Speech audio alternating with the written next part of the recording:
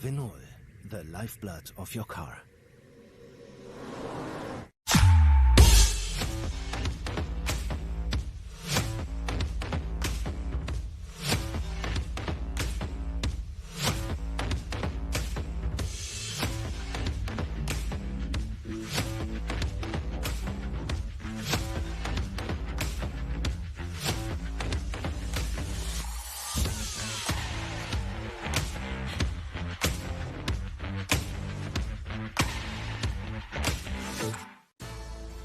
At Dillinger Insurance, we have over 50 different carriers to shop your home, auto, and recreational vehicle insurance needs. We would love the opportunity to save you money.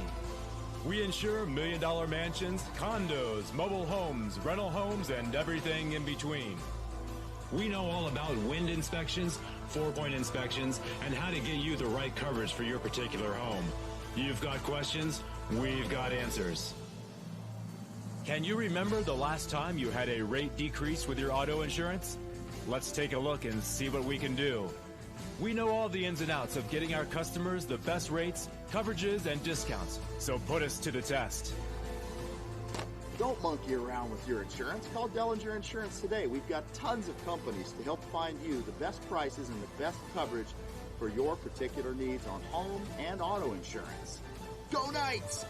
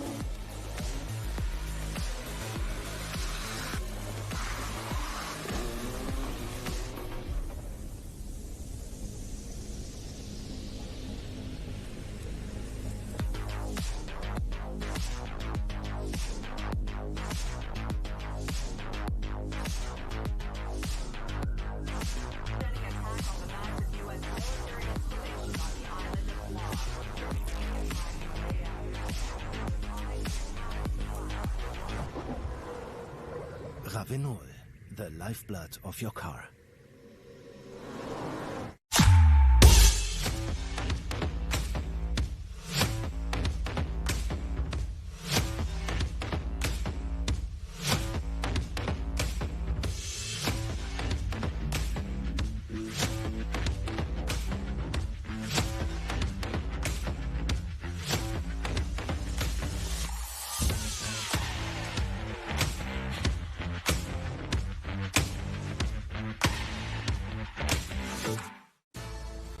At Dillinger Insurance, we have over 50 different carriers to shop your home, auto, and recreational vehicle insurance needs. We would love the opportunity to save you money. We insure million-dollar mansions, condos, mobile homes, rental homes, and everything in between. We know all about wind inspections, four-point inspections, and how to get you the right coverage for your particular home. You've got questions, we've got answers. Can you remember the last time you had a rate decrease with your auto insurance? Let's take a look and see what we can do. We know all the ins and outs of getting our customers the best rates, coverages, and discounts, so put us to the test. Don't monkey around with your insurance. Call Dellinger Insurance today. We've got tons of companies to help find you the best prices and the best coverage for your particular needs on home and auto insurance. Go Knights!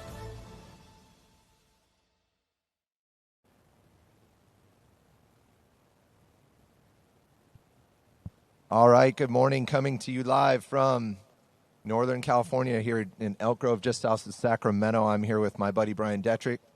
Morning, Brian. And we're going to do the national anthem here and get back to you in a second with what we've got stacked up for today. We've got our homeowners there in the boat with the flag. We're about to get going. So, Calvin, let's hit it.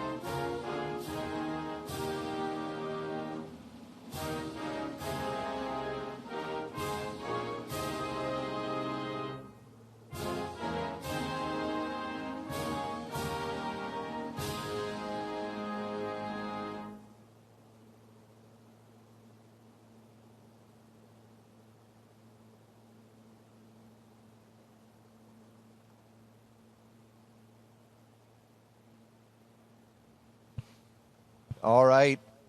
It is Sunday finals day for the California Pro-Am. This is the 23rd California Pro-Am. We've done it, 5 or 6 years here at Shortline in Elk Grove, California at Shortline Lake. We're going to get started in just a few minutes. We'll swap out the crews. They'll do a sim pass, and we are going to jump right into our women's final head-to-head bracket. We're going to mix it in as we have the last couple of years with the men. So what we do is the first round, so 4 pairings of the ladies. Then we do the 4 pairings of the men. We knock it down to 2 and 2, and then we get to the final pairing of each person to crown our champion. Very similar weather day to yesterday. It's a beautiful morning here, shorts and T-shirts on the shore. Lake's about 82, 83. Light wind, we get a little breeze later. And we're about to get going with the action here.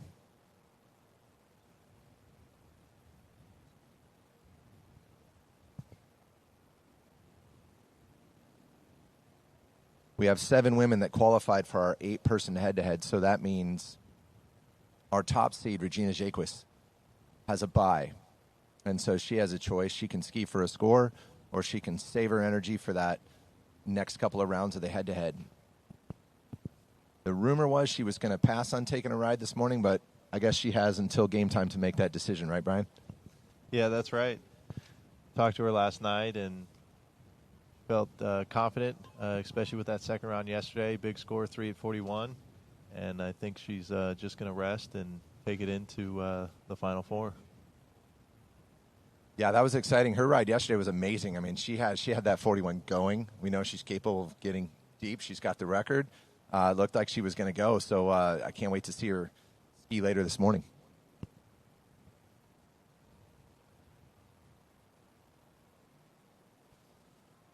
So if we don't see Regina, then we'll get straight into the next pairing, which is Whitney, our 2nd seed, against Janina, our 7th seed.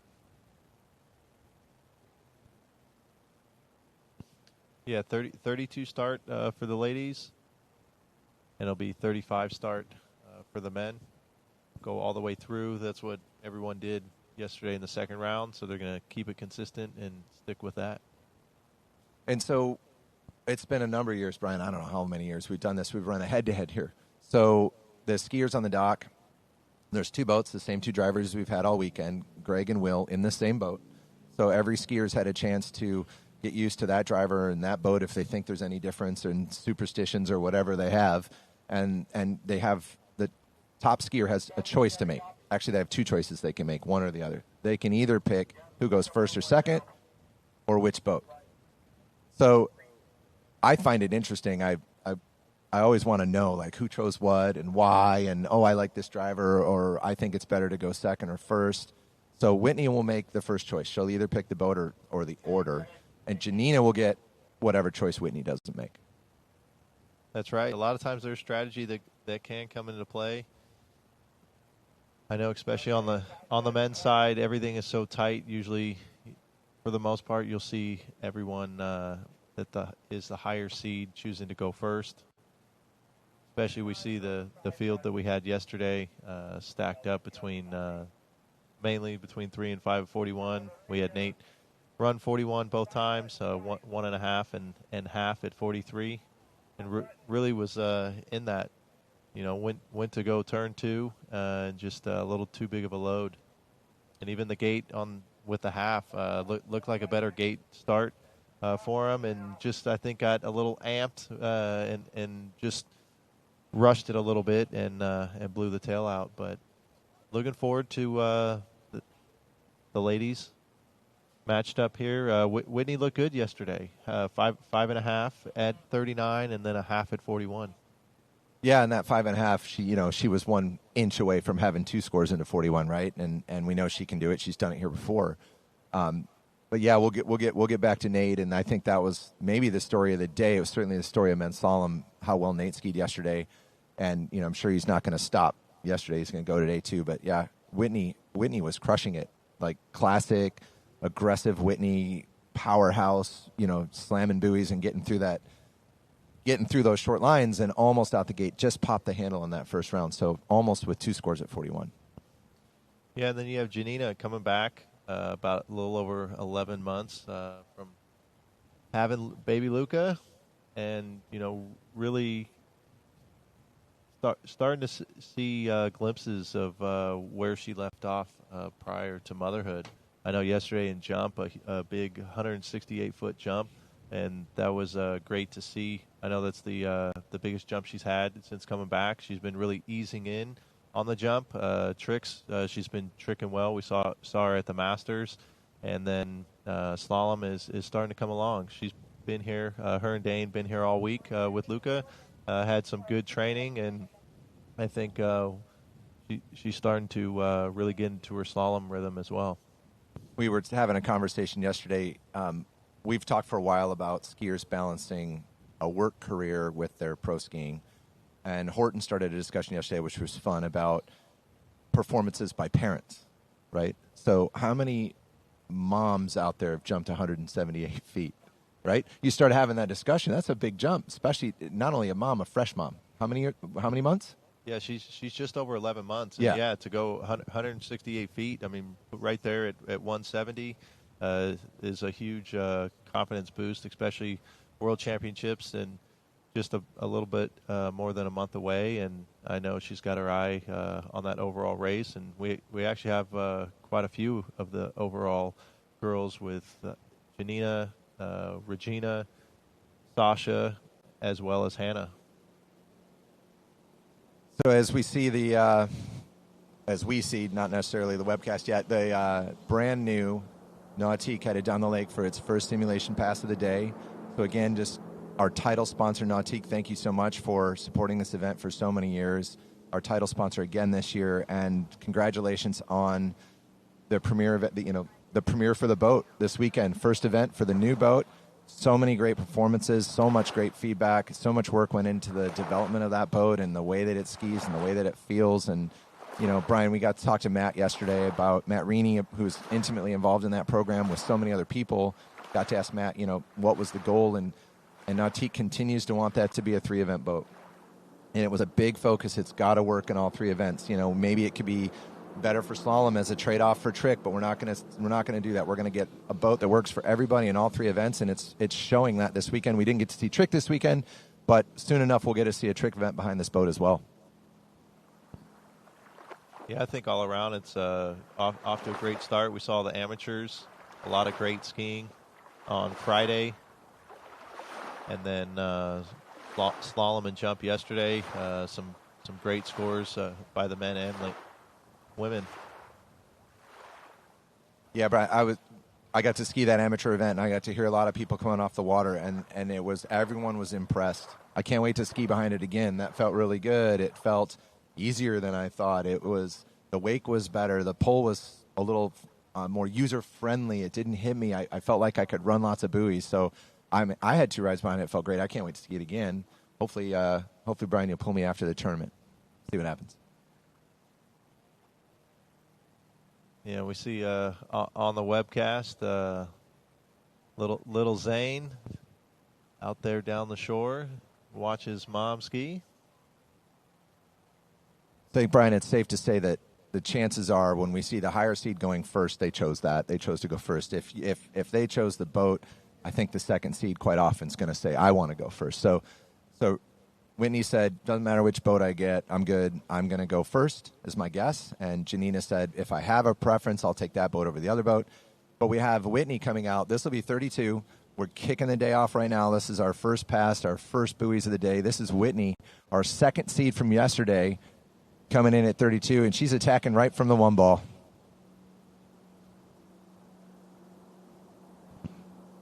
Like watching Whitney ski these passes, a lefty, and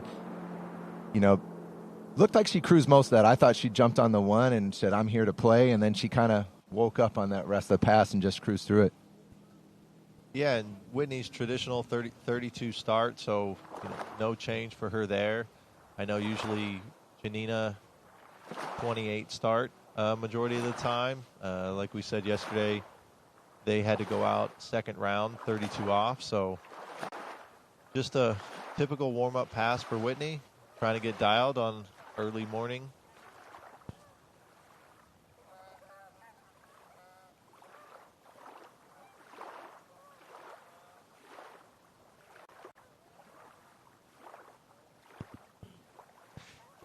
And Kevin, we talked about yesterday, we heard Corey Vaughn talking about going 35 off in the first round, having less time for that mind to wander, having a shorter set, that focused duration. And so that's something that we see in the head-to-heads. As we've got Janina coming around the island, Whitney's going to be waiting, longer than a normal wait time on a traditional set with the head-to-head. So that focus time and more duration for that mind to wander takes place. Totally agree, Brian. We'll get back to that. There's more to say there. This is Janina. You just talked about 32 is Whitney's starting pass. I'm sure it's not Janina's. Yeah, Janina's typically 28. We saw her attack 1 ball, very similar to Whitney, then kind of settled in the rest of the pass. A good opener for Janina. Yeah, both of them really nice openers. Janina's going to, she's up against a giant, and she's going to give it everything she's got. But you talked about, Brian, that wait time, and so if you've never skied a head-to-head, it is different, right? You go down the lake. So for Whitney, her opener's the same, jumped in, went down there. Now she's got to wait a minute and a half instead of, or more. I'm trying to remember exactly how we run the timers, but the boats communicate. So Whitney's boat got to the end of the lake, and they've got radios. Will and Greg are talking to each other and saying, all right, first beep, you go. And then they get to the end of the lake. And then you get to the end of the lake, and it's different because you drop it in, and there's another skier right there. You can talk to them. You can give them a hard time. You can spray them, or you just – I think most people are – I mean, I've been in the boat for the finals. I think most people are pretty quiet. You're as quiet as they get. And, other people will chipper and talk. But so then the beeps go off. The boats are communicating, and then they do what they're doing right now, which is they spool up the first boat, and Whitney's coming around the island at 35. Yeah, you're right. Everybody has their own, what works for them. Some people to calm the nerves, or Chatty Cathy's down there talking to the driver, the boat crew, maybe a little chatter with the other skier. And I know for myself what works best, just focusing on me. And we've got Whitney coming back 35 off. Looking a lot like that 32. I mean, Whitney's got gears that she can shift to, right? She can jam and be just that powerhouse, but none of that was required, right? We went down the lake kind of on cruiser mode there as well. Just a really nice looking 35. But yeah, the end of the lake's fun, and the head-to-head's a fun format. You can go straight up the line. Best score wins one round. Great many great tournaments resolve that way. This is a different challenge. It becomes a little more mental. It's more physical. You've got to ski more. Like if Whitney wins today, she doesn't have to ski one time. She has to ski 3. So it changes things. It's a different format. Yeah, you hear differences, right? There's so many tournaments that are, just straight up final. And then you've got just a few head-to-heads that are left. I know that's a unique thing about this event. I don't know how many head-to-heads events are doing head-to-heads anymore. I think this year this might be the only head-to-head final, and it's always been, I think, for pretty much the 23 years that the California Pro-Am has gone on, or originally the Diablo Shores Pro-Am. Yeah, I think since I've been doing it, which would have been about 07, I think it's always been a head-to-head. I don't remember. I was talking to Greg about the early years, and maybe we'll get back to that in a second. But Janina coming down the lake at 35. Another good start. These ladies are just out there to put on a show today. Ooh, little tip up out of 3. Nothing she can't handle here. Looking fine at 5, over to 6. We're going to shorten the line for both of these ladies coming back at 38.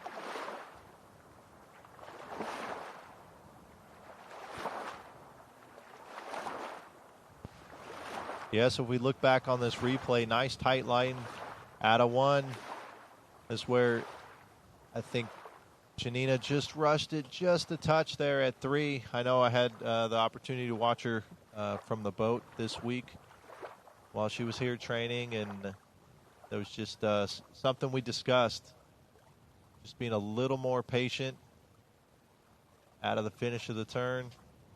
We'd see here, I think, just pushed and got a little ahead of herself there at 3, but she was able to just course manage and finish that 35 off.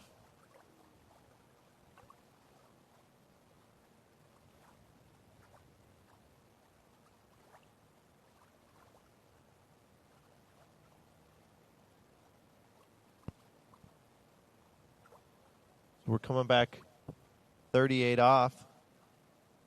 Greg Bedell and the new Nautique bringing Whitney McClintock, or Whitney Reaney.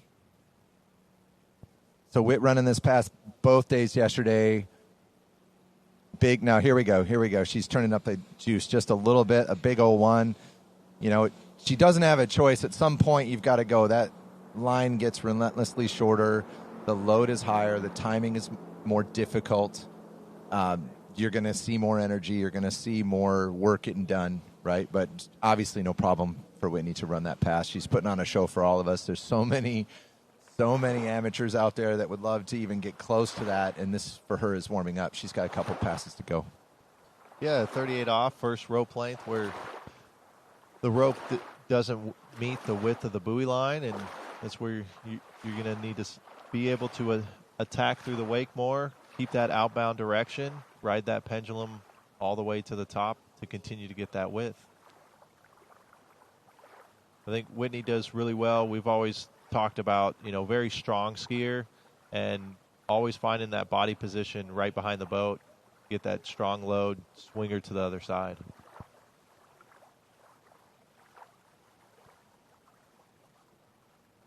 Got a message from sponsor Sanger Homes, Scott. Good morning. He reminded us that the San Gervasio Pro-Am head-to-head. Oh, yeah, thanks, Scott. Yeah, Mateo's event. We won't be too far from there later next month at the World Championships, just on the other side of Milan. Ricetto, very cool place. The only place I've actually skied buoys in Europe happens to be Ricetto. All right, we've got Janina coming in, 38 off, a must-run pass. We know she's capable. Best score was 3 yesterday. Let's see how she gets a start. Big one. Big one.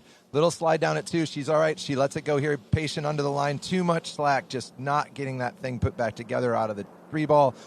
Score will be 2.5. So nice skiing for Janina. She's not done. She's done with slalom, but she's got jump coming up later. She's multi-eventing this weekend in between taking care of the family. And Whitney has a choice at this point. She can continue, or she can just call it a win and head back to the dock, which has been her choice. We already see her coming back. She doesn't need to continue for a score. She just focused on the win, is my guess. Focused on winning rather than a score, so she's going to save that juice. She could have gotten in the boat, actually. I believe they give her that choice. But she's just going to take it back to the dock, and she's got about an hour and a bit maybe before she gets back out there again in the second round. So well done, Whitney. Moving on. Yeah, Kevin, we talk about strategy, right? A little endurance, having to ski potentially 3 times today. And so looks like Whitney just electing to save that energy. Getting through 38, you really got, feel for the ski, the water this morning. As well as the boat.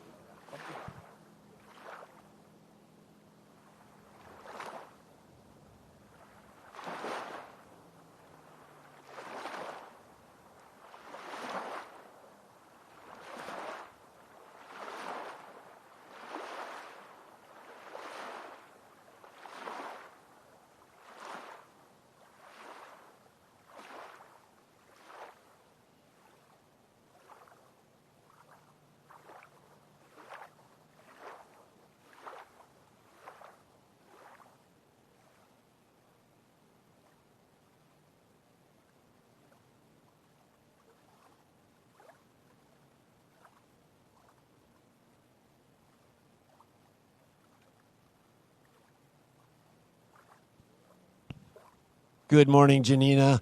So just a little bit short on that last pass. Did the conditions feel good? The conditions felt awesome. I mean, it couldn't get any better. The boats feel great. The drivers feel great. The lake is just absolutely perfect. Nice sunshine, a little fresh air, which is nice for a change from Florida. So I'm really enjoying this. A touch bit chilly. Did that make a difference? Not really. I actually like to ski when it's a little cooler. I guess I grew up in Germany, so we were freezing, and so I don't mind it at all. Well done. We're going to see you in the jump later on? Yes, for sure. Outstanding. Way to go. Yeah. And your little boy is darling. I love him. Yeah, thanks, Brad. That's great. It's we'll capture the skiers for interviews here if we get that opportunity.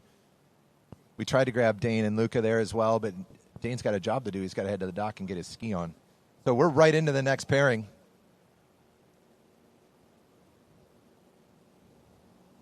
Yeah, we've got Anne-Marie and Hannah. Anne-Marie with the higher seed, electing to go first. Nice looking 32 off. She had a top score, 3 at 39 yesterday. She said it was a half buoy PB. Yeah, that's awesome. How about that, right? A PB in a pro event. That's pretty cool. I don't know if it gets much cooler. Yeah, and I think she's a Midwest skier. I think I heard she's from Ohio. Does a lot of skiing at Cobbles. And I believe I heard that she's going to school in Louisiana as well.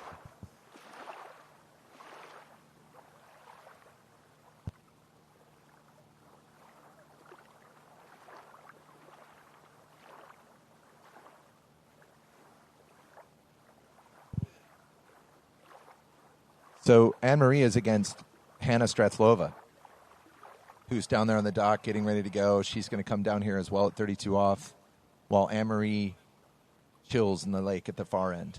And back to the head-to-head format, right, Brian? We've had years where it was cold, and you start thinking about, I should wear some neoprene. I might not in a straight-up set, but I'm going to be floating for a minute and a half, or I'm going to get in the boat. I'm not going to sit in the lake. I'm going to climb on the platform. So today I don't know that we have too much of that chill issue going on, but here comes Hannah, hopefully chilling through her 32 off opener warm-up.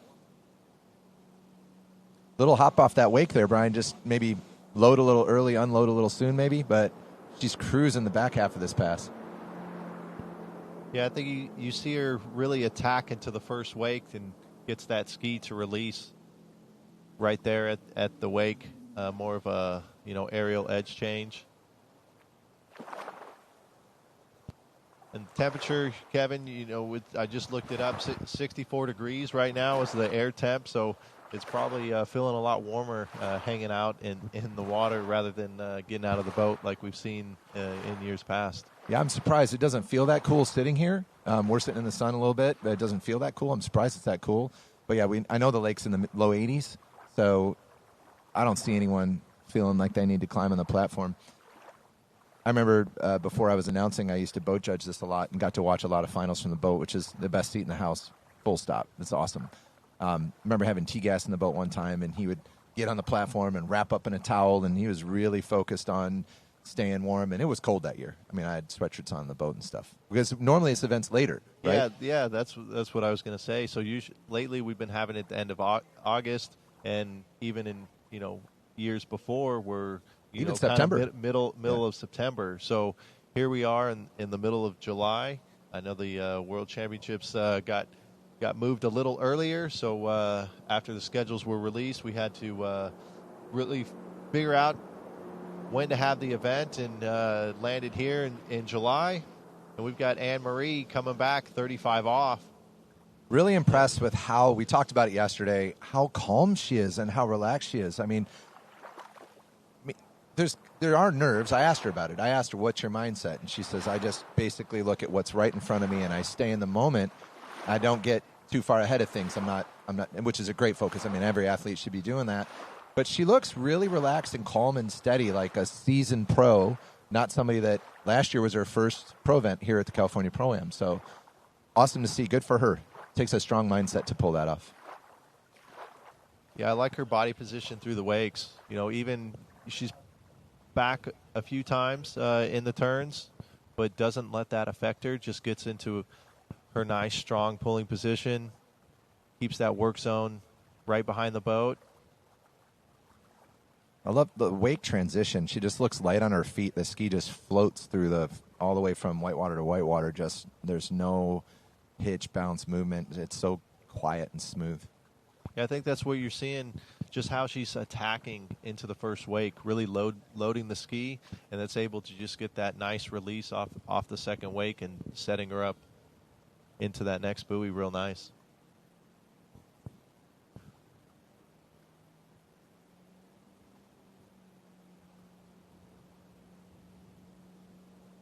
So here comes Hannah with her best score yesterday was a 4.5 at 38. We're not at 38 yet.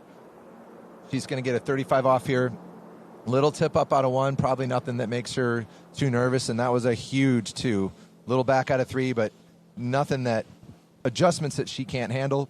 Waiting on 5, early to 6 and out the gate.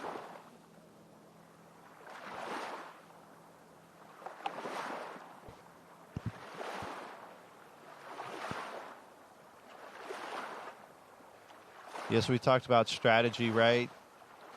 That Anne-Marie chose to go first. We see Hannah chose boat. We've got Greg Bedell driving in the number 2 spot this time. We saw it the reverse on the first grouping. We had Greg driving first, Will driving second. Yeah, and just talk about Greg and Will for a minute. I mean, there aren't 2 people more involved in driving in the United States than those 2 guys, right? So both of them members of driving committee and working on towboats, working with boat companies, working on their driving. passionate about driving. They spend time making sure that they're driving similarly, using the data from SurePath and making sure that these skiers have a fair ride behind either one of them. And as you just pointed out, when the skiers had the choice, one took Will, one took Greg. You know, some events you might go to and people feel better or have more confidence in one than the other. The goal here for these two is that you can be confident behind either one. And they work really hard on it. I know we're utilizing SurePath, you know, these days, and so we're getting that instant data too. So I know they're really trying to keep those numbers very similar. I know Greg said that driving this new boat, he's just able to really hit these numbers and having low cumulatives. Yeah, let's get back to that. There's more on that. This is Anne-Marie at 38. Again, a pass she ran yesterday, getting into 39. Now, that's a little bit down course and loose out of 2. She's going to go bigger at 3. Little bit down course at 4, but nothing she can't manage yet. That was a big 5. She put her shoulder down to make sure she got around that 6 ball and out the gates. Well done for Anne-Marie. Yeah, not great out of 2, but I love she did not panic at 3, right? We talk about her being, you know, a younger athlete on the tour, just skiing a few pro events here and there. Didn't get the angle she wanted there, but just was patient, took what she needed, didn't get greedy to try to make it up all at 3. Yeah, the way, I mean, I don't know Anne-Marie well. I have no idea what her practice sets are like and what her consistency is. But when I watch her run that 38, I feel like she must run them all the time because she knew how much space she had. She knew she didn't need to panic. She said, I'll just take what I've got. I'll keep working with it. I'll make up a little time if I can, but I'm not going to miss this pass. I just see that confidence in watching that replay there. Yeah, we talk about work zone, right? Someone can make a mistake in their turn, and then they go hard, they go long, and it's a compounded mistake into the next buoy. And I think that's what Anne-Marie did really well there is keeping that work zone the same. You didn't see her go long. You didn't see her go harder. So she was able to keep that water speed how she likes it into that next buoy and just continue to make her way down the pass. We've got Hannah coming in, must run 38 off now. Wasn't able to do so yesterday, but we know she's capable. A little slight hesitation at 1, a big 2. She's over to 3. Let's get behind her here. Down course, that was a big 5. Is she going to throw that ski around 6? It looks like it from here. That was incredible after that start. Was it 1 ball? Right out of 1, I think. Yeah, we'll see on the replay here. She looked like she had a light chatter. Just looked like the ski just got stuck behind her just a little bit there. You narrow there at 3, but this 5 ball. I mean, talk about the patience like that. Her ski pointed towards the jump ramp at 6, and then she muscled that thing around and put it around 6. It was close. Obviously, the judges have given it to her. It looked like it from here. We'll get to see this on the replay. Watch this turn from 5 to 6. Oop, there. Oh, do you see the tip bounce? Oh, man. And here it is. Yeah, well done. That's awesome. Yesterday, not getting past 4.5 at 38.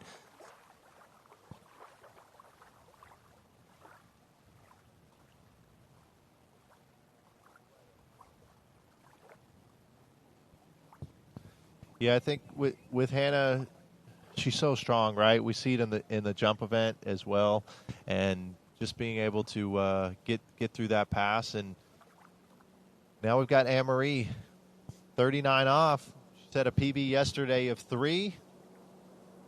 And I wouldn't have known that was a PB. That looked like something she can do all the time.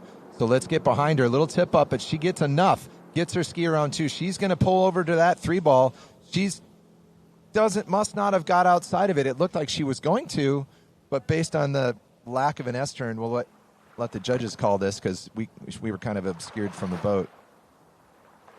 Yeah, and probably not the best one, but still out of 2 there. I thought we were going to see her lean into it a little more to try to get outside of 3, but still unofficially 2 at 39. Officially 2. I heard officially 2. Got the radio, yeah. So still a good score, but leaves that door open a little bit for Hannah. I'm not. I know I heard Hannah ran 2 at 39. I think last weekend or the weekend before in Arkansas. It's an important time to bring up the format, right? Hannah loses if she gets 2. Hannah has to get outside of 3. That's the format. You have to beat the skier before you. That's why going first has an advantage. So Hannah's a lefty, right? I think so. I'm trying to remember her one ball there, but she's got to go to 3. So her plan is simple. They've communicated that to her in the other boat. She needs to know what her score is. She has to beat. She has a right to know. So they've told her, you have to get to 3. And so it's simple. She can't safety 1, But I talk about this every year. It's harder than you think when you only have to get 3. Who practices that? Nobody practices that. They don't go out and stop at 3. So now the mind starts speeding up. It's like, what do I do at 1? What do I do at 2? How do I get to 3? But here she comes at 39, Brian. Yeah, she's got to attack. There's no safety here. The gate's going to be very important. Looks like she's got good water speed. Let's see how she comes out of 1. Little stall out of 1 again. Over to 2. But it's what we said. She didn't have a choice. She could have asked her in 2 and got 2 and lost. She said, I don't have a choice. I'm going to go. I might get hooked up and get there. Unfortunately, just didn't get it put together enough to get picked up by the boat out of 2 ball there. Yeah, you're seeing, looks like that tail's just getting a little stuck underneath her there at 1 ball. You see the ski even just kind of jump up. We saw that at 38. She was able to manage it and still get through that pass. And like you said, she had to go for it there at 2.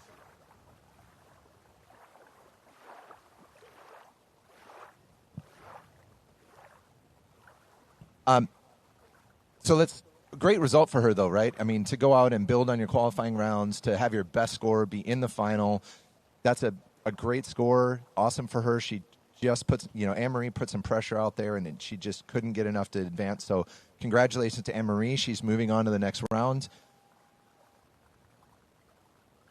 Just an on-site announcement. If you have a dog, and I love dogs, got a couple myself, please keep them on leash. What we don't want is to spook the waterfowl. We don't need the geese and the ducks in the course. Please keep your dog on leash to help make this event be the way that we need it to be without ducks and geese. All right. Good morning. We're here with Anne-Marie. You want to talk about that first head-to-head round? I think the head-to-heads are super exciting, and it's a lot of fun. Yeah, it looks like a lot of fun. It's super fun to watch. Adds a little level of interest, but great skiing. That 38 was awesome, and I'm excited to see what you do later on for sure. Yeah, thank you. There was a duck at 4 ball that I stared straight at, but in the end it didn't matter, so it was good. Yeah, both of you had ducks in the course, and you persevered through that and didn't have to worry about any rerides, so that's good. But good luck to you later on, and it was a pleasure watching you ski. Thank you. Thank you. Great to hear from Anne-Marie. And we're going to jump straight into the next pairing. We've got Allie Nicholson on the water. So the higher seed looks like she chose. I'm going to assume she chose first. And coming out next will be Sasha Danaskaya.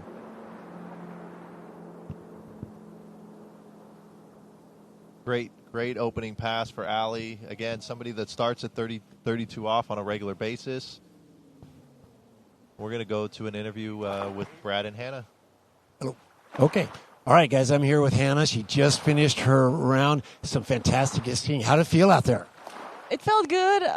It's my first head-to-head ever. It was so much fun. I just took it.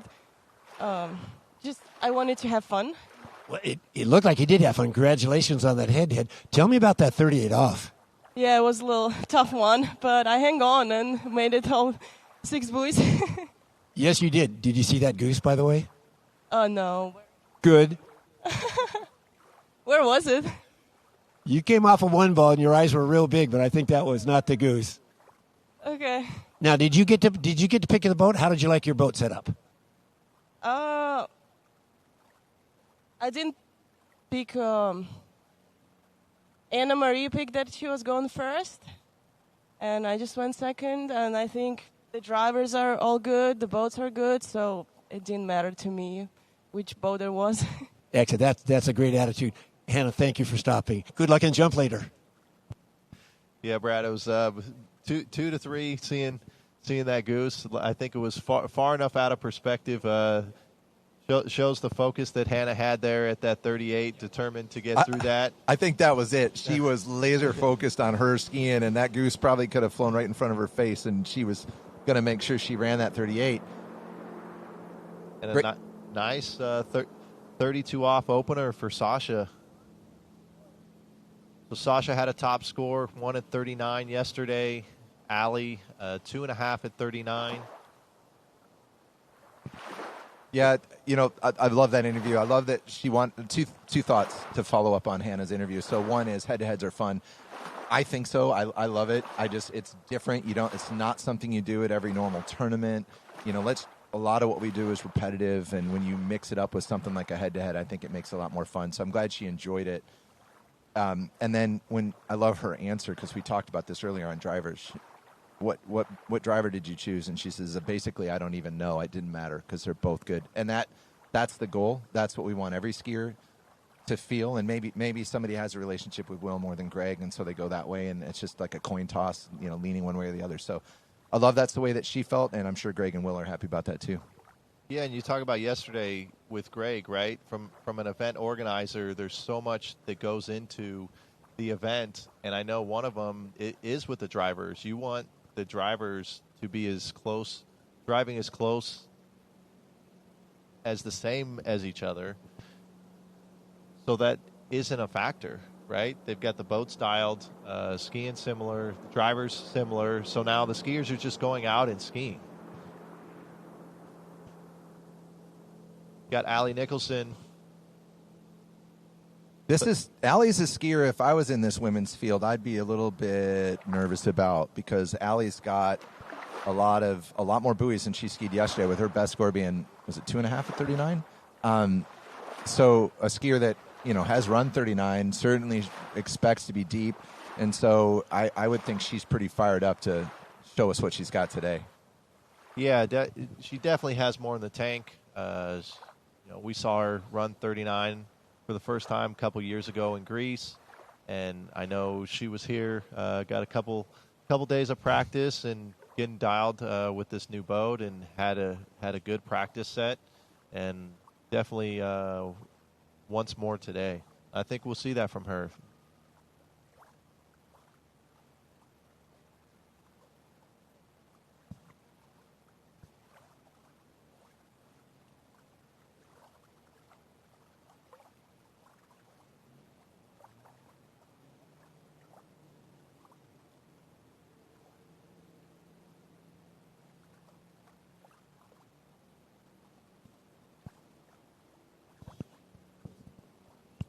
All right, Sasha, another one of our multi-eventers last night in the jump event. Saw her warming up just a little while ago, getting her stretches and her jog on. So here she comes at 35. Best score yesterday, she ran 38, got 1 at 39. So this is Allie skiing on a 2.5 at 39, and Sasha, based on her qualification here, at a 1 at 39. These ladies just make 35 look so easy. You talked about it yesterday. Like, you go to the U.S. Nationals, and that's a pass that'll separate a lot of amateurs. Thins the field out pretty fast, the people that run 35. And it looks so easy. You start to take it for granted, then you remember, I got lots of buddies that love to run that pass. Many. And they're out there doing it like it's routine, because it is. Yeah, that's where you see a big hole right there, that mid 35 to mid 38. And people can get stuck there. It's where, most of the people on the webcast understand the sport really well. And for those that are still picking it up, when the line starts getting 35 that short, and certainly 38, there's certain things that you have to do, or you just can't get down the lake. And you start getting higher on the boat. You have less time to get organized off a buoy, and how you swing, and all of that timing starts to get so important. And here we come at 38, and I know in my skiing, I feel that's the one where I start to feel higher on the boat, and I have to do better back into the line. And they're all things that you have to learn to run those passes, but I just think it really starts changing after 35. And that's why that pass is where a lot of people get stuck. There's a lot of things you have to learn and be coached on. Go get some coaching, go to a ski school, go learn what you have to learn that these ladies already know. Here comes Allie at 38. That's a pretty clean-looking one ball. Early out of 2. Waiting on 3. I love that stretch. She gets so stretched out, so extended.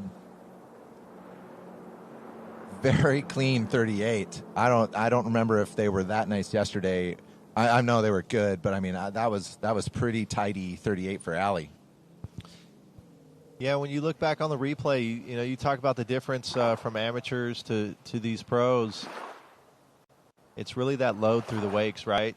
Being in the right body position, loading the ski, being strong.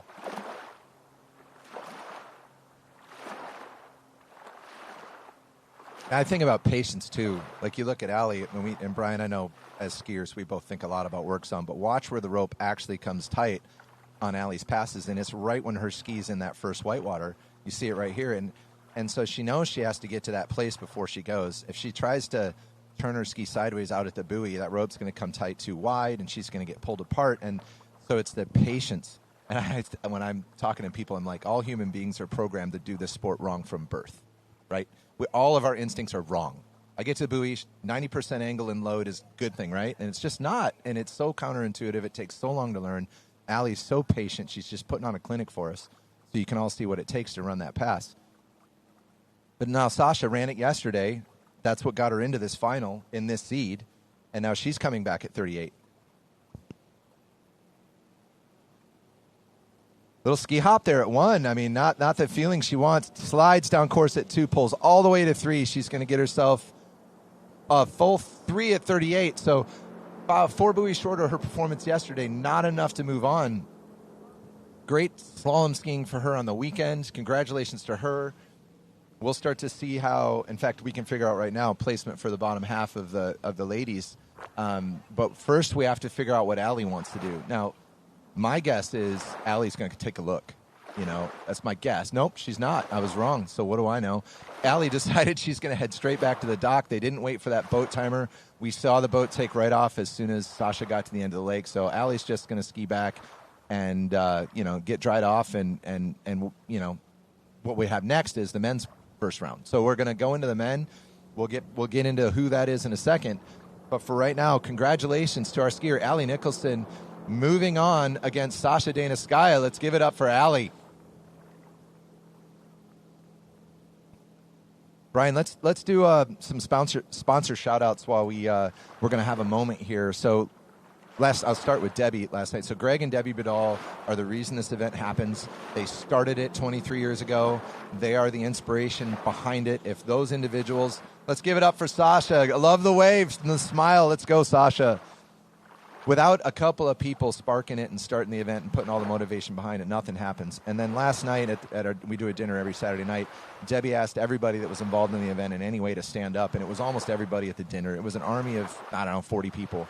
So you have everyone on site, and then all of the officials, the LOC, Greg and Debbie, but again, this doesn't happen without sponsors.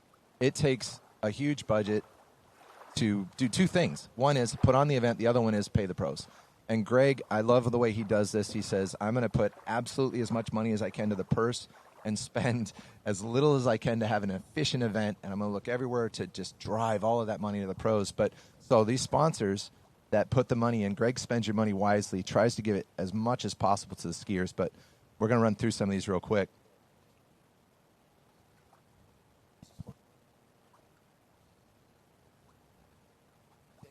So we have to start with the title sponsor, Nautique. They do so much to support the event. First, they do everything for the sport. They've been supporting 3Event for so long. This boat is specifically to support 3Event, and they've built the boat and brought it here and let it debut, but also funding the tournament. So their sponsorship's super appreciated. It goes straight to these pros. Thank you, Nautique, for the boat sponsor and helping us put on such a high-quality event. Got a number of ski companies. I'm going to loop them so I can go fast. So we've got Good. Thank you for all of your support. Syndicate, D3s, designed here on site. We've got Conley. Russell, we've got some water ski stuff here with Eagle and Masterline. Missed KD, so thanks Corey and KD for all that you do. Everybody loves that ski.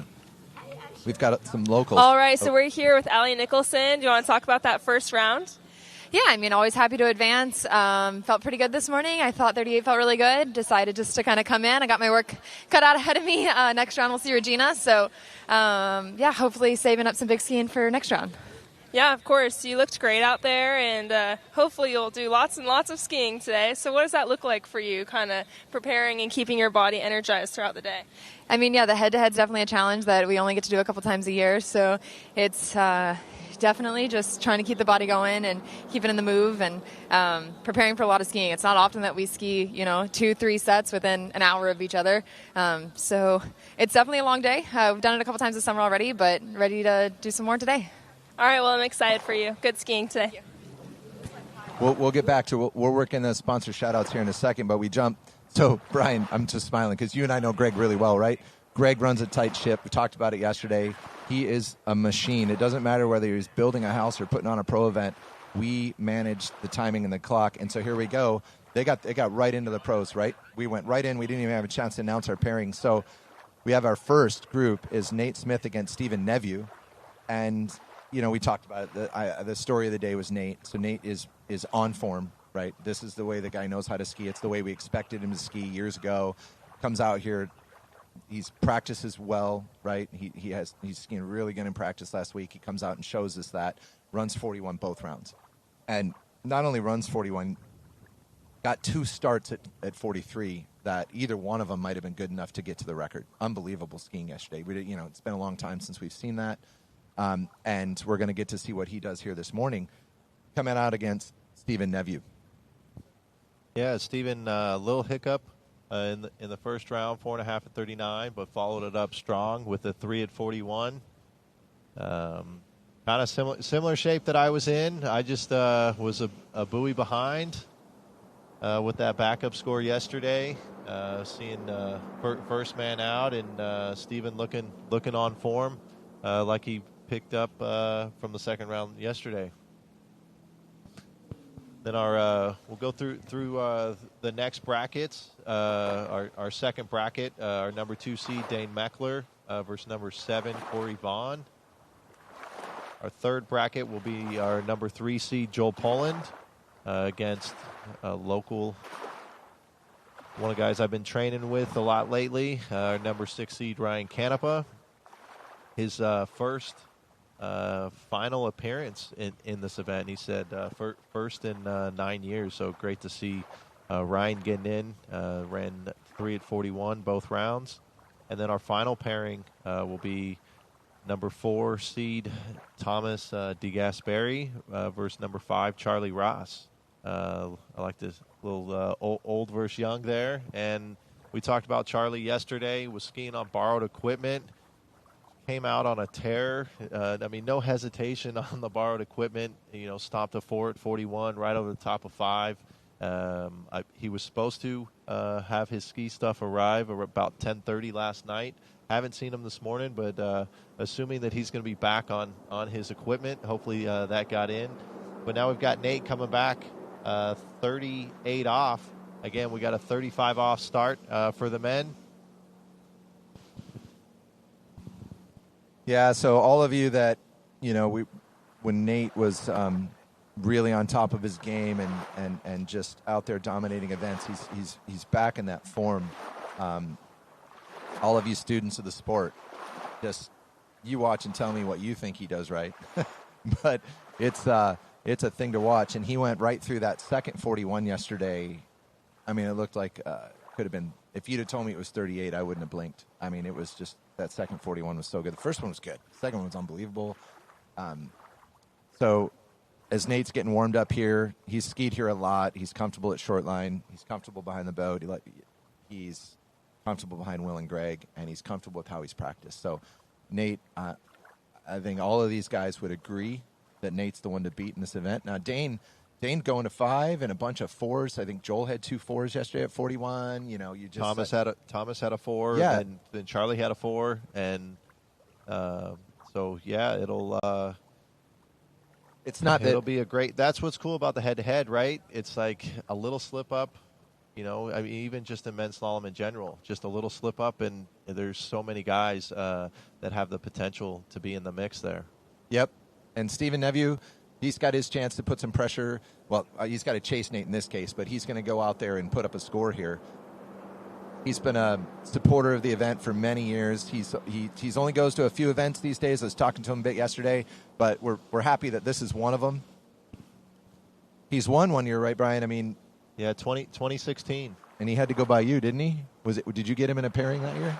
I didn't get him in a pairing that year. Okay. I was the number one seed in the coming into the final and had a little hiccup. And he took advantage. It was an interesting year. We had Nate and Freddie were hurt that year.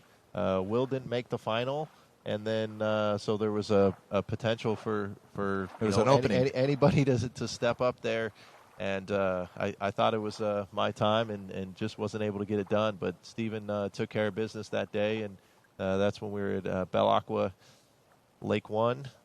That's one thing you talk about with Greg and Debbie, right? It's been going on for 23 years, and even with some challenges, they've been able to still put on the event every year, except COVID year 2020.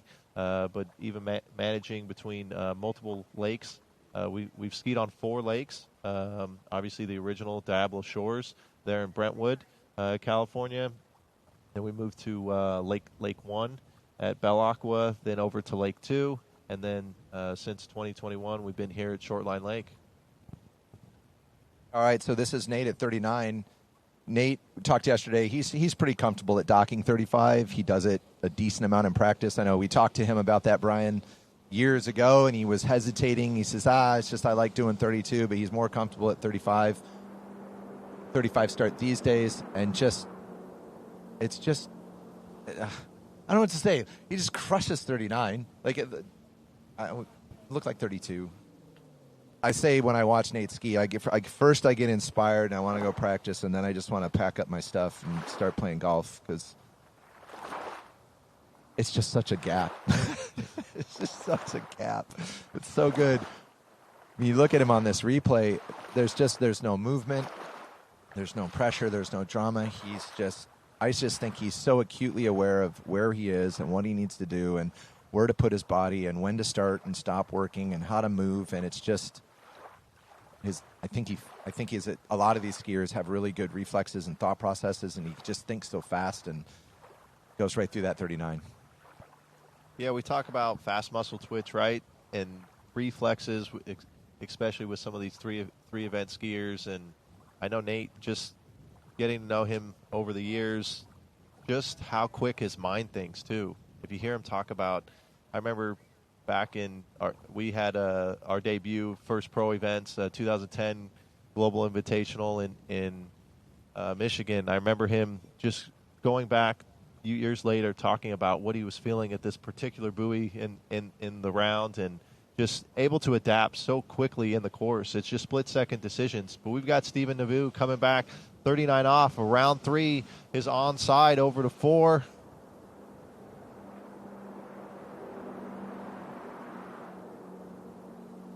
That was pretty sweet, Brian. I can't wait to watch that on the replay. I mean, a skier that got a 4.5 at 39 yesterday and a 3 at 41, that was a nice 39. Watch this start. Watch how deep this ski is on that offside. Just tipped down, rips around that. I think the same thing happens at 3. I want to see this on the replay. Just hammering that offside turn. You know, plenty of space for him on this pass. I mean, if he's got to come back and he knows what he's up against, right? The mountain's high, right? Nate's going to go in front of him at 41, and we'll see what Nate does. We saw what he did yesterday. And Steven got himself at 3 yesterday, so he's just going to sit there and wait for that radio call. What did Nate do? And then he's going to have to beat it if he wants to stay in the competition. Yeah, that's right. So, Steven, one of the taller guys, I know he makes me feel a little small standing next to him. Tall, he's got long arms, and I know some people think sometimes coming to the buoy, he's not going to get there, and then he just extends and reaches, and he keeps going down the pass. But, yeah, this is going to be interesting. Obviously, we saw Nate run 41 both times yesterday. He's dialed, and yeah, we need all eyes on the water. So yesterday, Nate just showing us that how 41 can be run, and he likes his chances today. But this is Nate Smith on course at 41 off in the first round of our California Pro-Am finals.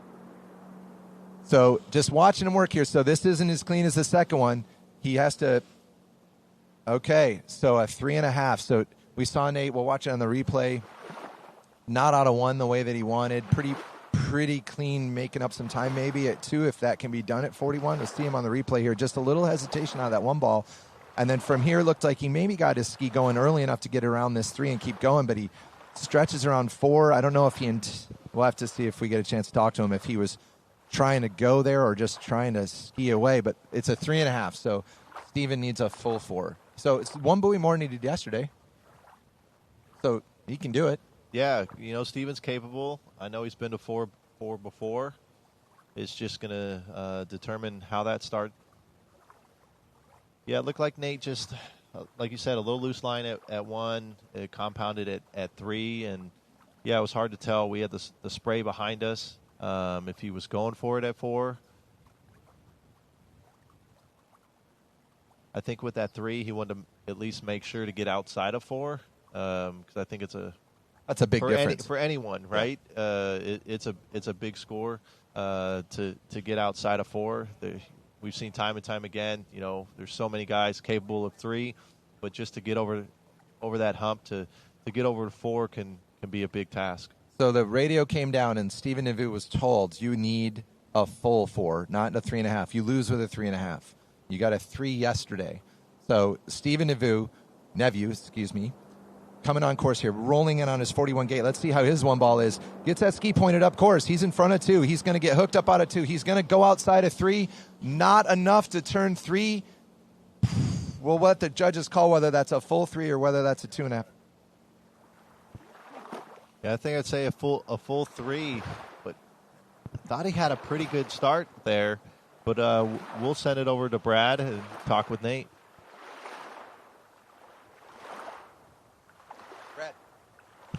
Okay, good morning. I'm here with Nate Smith. Nate, 3.5 at 41.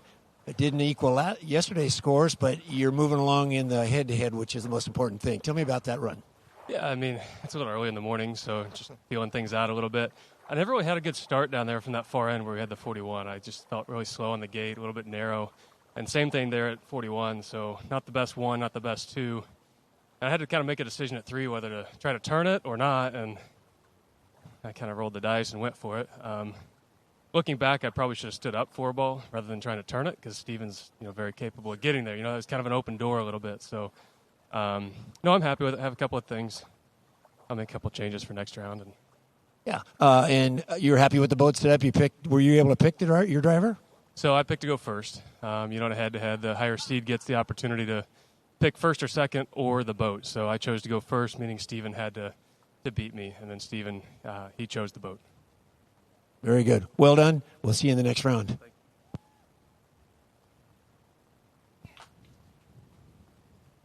Yeah, so Steven chose boat. He chose the boat that Greg Bedell was driving. That was the score. He got 3 at 41 yesterday. So without talking with Steven, probably the reason why he chose that boat had the better score. But we're getting right in to our next grouping. We see the Mecklers on the corner of the dock. Yeah, I love the family affair, right? So they've been together all weekend, and Dane had to go get ready to ski as soon as Janina finished, and now it's his turn. So Dane's coming out against Corey Vaughn. Dane with a big score yesterday, 5 at 41, second highest score, got him the second seed behind Nate. Looked really good. I mean, Dane looked on form yesterday, really clean. Yeah, he looked really good. Some really clean 39s, great starts at 41.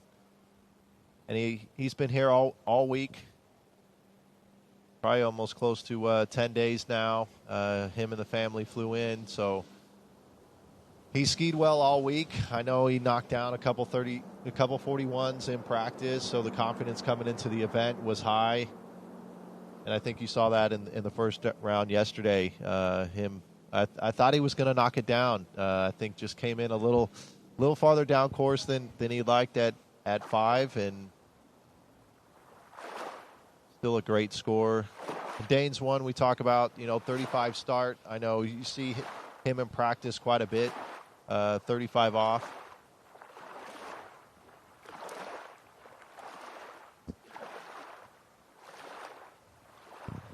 So Dane's matched up with Corey, so he'll be our next skier out. Corey ran a 1.5 at 41 in the first round, followed up by a 3 at 41.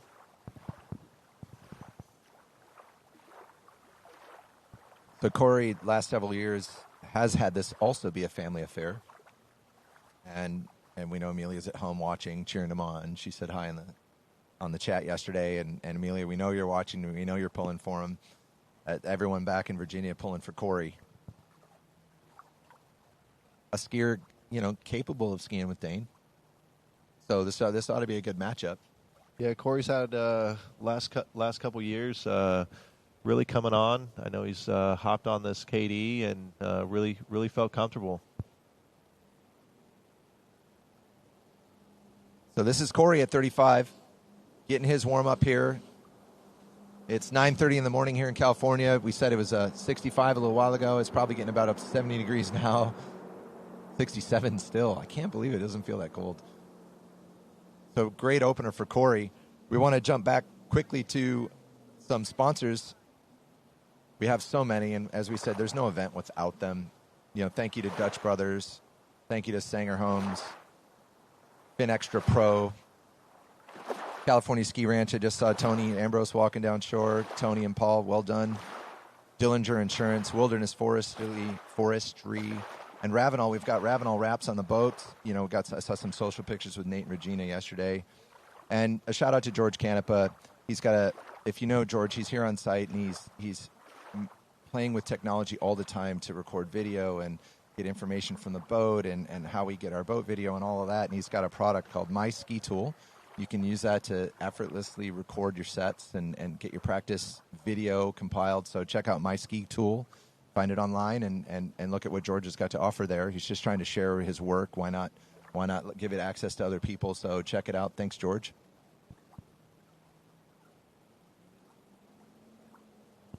So now Dane coming back at 38, and yesterday 35, 32, 35, 38, 39, Dane, and even 41. Dane was just so clean. I can't wait to watch him ski today.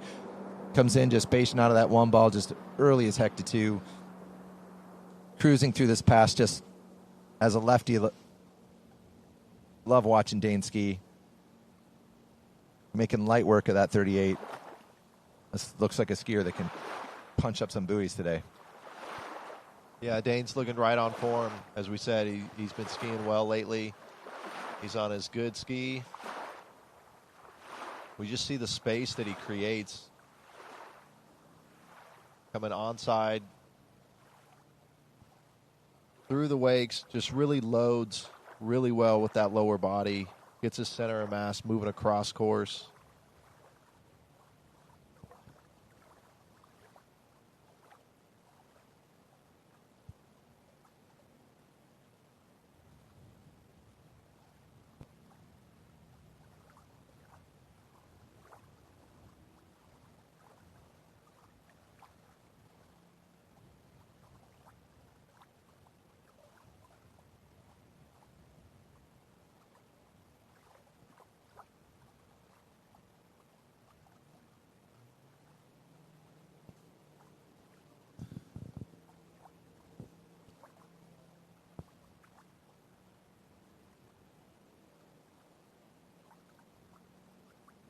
All right, that new Nautique around the island, back in the course with Corey Vaughn. 38 off. Looking at the webcast chat, looks like we've got some Corey fans out there. We've got Paige saying they've got the cowbell in the 603.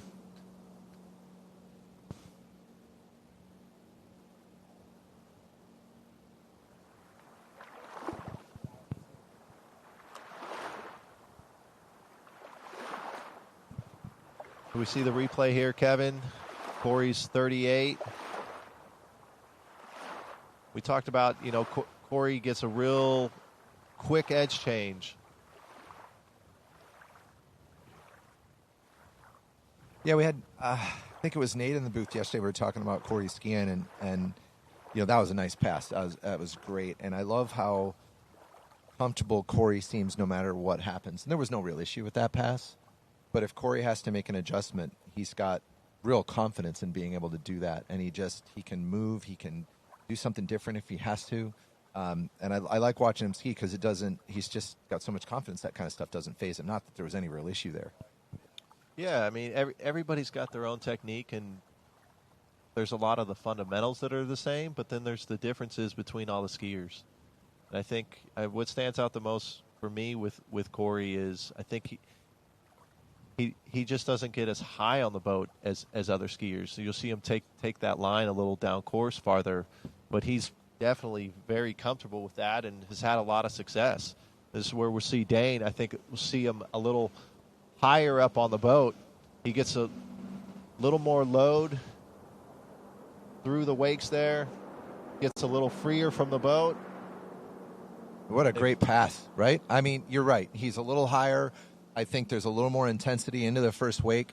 Corey's a little more steady all the way down the lake. Dane's gets in a little deeper and gets off a little harder, but it looks great. Looks really good. Watch this on this replay. Just look at that tight line there, waiting on that next buoy. And here you'll see it. Boom.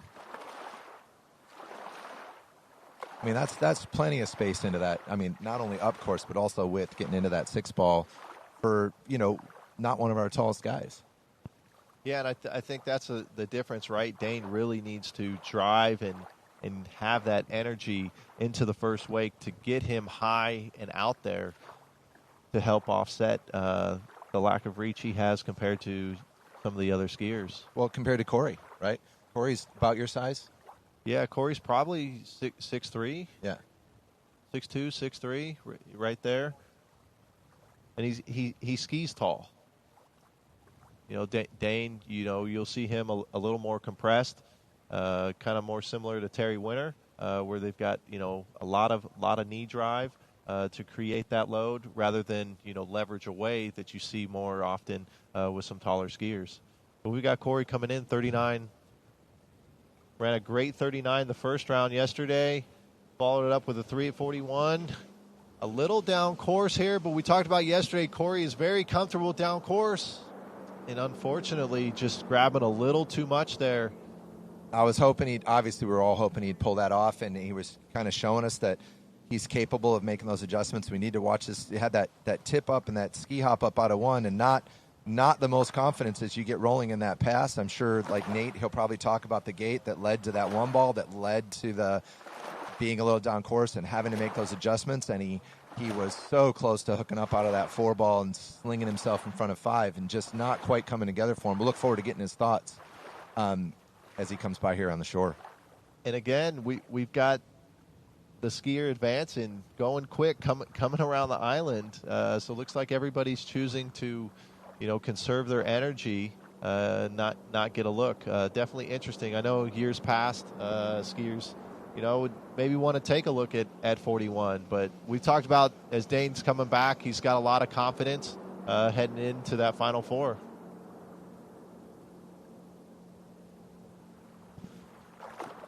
So that'll bring up our next pairing, our 3 versus 6. We've got Joel Poland skiing phenomenal right now. Had back-to-back 4 at 41s yesterday. Probably the best 2 back-to-back rounds I've seen from Joel. And I know Matt Reaney said that was the first time he's been to 4 in a while.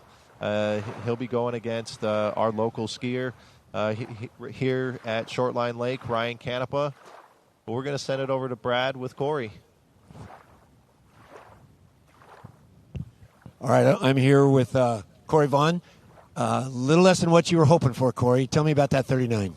Yeah, I'd say a lot less than what I was hoping for. It felt good out there this morning and dropped out in the water. We got some time to think in the head-to-head, so I was trying to review my keys and wanted to step up the gate energy just a little bit, and I kind of felt like I did. So, I was happy with the turning and coming through, but I was a little slow off of 1. I kind of sunk in a little bit. I was thinking I better get some back at 2. I tried to do that, and it didn't happen. I lost more ground. So I was trying to get some more back at 3 and kind of got lean lock going to 4, and it got out of control quick there. So, yeah, it's disappointing. I was definitely hoping for way more, but that's slalom skiing, and go back to the drawing board and keep training and on to the next. Conditions are okay this morning? Yeah, nothing to complain about. That's why it's so such a bummer to not get a shot to really do something with it. Everything out there feels great. Well done, buddy. Thank you. Great to hear. Thanks, Corey. Thanks for the interview. It's great to hear the thoughts. Brian and I can sit here and speculate and estimate maybe what they're all thinking about, but to hear it straight from them, Corey talking about the gate, talking about the adjustments he had to make, it's great to get that information. But we're about to jump into the next pair. We've got Joel Poland wetting his hands around the island. Joel's coming in at 35, like you said, Brian. Had a great day yesterday. Back-to-back 4 at 41s. He skis with Rini. Rini's like, this has been a while since that happened. But, obviously Joel's a great skier, an amazing athlete. Just the kind of athleticism this guy has, I can't begin to understand. Yeah, I mean, we talk about the day, right? We talked about his back-to-back 4 at 41s, and we haven't even talked about his jump. He number one seed in jump, 235 in jump. So, I mean, heck of a day yesterday for Joel.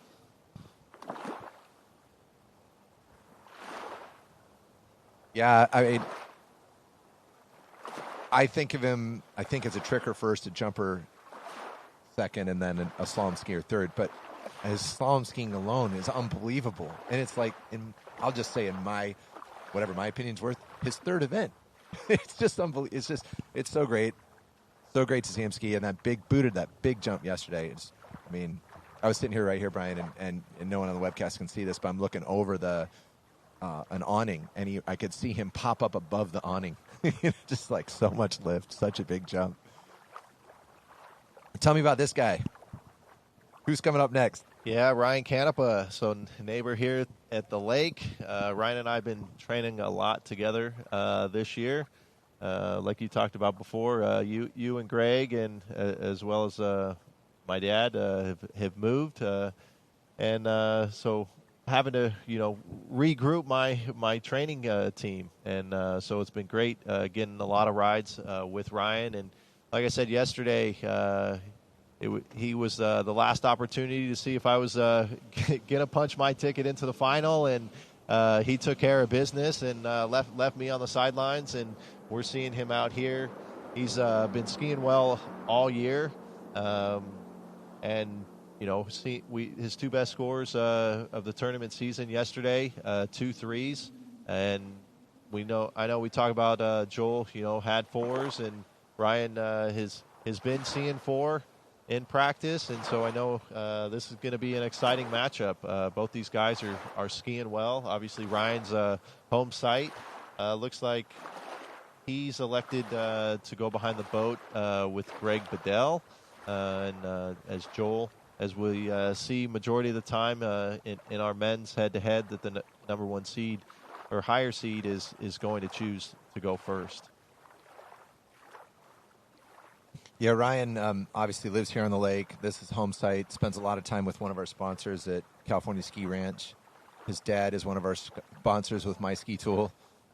So lots of connections to the event and the site and the drivers, right? And looking good. I mean, Ryan skied good for years. He's refining what he does, making it better all the time. Looking really good this weekend. Recently changing skis. Yeah, it's a brand matchup, right? We got both skiers are on Radar skis. Ryan's right. Switched to a Radar this year. So watch Joel here. This is 38 off. Now that ski tip comes up a little bit at 1. He puts all of it in the water at 2. He leans back out of 3. Mistakes that any other mortal might have ended their pass. And then he's early to 6. I'm surprised he didn't hand drag it just to make us all feel really bad. Yeah, Joel's always out there attacking. I'd probably say these are up there with two of the top guys of attacking right out of the buoy. We see that confidence Joel had there on the replay. That 2-ball coming in his offside had a little slide there, but Joel just able to keep his center mass over his feet. That allows him to continue to keep moving across course when that happens and not having that ski blow out. Maybe somebody the most comfortable with slide of anyone in this event, if you've ever seen him trick. So his slalom ski slides, and he's like, that's okay. I know what to do. Yeah, I mean, he's having fun on the trick ski sliding. He's even sliding the jumpers. So that's just a normal day for Joel on the water. we've talked about it too, like as a cross-train multi-events, right? We can go to a gym, we can ride a bike, but if you slalom and trick and jump, you're getting all that cross-training behind the boat, and it translates probably more than a lot of people think.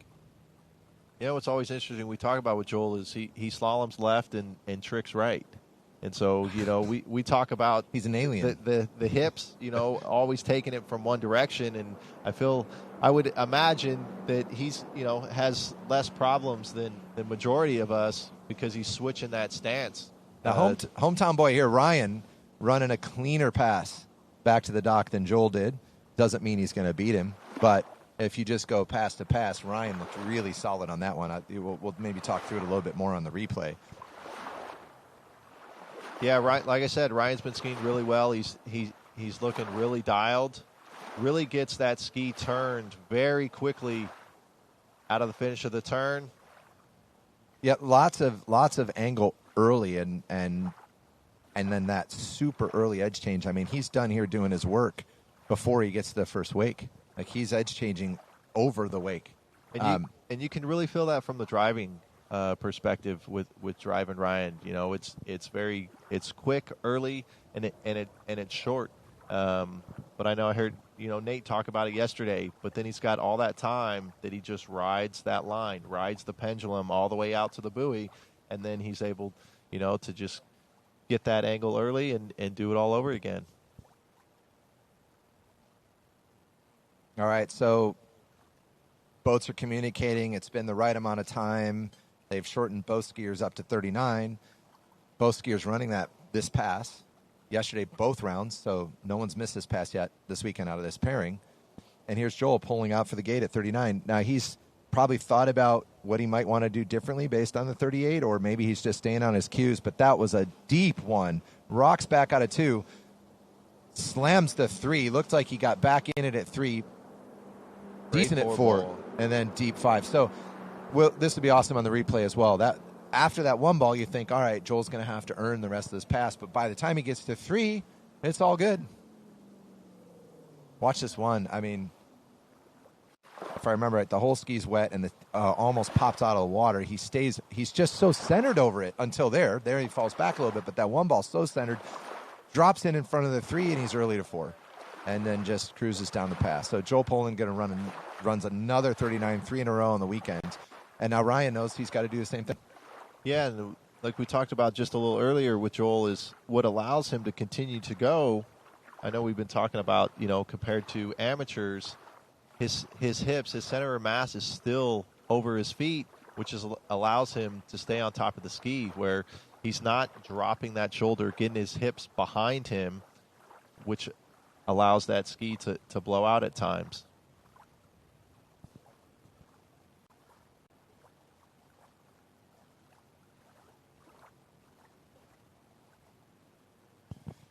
All right, let's get behind it. Everyone here on shore, you all know Ryan Canepa. He lives here, skis here, local boy.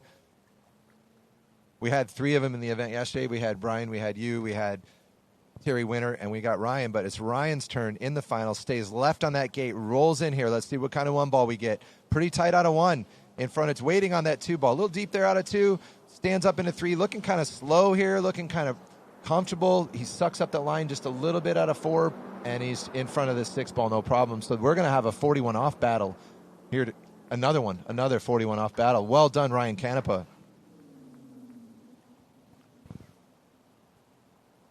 Yeah, you got a lot there as we see that replay. At a 1, really committed there at 2, had a lot of space in front of 3. Yeah, I mean, look how long he waited for that 3 ball. So do you think, you see Ryan ski more than me, when you take that much angle and that much load in the first wake, you can either end up with a lot of space and time, or you can end up with a disaster because maybe is it higher risk? Right? What do you think? I mean, do you think that does Ryan think of it that way, or?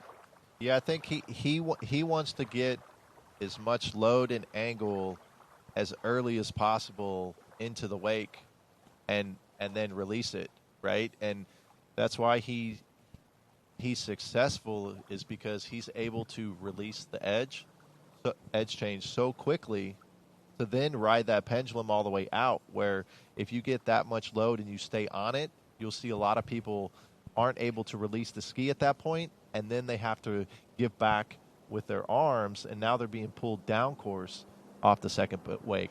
But here we go, Joel Poland, 41 off. We saw him 4 twice yesterday. A big, not the result we expected for Joel. So the door is open for Ryan. It's not a lock. I mean, we still have to get outside of 2, but it looks like Joel was just attacking the one ball. We'll watch this on the replay. That's a deep ski. That was a lot of ski in the water and not enough time for Joel to get organized into the first wake to get released off that first wake. So we're going to have to, hopefully he'll stop by and share his thoughts on that. Joel's fun to get on the mic, and we'll find out what he thinks here in a minute. But now Ryan's down there. Ryan knows. He's been told. You can't, interesting, that end you can't watch, and maybe you don't want to watch. I never wanted to watch. The other guy in the head-to-head, I wanted to wait for the radio call. Radio calls come in. Ryan knows. Joel got 1. Ryan, you have to get outside of 2. And Ryan's capable of that. I think he's probably happy that's all he has to do, but it's not a given. To be honest, with just having 1, it's almost harder, right? Because, it's Ryan's offside.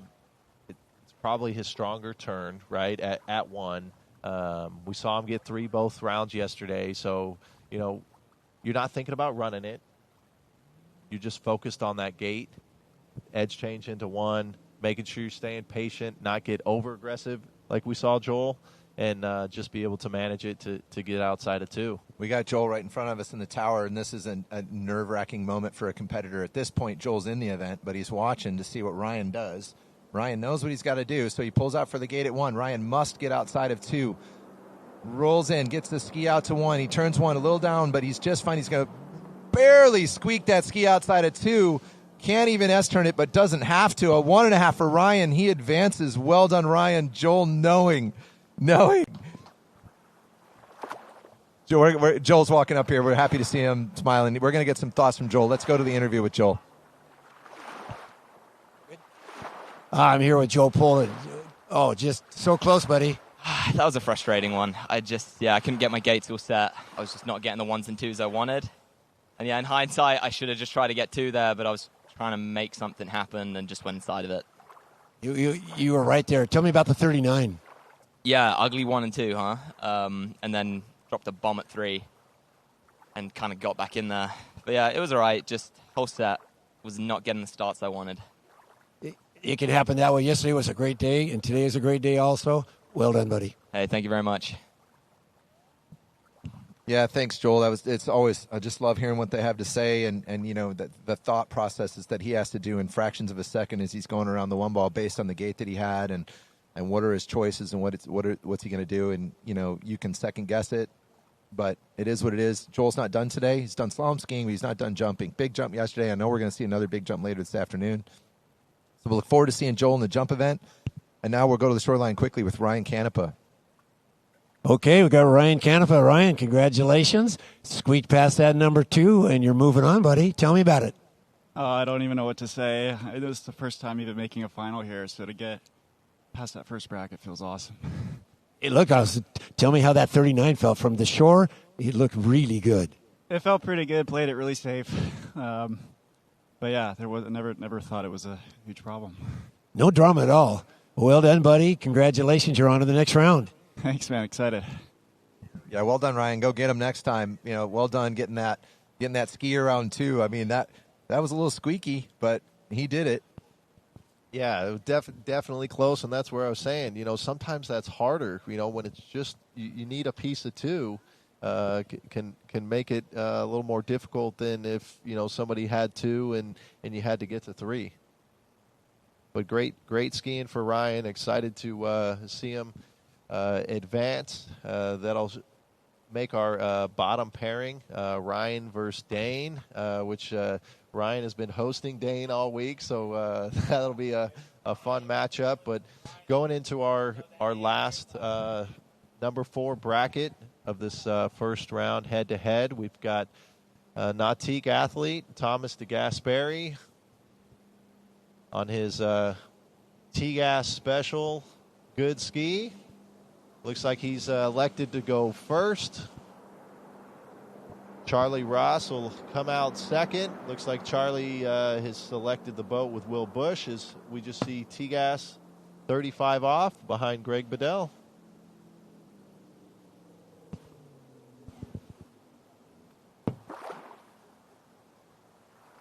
I'm sorry, I'm just laughing at Brian. I almost picked up the judge's radio to continue the webcast. That would have been a bad mistake. I would have got my hand slapped by all these senior officials at Shortline. Yeah, so Charlie, so if anybody knows, send me a text or get on the webcast and tell me what Charlie's going to ride in this set. That's kind of one of the stories of this round will be what's Charlie going to do.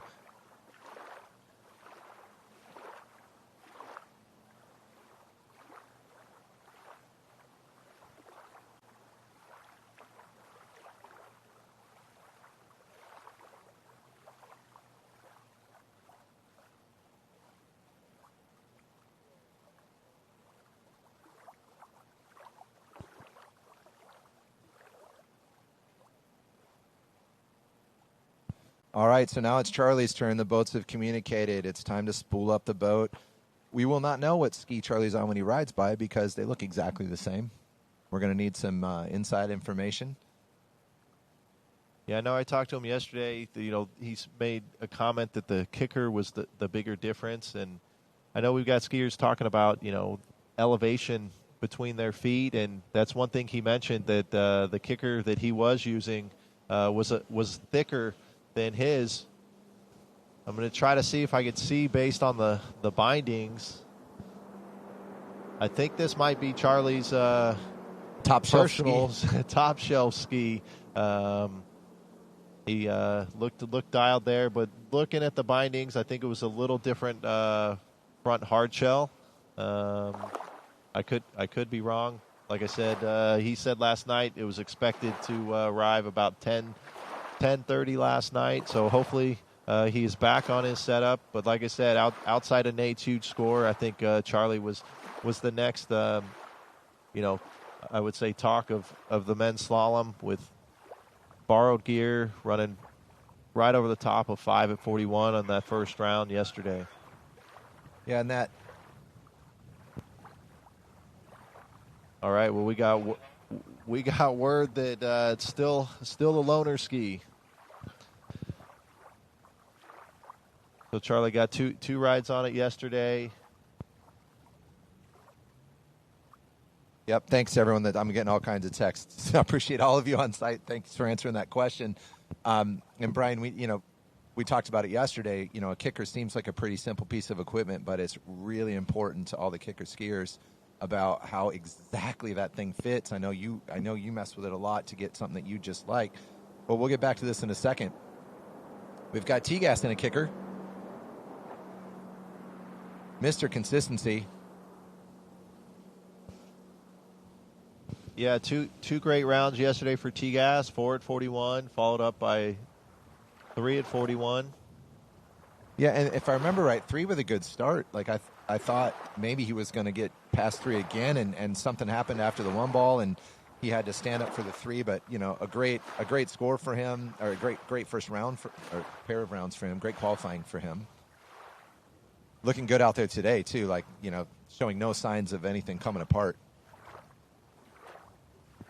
But yeah, you talked about, we keep talking about how important bindings are and even that elevation difference, right? And even as an amateur skier, I can tell that. I've worked with Will Bush years ago, and we started playing with making sure that we felt like our feet were level if that's what we were looking for. Some people might want elevation change. I don't know. Me personally, I want them level. And so, yeah, if you ski with a fatter pad under your back foot and you're a skier like Charlie Ross that's running 41, you're going to feel it. No, it's no joke. Yeah, and I mean, even just the difference of a liner, right? If you're on your own setup, you go to a new liner, it's going to feel a little different. Take you maybe a couple sets to get that kind of broken in and feeling like your old liner. So to go to a totally new setup, liner, boot, kicker, was very impressive with Charlie. Just shows the confidence he has in his skiing. Obviously, won his first pro event down in Australia to kick off the season, Moomba, and then in I believe it was Monaco in the final, knocked down 41 for the second time, which was big to do at in a final of a pro event to take the win. nice 38 off for Charlie Ross. And not only for, hope he gets his equipment back, but I know they've got Junior Worlds coming up here in a few weeks that Charlie will be skiing in Canada. I know that's where he came from, I believe. He had been spending some time, like the family usually does, in Canada for the summer, and if not, maybe he'll be taking this equipment with him since he's still skiing pretty well. I think it's Blaze's ski. He might not get it back. Yeah, because from what I understand, it wasn't that the bag didn't make it. The bag couldn't be found. So, I'm sure it'll show up at some point. But until then, this is what he's got. And yeah, I mean, I know the Ross family. Good afternoon, Drew. Wish you were here. Would be good to see you. Proud, happy to see Charlie out here. But they do definitely spend time in Canada, and you see the videos Neely posts, and they're up north or in Canada. You can tell the lake. It's not down in Florida, and back and forth. And Charlie over in Europe this year. So, busy family traveling around doing things. But this is a lesson, right? And I know a lot of skiers are doing it. Throw an air tag or something like that in the bag so it can be tracked. And a good tip going to Italy for Worlds here in a few weeks for Open Worlds. But we've got Thomas Gasperi a little working his way through 39. Felt like a good start, and then this hitch at 2 and a little rodeo there at 5. But like we said, he's just consistent, Brian. I know I hear that you guys all talking on the dock. Yeah, Thomas is going to get 3. It's like part of the expectation is that he's just going to go out and do it. And so we see this one ball. I think Thomas probably felt good about the one, and then there's this, whoa, what happened there? And so now you're just a little bit defensive, a little ski chatter there at 3. But then out of this buoy, maybe he feels like, all right, I got it. I'll take 5 down course and I'll pull and throw my ski around 6. But I mean, he just squeaked that out. That could have been a lot less than 6. Yeah, I think that just goes to the experience and veteran that Thomas is, right? The number of times he's run 39 and just knows where he's at in the course, and confident on that ski. He's been on that mold for so many years, and he knows what the ski's going to do. And even if things, he gets into trouble here and there, he's got the confidence in the ski and be able to get through it. We were just talking about Charlie's travels all over. I know Thomas is traveling. If I understood right, when talking to him last night, he came straight here from Europe, going straight back to Europe, and then they'll be cruising, and then he'll be closer to home, for the Worlds, which would be his benefit. But he's got a bunch of travel. Charlie's been traveling around. It's so good to see Charlie out here. Came out last year and had a great tournament, and here he comes again. This is Charlie's 39, tighter one ball than Thomas. Little slow at 2 there, but he's fine. Just like yesterday in the second round. But then he slammed that 3 ball over to 5, big 5 ball, that offside. It's like his onside, right? That 1-3, he just has so much confidence. It wasn't as big of 3 today as it was yesterday, but still had that little hiccup at 2 that I know he talked about after the set that he wasn't liking. So 3 of our 4 groups this morning deciding who moves on at 41. That's pretty great skiing, right? I mean, I can't believe these guys are just running 39. We're getting so used to it. It's almost like just normal, but it's just not normal. It's just a hard pass. And so that's, 3 out of the 4 pairings into 41. So now Thomas is first, right? Just assume Thomas gets 3, maybe more. We'll see what kind of start he gets, right? It's all about that gate and 1 and how you feel about that start. And then Charlie's going to have to top it. And so Charlie's sitting down there like, all right, I know how to get down this, so I'm going to wait and see what Thomas does, and I stand a good chance of going past it. Charlie gets, just check his scores yesterday, a 4 they and both a 1.5. ran 4. So, yeah. I mean, obviously Charlie, we've talked about, has been skiing really well this year, knocked down a couple 41s. Thomas has had a couple 4s, had a 4 yesterday, and that's where it's just going to see how the start is. How's his speed going to come in here at the gate, and if he gets down towards 3, is he going to attack it and go, or is he going to stand it up? A great start for Thomas, a little stretched out at 2, over to 3. He's going to stand up 3 and force Charlie to get to 4. like we have a crystal ball right there. It's a 3, but I'm with you. I think when he was going from 1 to 2 in front of 2, I think he was thinking about whether he was going to be able to turn that 3 or not. Let's see here. I mean, that's a good. Maybe just a little too narrow and not enough ski under the line early enough to get released to 3. But great skiing for Thomas, right? He's so consistent. There he is again. He got a 4, he got a 3, and another 3, and now Charlie has to get a piece of 4. That's the job. Yeah, and it's just that split-second decision as you come into 3. I know I had the same thing yesterday. It's like you're coming in, and you got to make that decision, being maybe a little fast or a little narrow. Are you going to attack it and try to go to 4, or are you going to stand up 3? And it's a tough decision. So we'll have to wait and see. 3 is a huge score, but obviously we talked about Charlie got 4 yesterday. He's run 41 a couple times this year. I think he's gotten a 5 as well. So definitely the door's open, but it's no easy task. Yeah, and you tell me, Brian, so if you're coming in and you've got to get to 4, I don't think you change. There's nothing you change on the start, right? You don't even think about what you're doing, I don't think, until you get to 3, right? You got to attack, right? 4 is most of the way down the lake, right? Or more than half anyway. Yeah, no, he's got to go attack this like he's gonna go run the pass. I mean, obviously, if he comes into good shape to 3, there might be maybe a slight hesitation. Make sure you finish that turn, pull all the way to 4, to get outside of it for the. But he pulls. Here he comes. Here comes Charlie. He knows what he's got to do. Pulls out for the gate. Rolls in at 1. Gets an up course 1. Just look at that. Waiting on 2. He's going to get himself over to 3. Now here we go. Can he get outside of the 4 ball? He's going to lay down. He's going to get that ski around 4. He's going to get that 3.5. Throw the fist. Well done, Charlie Ross. Great skiing. As we see on that replay, I mean, that gate 1 was phenomenal. You can't get a better 1 ball. Nice tight line, not too much load, over to 2. And that's where just that little hesitation I talked about. He might have been maybe a touch fast there at 3, but just hesitated, waited for the line, made sure the ski finished, and does the work behind the boat to get outside of 4. Great skiing, Charlie Ross.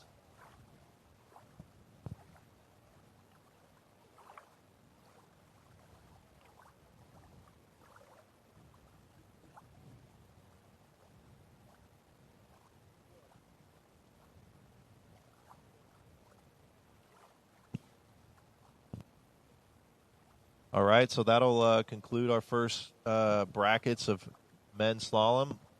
That'll put Nate Smith versus Charlie Ross, a battle of the D3s.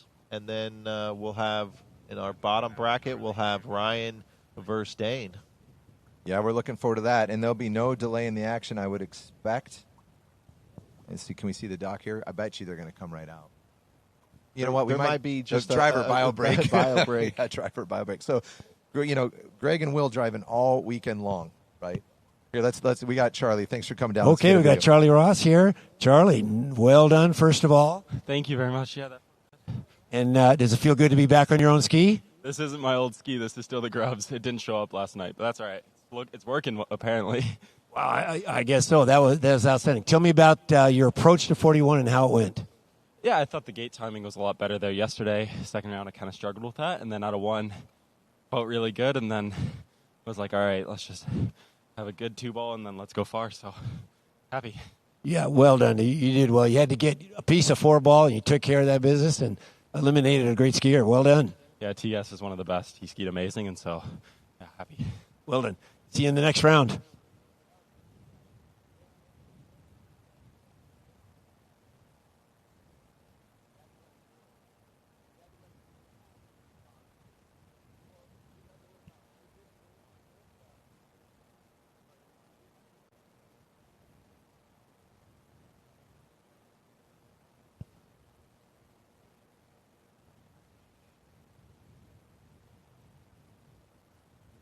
So we're going to get back into what we'll do next is we'll go back to the ladies' pairings. And so pull that up here. What we'll have. Oh, hang on. Sorry, we got Thomas on the dock. Let's do that.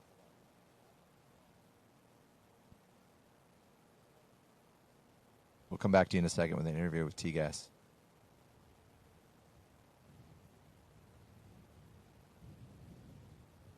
You know, that's just the level the sport's gotten to these days. It's tough to lose when you run 4 and then 3 and then 3 at 41. But here we go. We'll see what T-Gas has to say. Oh. There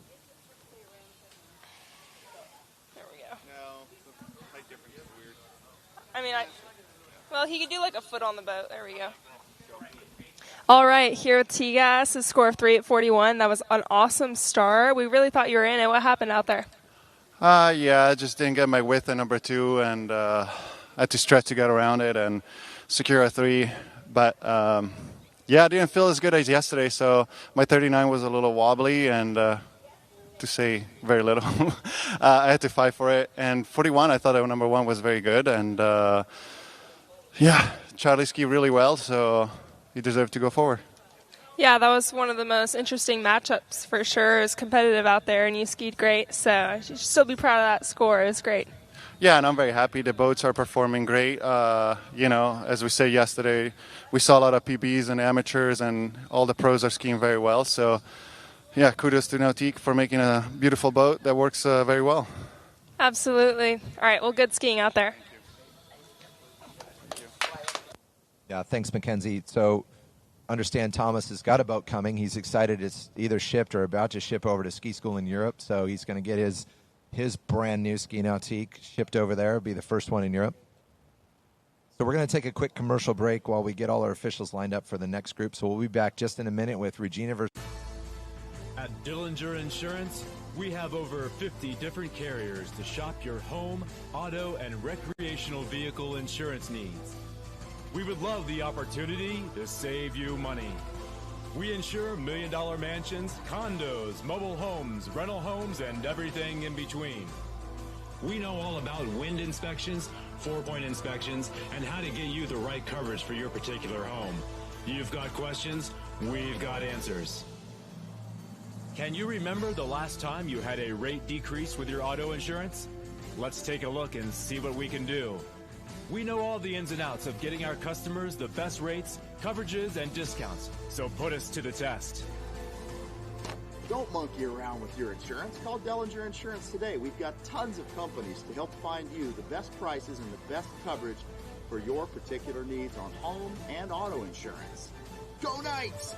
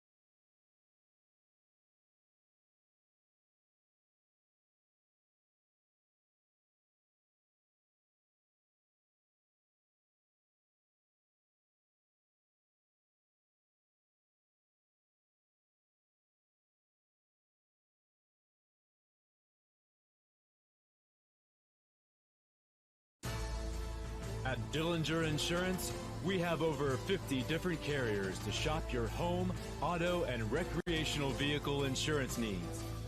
We would love the opportunity to save you money. We insure million-dollar mansions, condos, mobile homes, rental homes, and everything in between. We know all about wind inspections, 4-point inspections, and how to get you the right coverage for your particular home. You've got questions, we've got answers. Can you remember the last time you had a rate decrease with your auto insurance? Let's take a look and see what we can do.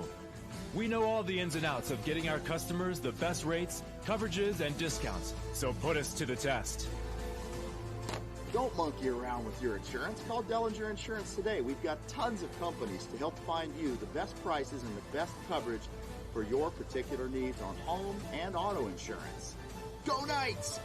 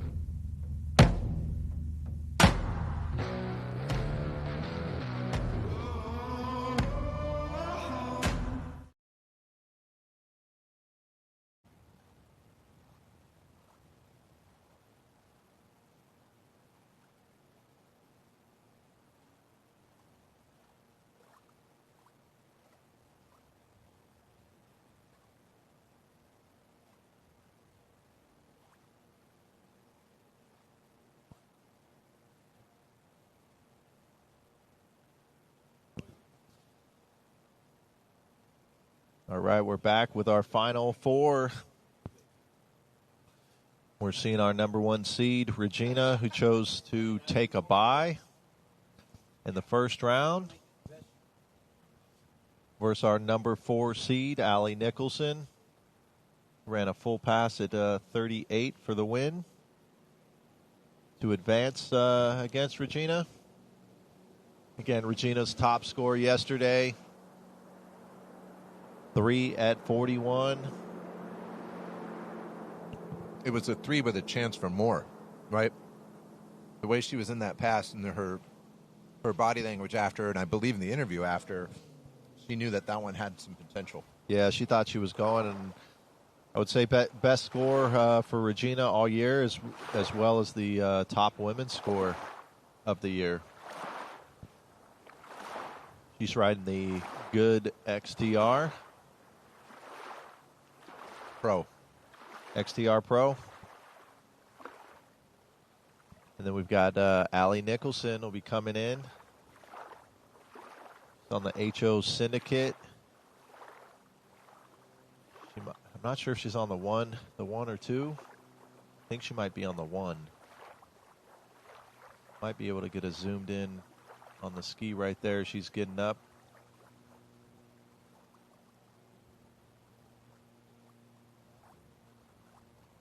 All right, so we've got Allie coming around the island. We're still, ladies, starting at 32. We talked earlier, I think Allie's on a tear here. She's got lots of buoys left in her. She's got a heavy matchup with Regina, but off to a good start here. You know, she looked really good yesterday. Just her, you know, we know she's a skier capable of running 39, certainly being deep down it all the time. And there was nothing wrong with her skiing yesterday. She looked great. Just came up a little short on both her rides. But in this final today, and she's got a job cut out for her because she has to go after Reggie. Yeah, we saw her this morning. Looked real dialed. Ran the 38. Unfortunately, Sasha wasn't able to get through that. We saw Allie just elect to conserve her energy, come back to the dock. But like you said, she's dialed. I know she skied well in practice. Some big scores earlier in the week. We know she's more than capable. Run 39 a few times, handful of times over the last couple years. But it's arguably the GOAT of women's skiing. Regina's no easy task for anyone, especially as you mentioned, Kevin, yesterday, looking very strong, a strong 3 at 41 with the potential for more, it looked like, in the tank. So good to see Regina dialed, coming back in 35 off. Both these ladies start 32 off normally, so just a normal set down the line, just a little longer weights at each end with this head-to-head format.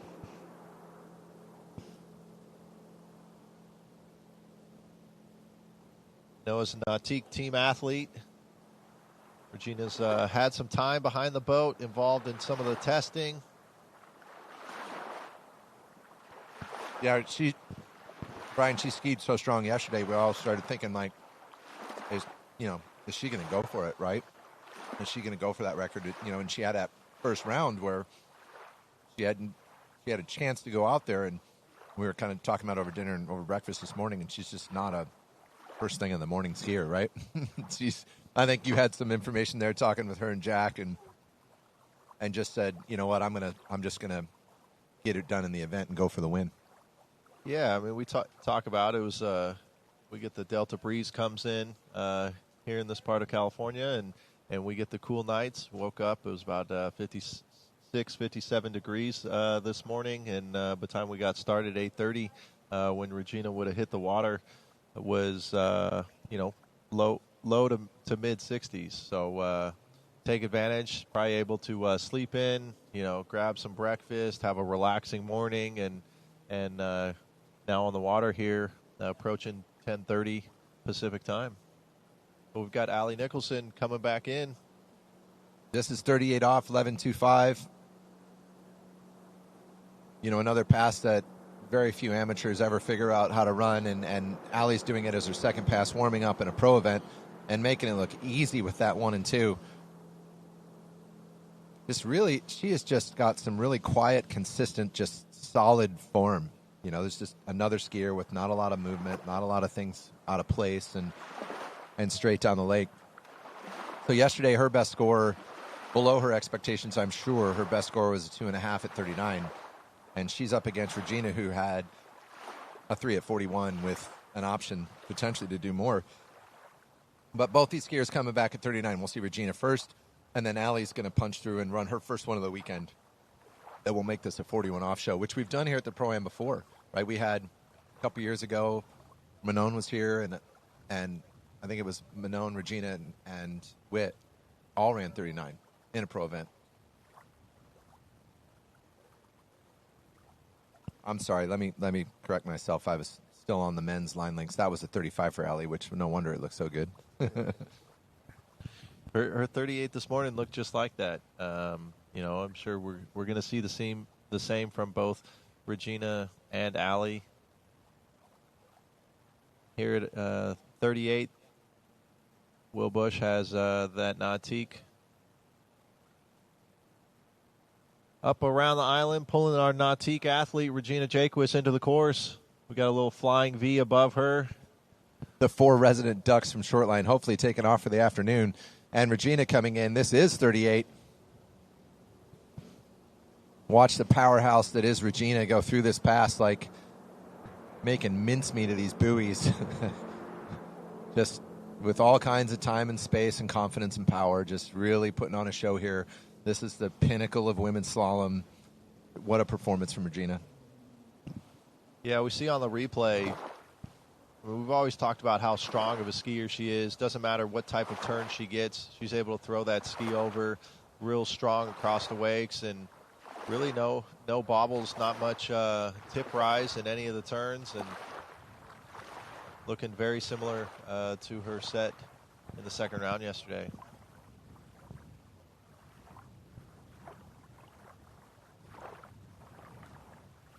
And Regina, somebody we saw yesterday in the jump event as well. I think had score a high, mid to high 160s, I believe. Had a lot of the women stacked up within 5 to 10 feet. Yeah, and then not that many years ago, her having an accident in the jump event, right? And with the knee injury that she worked so hard to recover from, and we don't really see any signs of that lingering. She may feel it. She may be dealing with it. She may not. It doesn't look like it when she skis.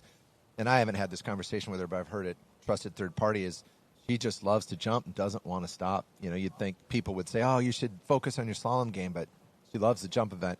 But here comes Allie in her slalom event. This is 38.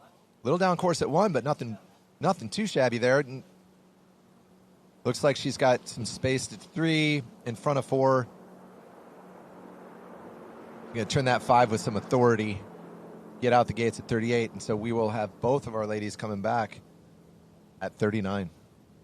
Yeah, I think Allie, obviously she's been skiing really well the last couple years, but I think it's the confidence we see on this replay right here on that offside. There's no hesitation. She's got a lot of confidence to be able to rotate that ski on the offside, and obviously she can definitely get it rotated very easily on her onside.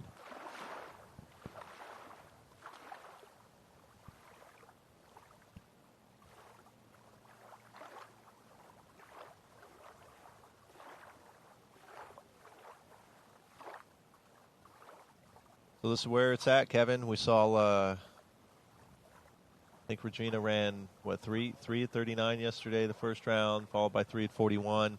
So going to be important to get the gate here. We know what she's capable of. Usually not seeing her shallow 39. Yeah, no, definitely not her expectations and not what normally happens. But it can happen, right? It can happen to anybody. Allie's down there mentally preparing to have to run it, I'm sure. That's a likely outcome, and that would put her in the best spot here. But here comes Regina. Let's see what kind of one we get. That's the one that she can work with for sure. Waiting on 2. Regina looking like the powerhouse that we know. That she has that little ski movement sometimes out of that 135, but it doesn't bother her. In fact, it may help her. In front of 6, just crushing 39. Such a hard pass, so difficult. So few women in the world know how to do that and can do it in a pro event. And she just put it down for us today. It's incredible skiing for Regina. Yeah, phenomenal, Kevin. That start, just nice, tight line as we watch the replay. Maybe a touch narrow there at 2, but she's just so strong through the wakes. Lot of space, 4, 5, over to 6. Yeah, when I watch her ski, I'm taking notes. I'm trying to figure out how to ski better myself.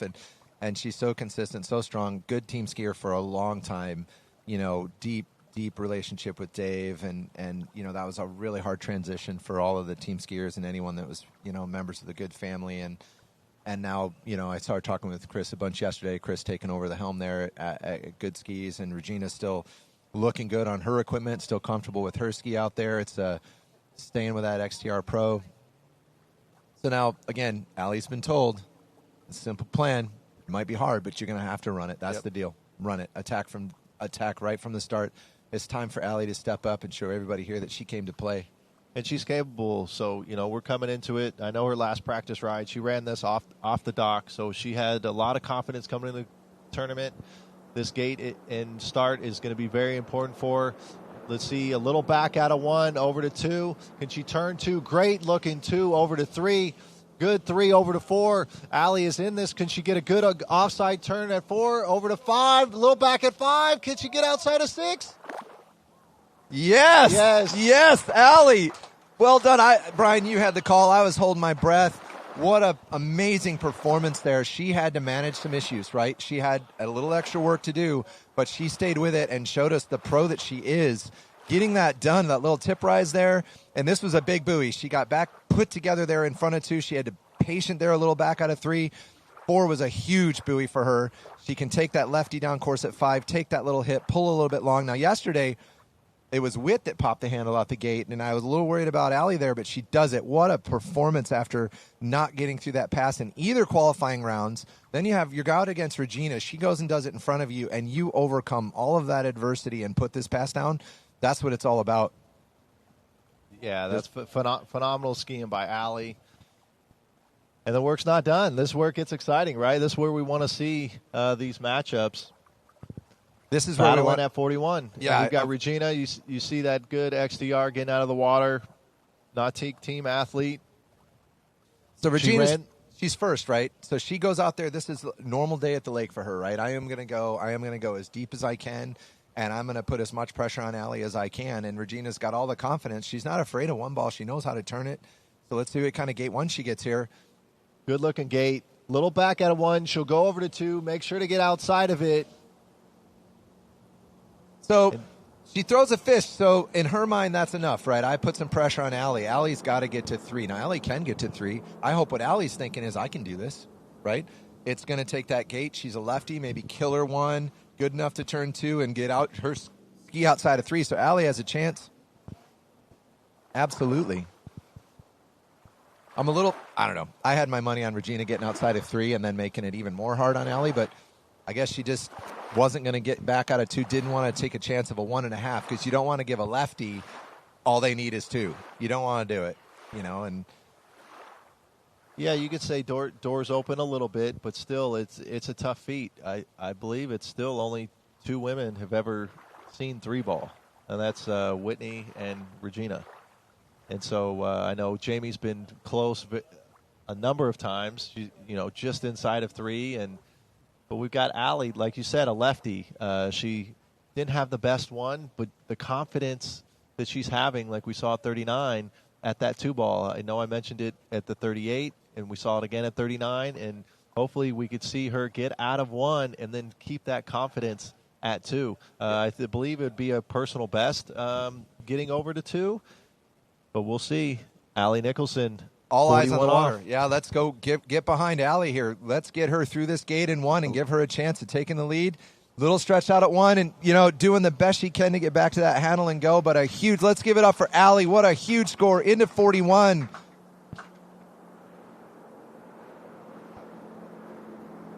I don't know the exact number. I think she's only run it a couple of times. So would that be the 3rd time? She might be four times maybe she's run 39. And, a lot of them have been in pro events. I know the first one was in Greece a couple years ago. And that's still phenomenal skiing, right? Obviously, she'd like to advance, but to go down to Regina, Regina running 2 at 41. She's got a half. That's phenomenal skiing. She wanted more, but Allie will be very happy. And we've got Regina coming back Give it down up the for lake. Regina. There she is, doing the victory lap in the boat, waving at the crowd. She knows she's moving on.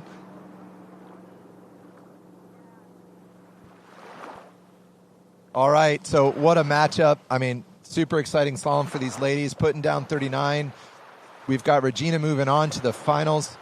And the next up, Anne-Marie from Ohio and Whitney. So a matchup of an up-and-comer, a new one to pro events, and then Whitney, the legend, right? But just before we get into that matchup, I want to say hi to Corey, who's joined us in the booth. Hey, Corey. Yeah, thanks, Kevin. Kind of good to be back, although I wanted to still be skiing. But since I'm not, if I don't come join you guys and focus on all the great skiing to happen, I'm just going to sit around and cry. So this will be much better. So thanks for having me in here. I think Brian had a similar plan this morning. Yeah. I feel you, Corey. I think everyone watching. Oh, sorry, we're going to cut to Regina here in a second. There we go. Hit it, Mac. All right, so we're here with Regina after that second round of head-to-head. You just won. That was an awesome skiing, first of all. Congratulations for moving on. Want to talk about it a little bit? Yeah, no, it's great out there. It's amazing. It just goes to test how great the new boat is with the Ski Nautique. When you're in a head-to-head, just to get in to go to first place win is got to go into 41 off with the girls. That's something that we were talking about with the head-to-head with the guys. So now here we are as the girls, and we're putting down those scores too. I'm excited to see this next head-to-head, and hopefully we can have another tournament where 4 girls into the head-to-heads get through 39 off. So that'll be exciting. Yeah, that's awesome. Right up there with the men's scores. And it was cool, too, at the end of the dock, after you both ran 39, a lot of camaraderie. There's Whitney, who's getting ready to ski. Both of you guys, you're all talking, excited, all hyped for each other. And that was just awesome to see. You guys are such a great group of girls and so talented. So congratulations. Yes, thank you. It's always exciting to push each other. And, when everybody gets through 39, that's just an attest to us as a group of ladies that are fighting each other and battling each other and pushing each other to higher standards, and then having that new Ski Nautique 2026 boat being able to back us up. Absolutely. Well, good skiing. Thank you.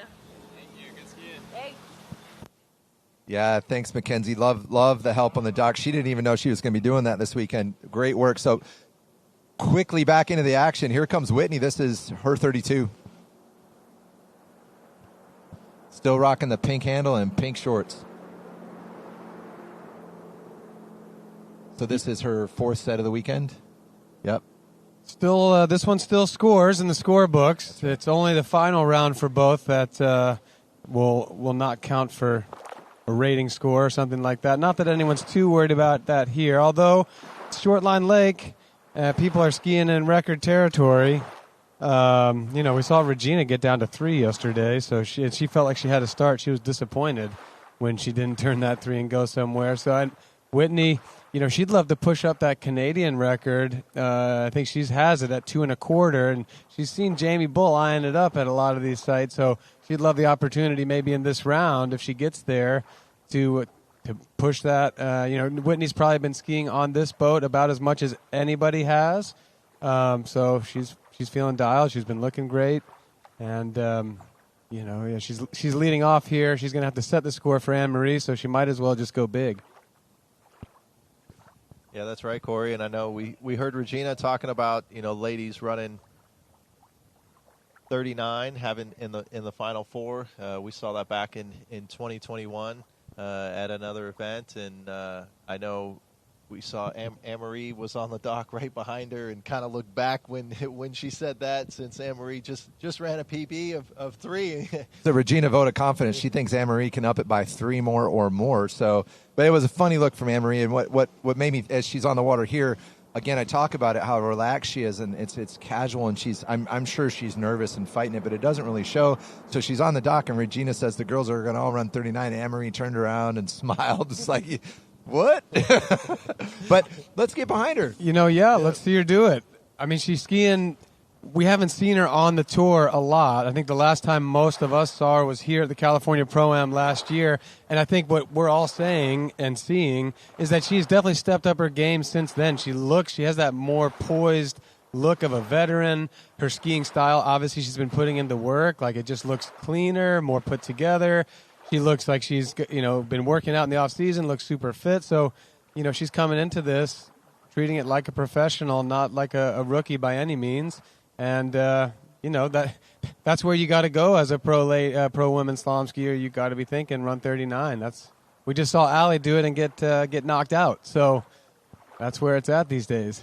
Well, a handful of years ago, right, this is where Allie was, right? She was consistently running 38, getting mid-39, kind of knocking on the door. And so I think, it won't be much time longer that we're going to see someone like Anne-Marie be that next one to step into the mix to really challenge the top of the board. Yeah, and I'm not sure of her age, but I think she's super young. And here we go.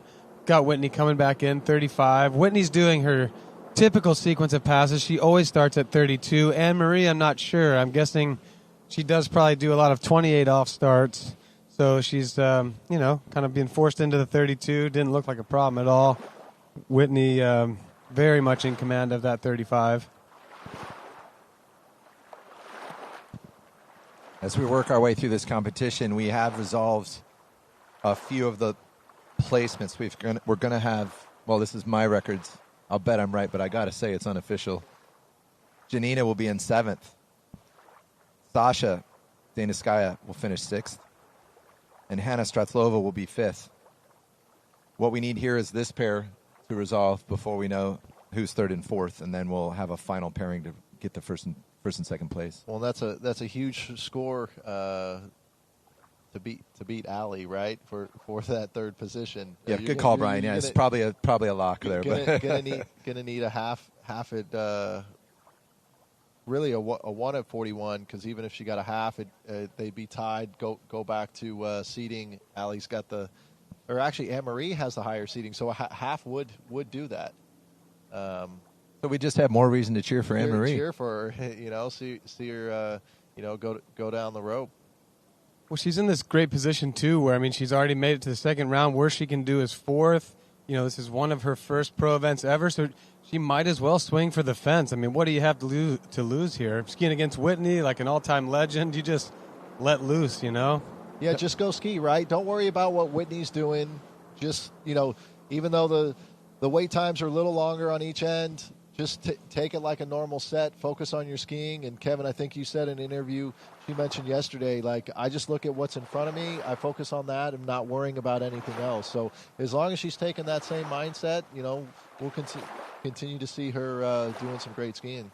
And I hope she can relax and enjoy the moment. I mean, one of my early in the big dogs, I had to ski against Andy Mapple. I knew how that was going to turn out, and I got a photo on the dock, and I was relaxed that whole ride. I went and did my best, but, we knew it was going to happen. So hopefully Anne-Marie can just relax, enjoy the ride, go out there and put the biggest score she can. Do you remember, did you happen to ski well that round? Because you knew no matter what you did, it really... I did. Yeah. I felt really good, right? Yeah. So that's the good thing, yeah. I mean, she's going to be proud of herself this tournament no matter what. And, I mean, what could be better than a new PB? Even if she can't oust Whitney, maybe push it to 4. That would be incredible. That'd be a great mindset, right? You guys know how it is. You go to a lot of lakes, boats, drivers, everything has to, you're skiing, weather, all that stuff has to click where you think you can put up a big score. We talked about Nate. Regina had a look.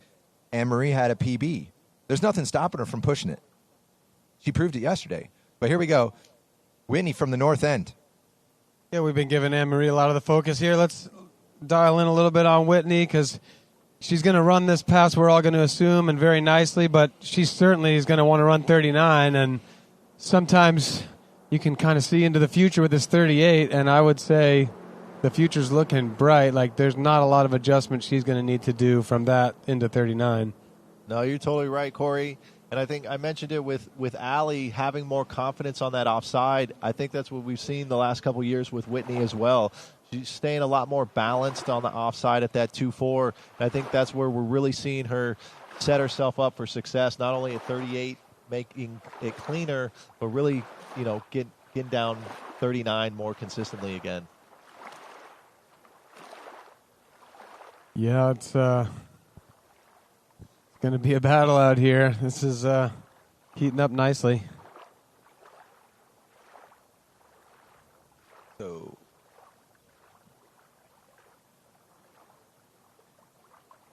Yeah, so this is not a pass that she's missed yet this weekend. She ran at both qualifying rounds yesterday, and she just looks so confident and calm. I like her chances as she waits for here it is. There was the note, the communication from boat to boat. It's time to throttle up. These guys don't miss it by a second. They're dialed in, and Anne-Marie's coming around that North Island at 38 off, 11.25. Yeah, Greg Bedell's got the Nautique back in the course. Take it, Corey. Yeah, I mean, that was a nice-looking gate here. She's off a 1 tight, off a 2 a little slow, but not a big deal. Uh-oh, a little slow off a 3. Now she is going to have to do some damage. Okay, she's still in it, needs the 5-ball turn, and gets it. Fantastic composure right there because things got a little off the rails in the middle of the course. This is where, if you're early on in your pro career, that she needed a very specific 4-ball and a very specific 5-ball, and to find that in the moment is not easy, and you have to have a very crystal clear focus. So, hats off to her for finding that. I know she would have rather not been in that position, but hey, 6 is 6. Now she's down there. She can reset. I liked her gate in 1 ball, but she got a little hung up on 2, so maybe that does tell us something about the gate. What did you see, Brian? Yeah, I thought she had a pretty good gate as well. I think, at least for my taste, maybe a little low on the boat, not getting as high up, and just losing some of that rotation there at 2-ball. Yeah, and you mentioned earlier that it was however many years ago, Allie Nicholson was in this type of position that Anne-Marie's in. I'm not sure of Anne-Marie's age, but she's pretty young, I think. And I was just realizing it's so important to kind of have those people to look to maybe model after, because it motivates you to keep going. It's like, okay, well, if that person stepped up, I can too. Now we've got Whitney coming in at 39, been running 39 for years and years. She needs to do it right now. Big one for Whitney. Lefty coming on the onside 2-ball like we talked about. Dialing into big 3 over to 4. Oh, no. Well, I mean, she was looking good. There was a big 3. You know, she kind of a big 1, but we see Whitney with that a lot. She's very strong. She skis in an aggressive style. She looked good off a 2, I thought. 3 was kind of big again, and then it gave her just a little bit of extra speed into 4. I think we all thought she probably was going to come out of it, but it didn't quite connect. So we're in this situation where we talked about Anne-Marie possibly dialing up a new PB of 4. That's exactly what it's going to take. So she knows where it stands, and it's just time to swing for the fence.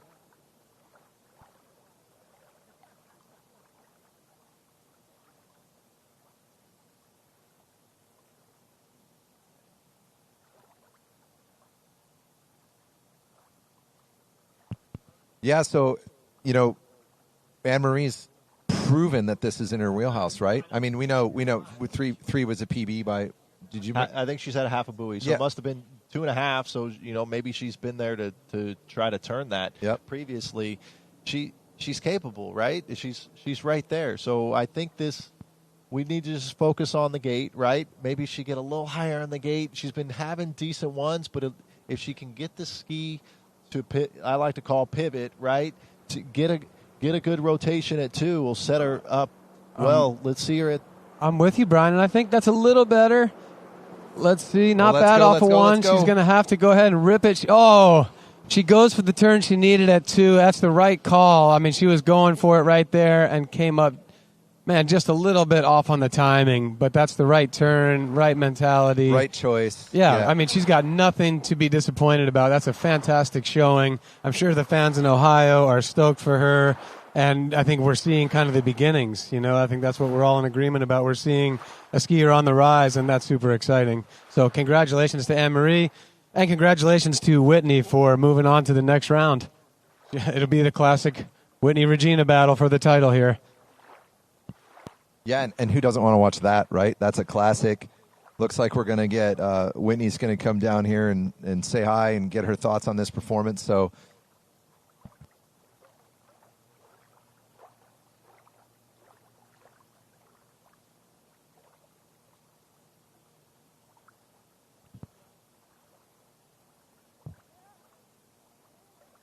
okay. Whitney, that was a great round. We saw a big, strong start out there. Tell us what you were feeling as you got to the middle of the course there at 39. Start thinking about 41. That was the wrong time to do that. Like at 4-ball, you're not there yet. But I definitely was like, wow, this is such a good 39. I really loved how it felt. They got a great gate. Really, every turn was great. And then at 4-ball, I was already at 41. So we all know how that goes. Anne-Marie skied great. We basically had the same fall. She did it at 2-ball, I did it at 4-ball. But it's super great to be here behind the new Nautique. What a great event. Really happy for these guys putting this on for us every year. Yeah, and we're very excited to see you go against Regina. Hey, Zane, do you want to say hi to the camera, be on TV? Can you tell us what your mom needs to do in the next round? Okay, she needs to win 5-ball to go to 6. I think I like that. I think your coach has the right strategy here, Whitney, and we're wishing you the best of luck. Have some fun out there. Thank you very much. I appreciate it. Thanks, Coach Zane. That was good. All right, like we've always been doing, not wasting any time. We've got the men back on the water, our number 1 seed, Nate Smith. The battle of the D3 skiers, Nate versus Charlie.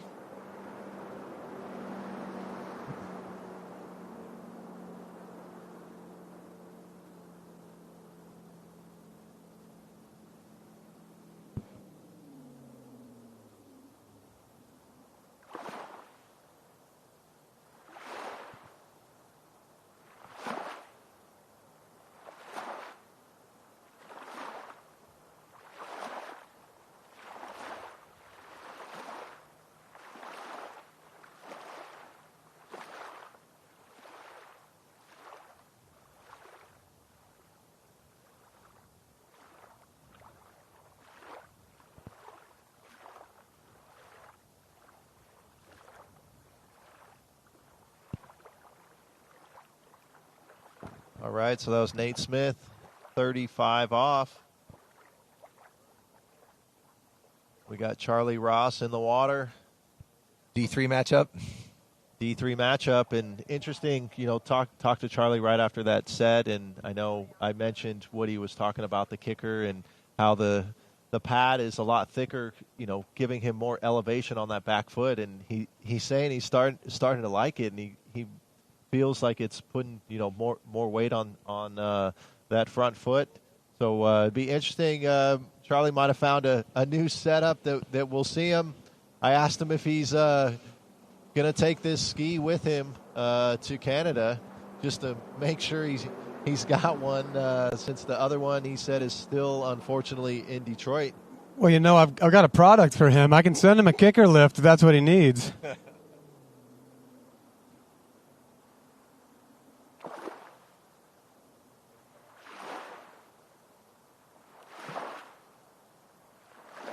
All right, Anne-Marie, fantastic skiing this weekend. Here in the broadcast booth, we've been following you, really consistent. We see you as a skier on the rise, so can you tell us a little bit about where you've been training and just how it's been going? Because you came here this weekend and you really showed out. So congratulations on that, and kind of tell us some backstory, where you've been and where you're going from here. Thank you. I've been skiing at Koble for pretty much my whole life. I spend most of my summers there skiing, coaching, driving the boats, all sorts of stuff. And then the last couple of years, I've been at the University of Louisiana at Lafayette, so I've been doing a lot of skiing there as well. Yeah, well, it's really showing. A skier after my own heart, living the ski school life. If you don't mind hanging with me here for a few more minutes, we better throw it back over to the guys. They're going to call Nate, and then maybe we can have a little bit more chat. Yeah, for sure. Yeah, eyes on the water. This is Nate. This is second pass. This will be 38. We've been talking about it. He's on form. He's on fire. The breeze kicked up just a bit here from the south, so it's at Nate's back. Not bad. Not probably much that he's going to have to worry about as he goes through his 38 off pass, but it is going to change things. They're going to feel this a bit. Yeah, can we just talk about the gate, right? That it's just that little extra push. With that wind picking up, probably 7, 8 mile an hour wind potentially. We'll send it back to Corey with Anne-Marie.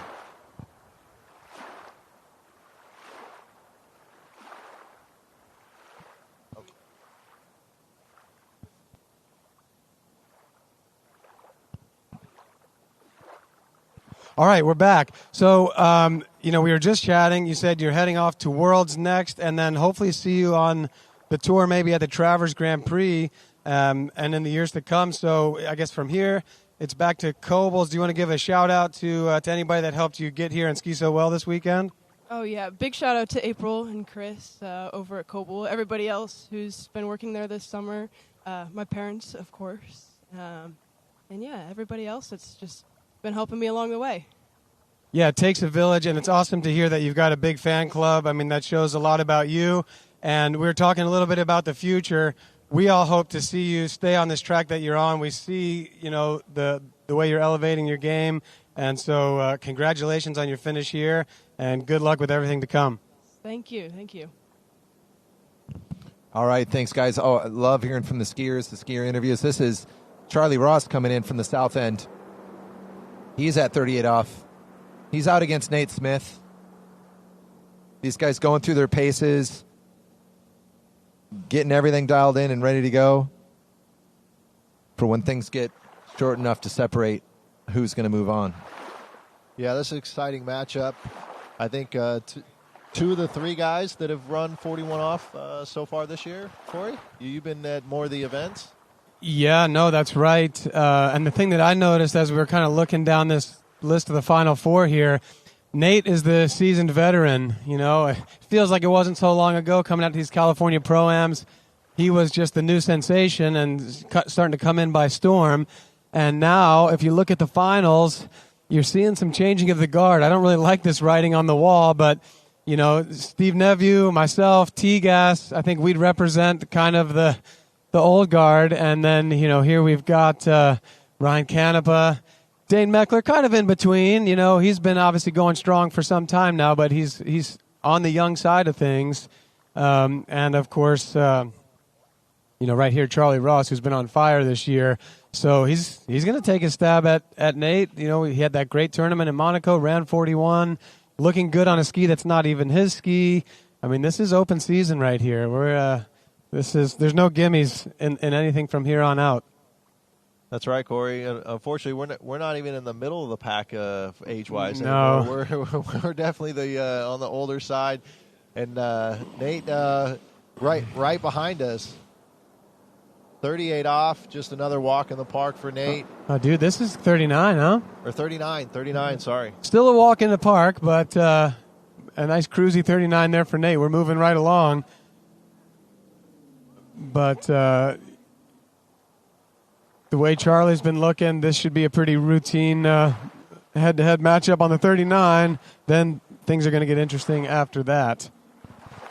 And Corey, I know we talked about the heel elevation, and I know you're a proponent of that. If you want to share kind of some insight, I know when Charlie mentioned it to me, you were someone I definitely thought of right away. Yeah, it's something I've been doing for over a decade now. I was kind of using raw material from Home Depot and stuff like that to get something under my kicker and lift it up because I'm trying to get my balance on the ski a little more neutral.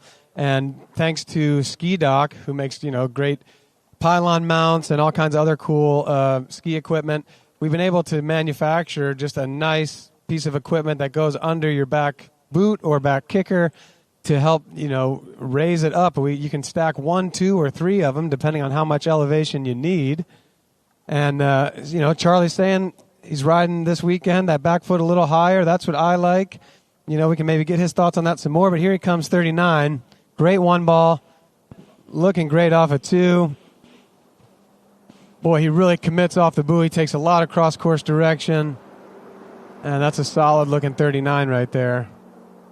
I think the best 39, at least out of the last 3 that he's run. The last 2 previous had, little hiccup. Looked like tail got a little stuck there at 2. But it's nice to see him clean that up here. We see that in the replay. No issues there at 2. Over to 3. Was able to have a little more controlled 3 than having to jump on it like he did in rounds previous. Yeah, just back to the kicker lift. I've gotten about 300 of them out there into the world, and I've been getting a whole lot of great feedback from skiers of all kinds of different levels. I think for those at a more intermediate stage, just getting that back foot up a little higher to help you be more on the middle of the ski with your balance is big. But then, Terry Winter's rocking one, and he tries everything. He's tested it all out, different back boots, different front boots. And the fact that he's sticking with it, and he told me yesterday that it's been a game changer for him, I mean, that means something. When I hear somebody at 28 off say it makes a difference, I'm stoked. That makes me really happy. But a skier of Terry's caliber vouching for it made me really feel like, okay, we got something. And now we got something right here. Nate, 41. This is where we separate things right here. Yeah, we saw him and Charlie both get 3.5 to advance to this round. We got Nate, a good-looking start, a little loose line out of 3 over to 4. He turns 4. Wow. Brian, I'm not sure. Is your mic working good? Okay, sorry.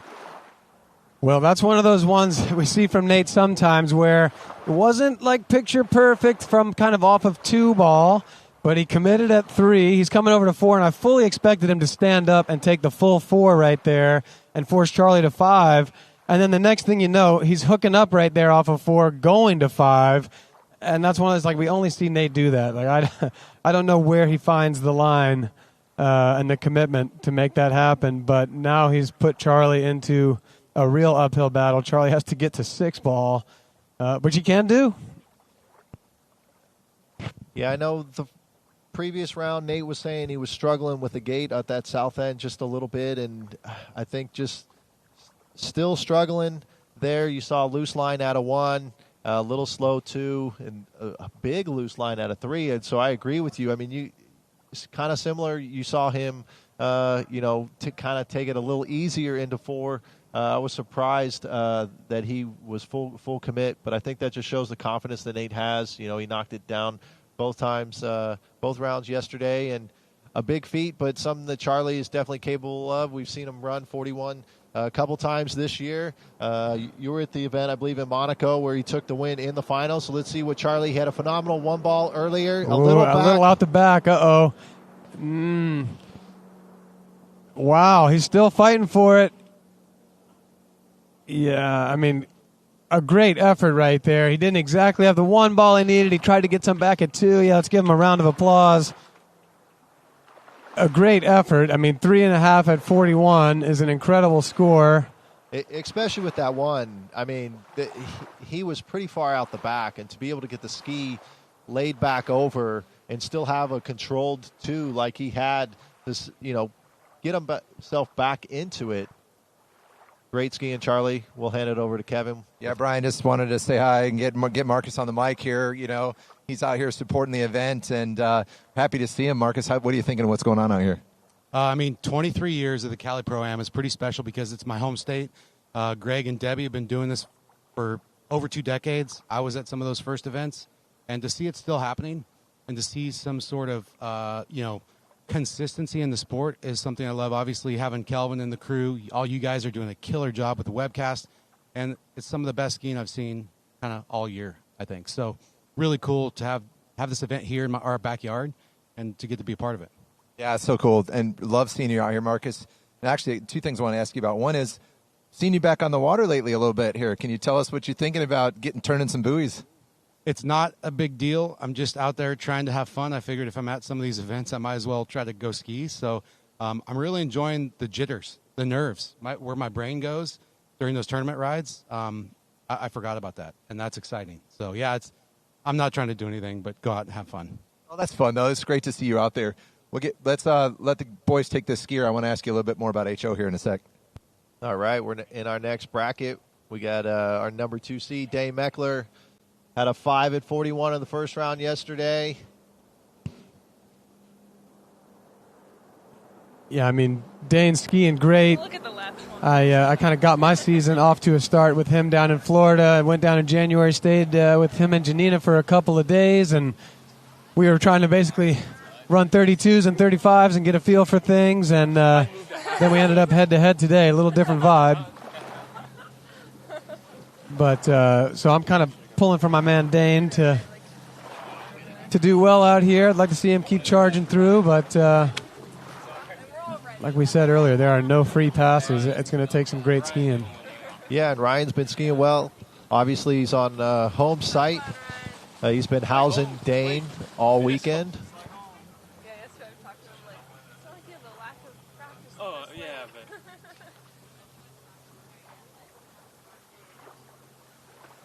I mean, the coolest part is, like, the last 3 remaining are the 3 that hung out all week together. Me, Ryan, and Dane were here with Ryan. We were here all week with him, so that's kind of cool. Yeah, that's definitely a lot of fun. Yeah. It's cool, you guys cheering each other on. All right here. So nice clean 35 opener for Dane.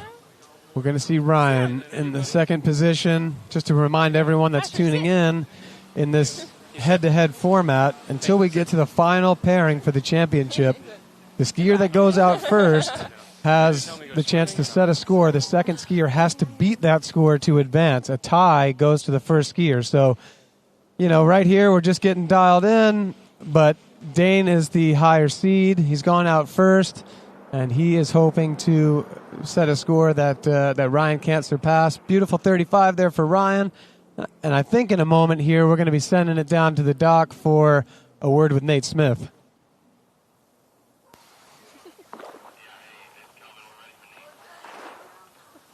All right, here with Nate Smith, who just is now moving on to the very last round. You want to talk about your set a little bit? Yeah, I just came off the water here against Charlie. Kind of changing a couple of things from the first round. It seemed to work a little bit better. Still only got the 5 ball. I wanted a little bit more, but, I'm happy with it. The cool thing is the next round, no matter who comes out of Dane or Ryan here, the 3 of us ski together all week. So it's kind of cool for the 3 of us to kind of take the top spots here. And that's what's so great about the head-to-head is it makes it so much more personal between the skiers, and you guys are out there on the water together. And so that definitely adds an interesting layer, and you guys have been hanging out skiing here all week, having a good time, and clearly shows that you guys skied great. So congratulations. Yeah, thank you very much. Just looking forward to next round. Absolutely.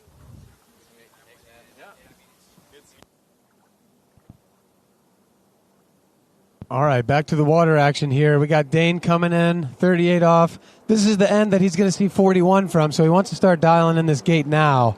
Like, you kind of have that in your mind. It's like, this is my last chance to feel this start before I'm seeing it at 41. Let's dial it in. That was a nice one. This is a very clean 38 for Dane. He said he didn't love his 38 so much in the first round, but I think he's going to be liking that one. Yeah, Corey, that was another great 38 for Dane. Looking very dialed, as we see here on the replay. You talked about the gate. Looked like very nice, controlled gate. Had good speed. Just set himself up for a good line and rhythm to maintain throughout the rest of the pass.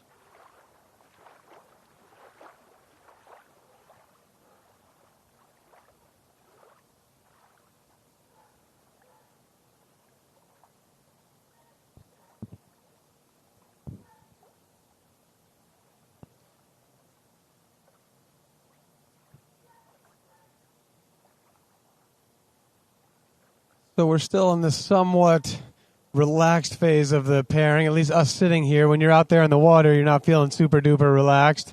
But, 38, this is a warm-up pass for these guys. Ryan's thinking the same thing as Dane. I'm going to be back down here at 41. Let me get the right tempo, right timing on this gate. We've kind of been talking about it all weekend. You want to carry some speed through that gate turn-in. You want to be high on the boat.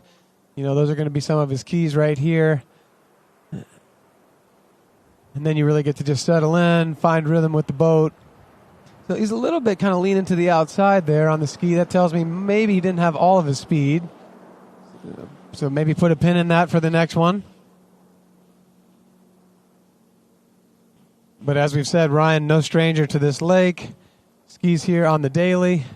And that's a clean 38. And I think in a moment right here, we're going to join Kevin and Marcus again lakeside for another chat. Yeah, so we're back with Marcus here. It's so good to see you on site. I know, obviously, you do a lot of work with HO on that syndicate team, and you've got Terry now. And my question to you is, what are you excited about? What's coming, and what's the vibe like with that team right now? I mean, you saw in Europe, the whole European tour, Jamie did really, really well. The guys did well. I think it's unfortunate some of them weren't here, but, hey, it's a World's year. In 5 weeks, the Worlds are in Italy. Not everybody could make it over for this event. We did have Terry. Terry ran 2:41 twice yesterday. Terry's on the program. Probably our most underutilized asset we have. Phenomenal skier, phenomenal tester. But if you want to try or learn anything about Syndicate, call Terry. His numbers are on the website. He's our customer service pro. We're stoked to have him. And we just saw Allie go out there run 39 against Regina. So and Marie. So we've got some up-and-coming skiers. And we're just stoked on the product. We're stoked on water skiing being at the level it's at, and I don't want to talk anymore because we got skiing happening. Yeah, Marcus, thanks a lot. It's great to hear from you. Appreciate it.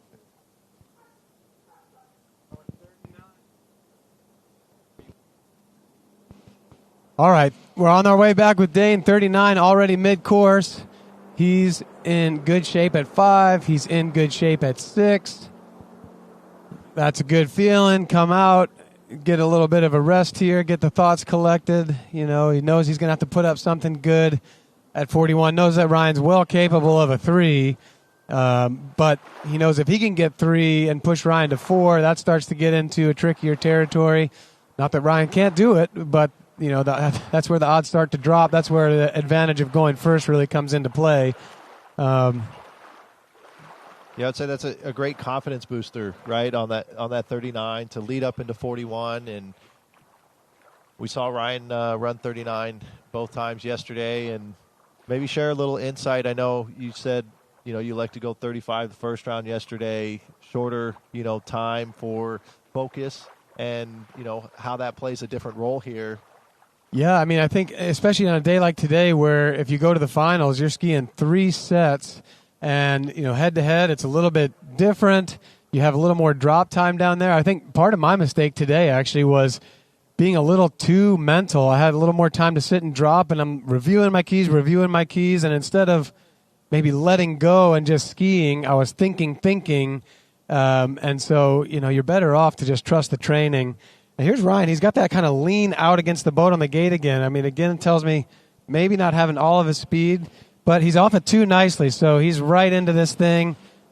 say he's where he wants to be at 4, in good shape at 5, and he's early for 6. And that's Ryan's gait. So that's nothing that he's not feeling comfortable with. But that's just how he's dialed in his gait. He likes to stay on that left edge and really lean against it before he comes right again. Yeah, well, it's working. That was a very clean 39. And we're going to find out in a few moments what it's really going to take right here.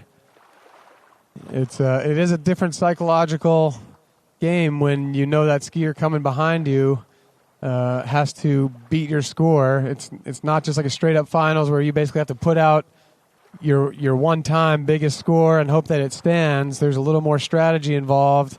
Dane's a lefty. He typically has a great 1. And if he's dialed right into his rhythm, he turns 2 and he's off to the races. If he doesn't get exactly what he wants at the start, that 2 ball could be a little more iffy, and he can't leave the door open with a 1.5 or something like that, or even a 2. So he really wants to get a start here that sends him over to 3.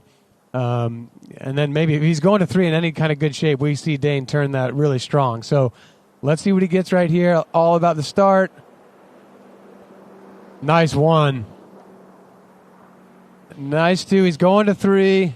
He's going to stand that up, come back. That's his very solid performance. He's going to force Ryan to any piece of 4. That's a lot taller of an order than a full 3. Yeah, still leaves the door open. I know, like Nate said, Nate and Dane were here for a week skiing with Ryan, and Ryan's gotten down halfway through 41 before, so they've seen him do it. That it would be a PB, I believe, that he needs to run to knock Dane out. But he knows what he needs to do. As we talked about, he lives here. He's familiar with the lake. We've got the Nautique. New Nautique. He's got a few rides behind. And he's behind. Looks like Greg Bedell is driving the boat that he's behind. Yeah, that just jumping back in here, that start for Dane, like I saw the body language. I think he felt like with that 1 and getting in front of 2, I felt like he thought he could go, but then just between 2 and 3, something made him say, I'm going to stand up and take this full 3 and not take a chance at a 2.5. That's the strategy I was talking about. I mean, it's such a big difference. At 41, you've really got to commit at 3. It's a very reliable turn for Dane, but there's still that chance that you go for it and you end up with 2.5, and then you let Ryan come in with a full 3. So I think Dane's done the smart thing. That's the difference between a head-to-head and a straight-up final. And let's see what Ryan can do. He can answer. This is his big chance right here to go into the final. See how this one. He's a good one. Over to 2. Oh, a little not what he wants off a 2. It's going to be a full 2 for Ryan. Some great skiing. He's going to get a lot of love from his fans here, the hometown crowd. But Dane is going to advance. Congrats to both guys. Big congrats to Dane for being in the final. And congrats to Ryan for a great weekend of skiing out here.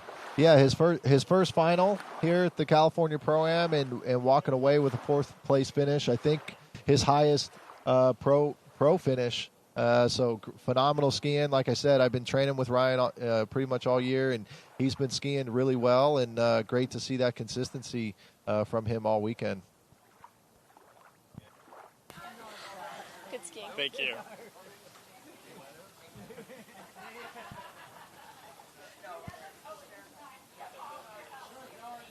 All right. Well, congratulations to Dane Meckler. You're advancing to the final round. Do you want to talk about that head-to-head round? Yeah, no, so happy to be moving on. A big shout out to Ryan. He's been skiing unreal all week, and even when I got 3 there, I'm like, oh man, I kind of left the door open, but I certainly didn't want to skip out at 3, and so yeah, super happy to move on. And with Nate being the world record holder, I think it's Masters ticket, so that's why we're here. I'm so excited about that. It's like, man, that's like even greater than the win. So excited about that. That's awesome. Yeah, congratulations. I look forward to the next round, seeing what you can do, and seeing you throughout the rest of the season. That was awesome skiing. Thanks so much. Well, and if I'm not mistaken, one more thing for Dane here is that I think no matter how it goes in the final against Nate, I think Dane's now qualified for the Masters next year. Was that what they said? That's I was trying to exactly- hear what was being said there. Yeah. Yeah, sorry, Corey, you don't hear. I don't have a headset. So, yeah, I mean, that's huge. So congrats to him. That's a nice feeling. That's going to take some weight off the shoulders and just kind of free him up to swing for the fence in the final. And I'm going to be excited to watch that with you guys here. Nate and Dane, they're good buddies, and it's going to be one for the ages out there. Yeah, and the 1 and 2 qualifiers, right? We had. We're going to go to some commercial break and do an official swap. We'll be right back.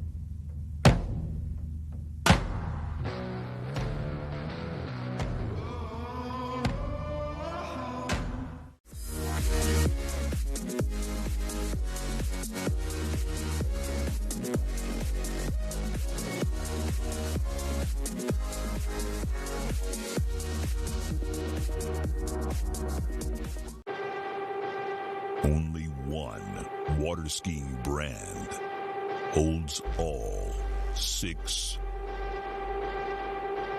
world records.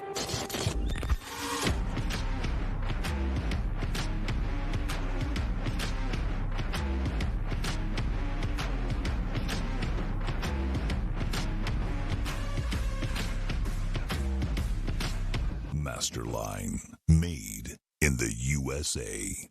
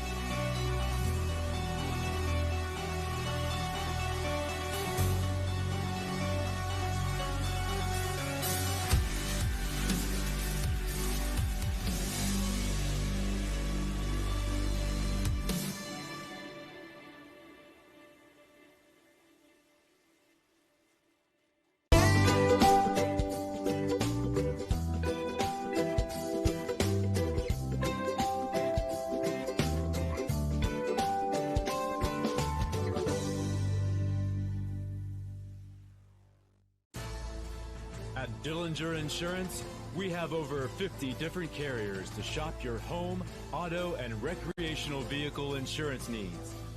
We would love the opportunity to save you money.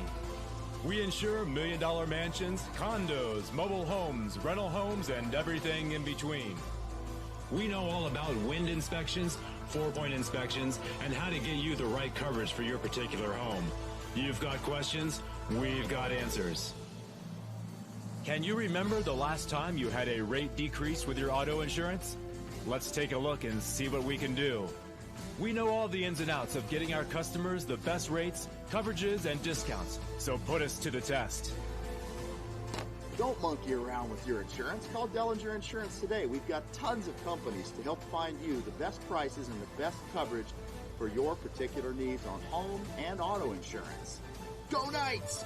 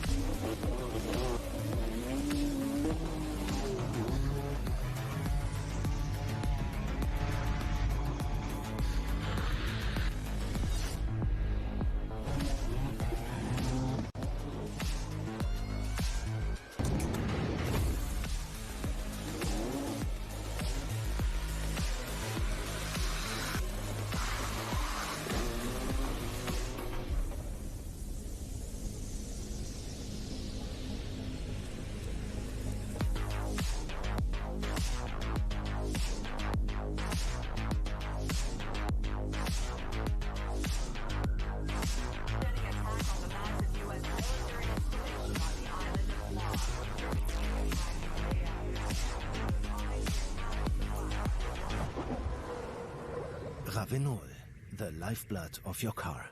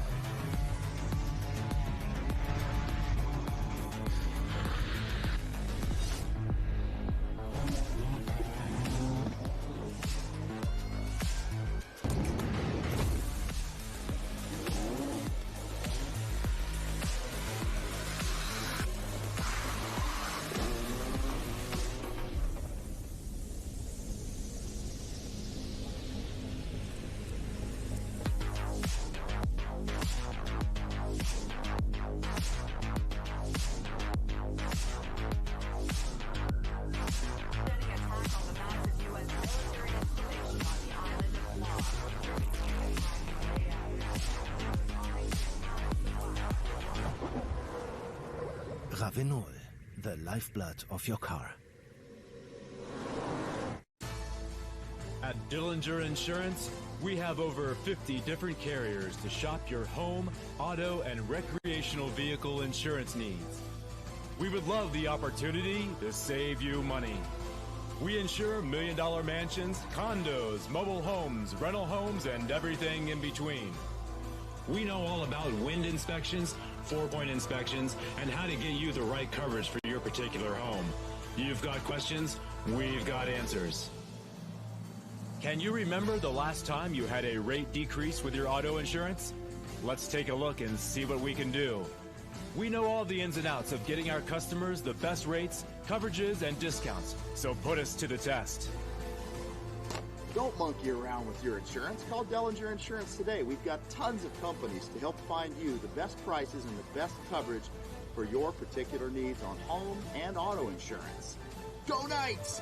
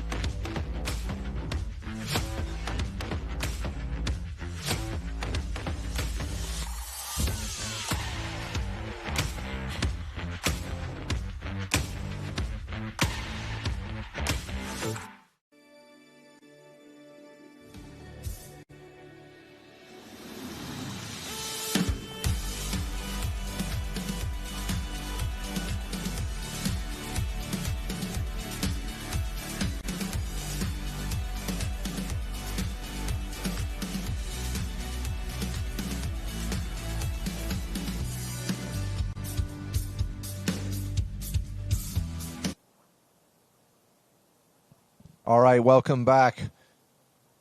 We are about to jump into our final pairing for the ladies. This is going to decide your champion. This is your top seed, Regina, against Whitney Reaney. So a legendary matchup between these two skiers. They've done this before. Many times here at the California Pro-Am. I mean, we've seen this final between Whitney and Regina. I mean, I'd say more often than not, this is what it comes down to. So we're going to be treated to it once more. And we'll remind everybody, now that we're into the championship bracket, it's no longer the second skier has to beat the first skier. Regina had the choice. She still decided to go out first. She wanted to set that bar, kind of apply the pressure. But in a situation of a tie, it will be run off. Yeah, you're right, Corey, and that's an important strategic element that you forget about, right? So as the second skier, you need to, of course, remember that all you have to do is tie.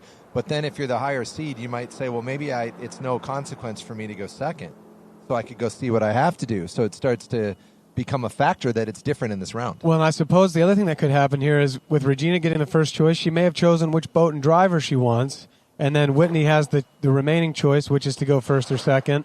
So Regina may have been feeling more comfortable on this boat throughout the weekend. She may have chosen that. And then Whitney might have said, well, good. Let me see what I need to do, and you show me, and I'll come chase. Looking back at our results from last year here, this was our final pairing as well. Like you guys said, we've seen it many times, and it's back-to-back years for these two. Yeah, well, we've seen Jamie Bull get up in here at times, but I want to say, aside from Jamie, if you start rewinding the clock, I mean, it probably goes back to like Karina Nolan making stabs, in like the 08, 09 sort of time frame, and then since then it's been mostly the Whitney Regina show in the finals with Jamie, making some surges. She's not here this year, so I think she's maybe just locked in on Worlds and training for that. But here we go. We got Whitney approaching the course, 32 off start. That's where both of these ladies start every set all the time.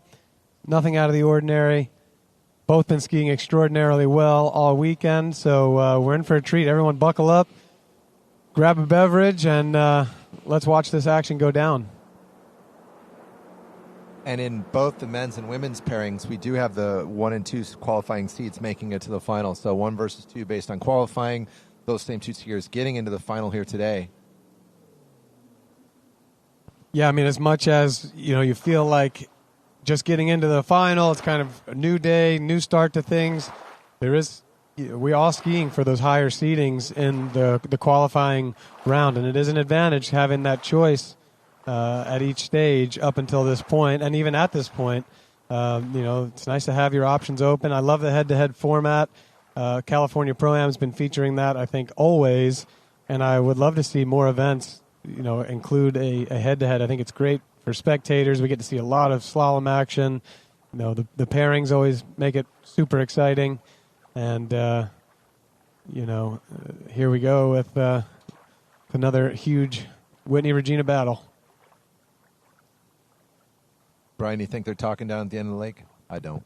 No. They've been here a number of times, and just gonna be respectful, focus on their own skiing, and I mean we think back.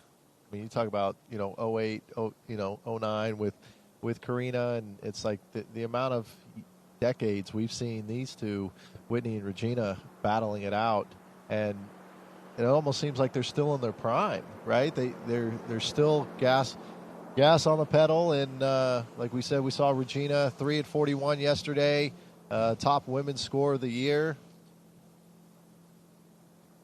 Yeah, I mean, neither one's showing any signs of slowing down. That much is certain. Different story than what we were saying about the men's field, where we saw kind of a younger Final Four matchup. Of that Final Four, I'd say it was the more experienced that made it into the final. But here we are on the ladies' side, and experience is ruling the day. Gosh, hard to place bets. You can't really bet against either one of these ladies. Oh no, this is a good matchup. This is as even as it gets. I think Brian, Whitney's PB is 2.5. I think 2 1/4. 2 1/4 is the Canadian record, as Corey said. Jamie's been right on the heels of that record. A lot of 2s, just inside of 3, and I mean, both capable of pushing it down. We saw Regina, talk about running the 39s like her and Allie did, and hopefully we see a battle at 41 again here in this final pairing. Yeah, and talking to Whitney after that last round, she had a start she was really happy with, and she said her mind kind of already went over to 41, so she probably made a mental note of that, to stay a little more present this round. You got some time, try to slow the mind down, just take care of business, take care of what's right in front of you, and, good to get that out of the way in a semifinal round. But here comes Whitney Reaney from the south. She's at 35. Ladies are getting warmed up again for the 4th time this weekend. So these ladies are skiing for their... Wait a minute. Yeah, Reggie's 4th, Whitney's 5th. Yep. So by now, the lake and the boats and everything are feeling routine. They've got their cues to think about. They've got their skiing. They're a few more rounds into the weekend. The weather's really a non-issue. So I feel like they can really focus on their keys and go out there and do their work. And both Nautique athletes, we've been talking about the new boat, and they probably have more time behind it than any of the other ladies, probably especially Whitney. I know Matt's been heavily involved with the R&D process as well. We had him here yesterday talking about it, and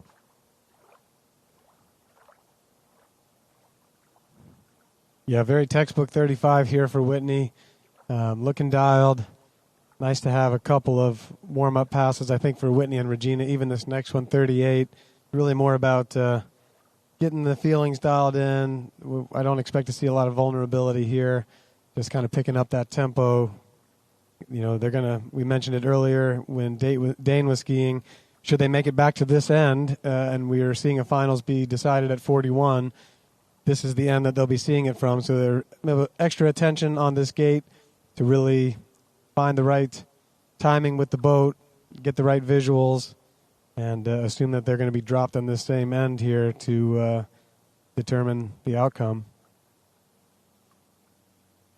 There's wind almost non-existent here. Conditions are absolutely perfect.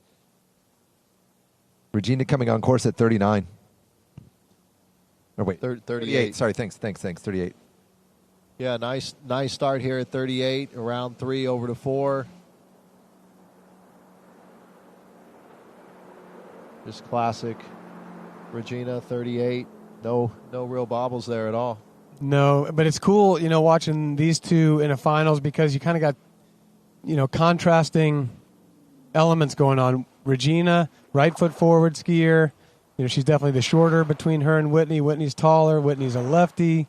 Whitney runs a one-handed gait. Regina's got a two-handed gait, and they each kind of have their own signature.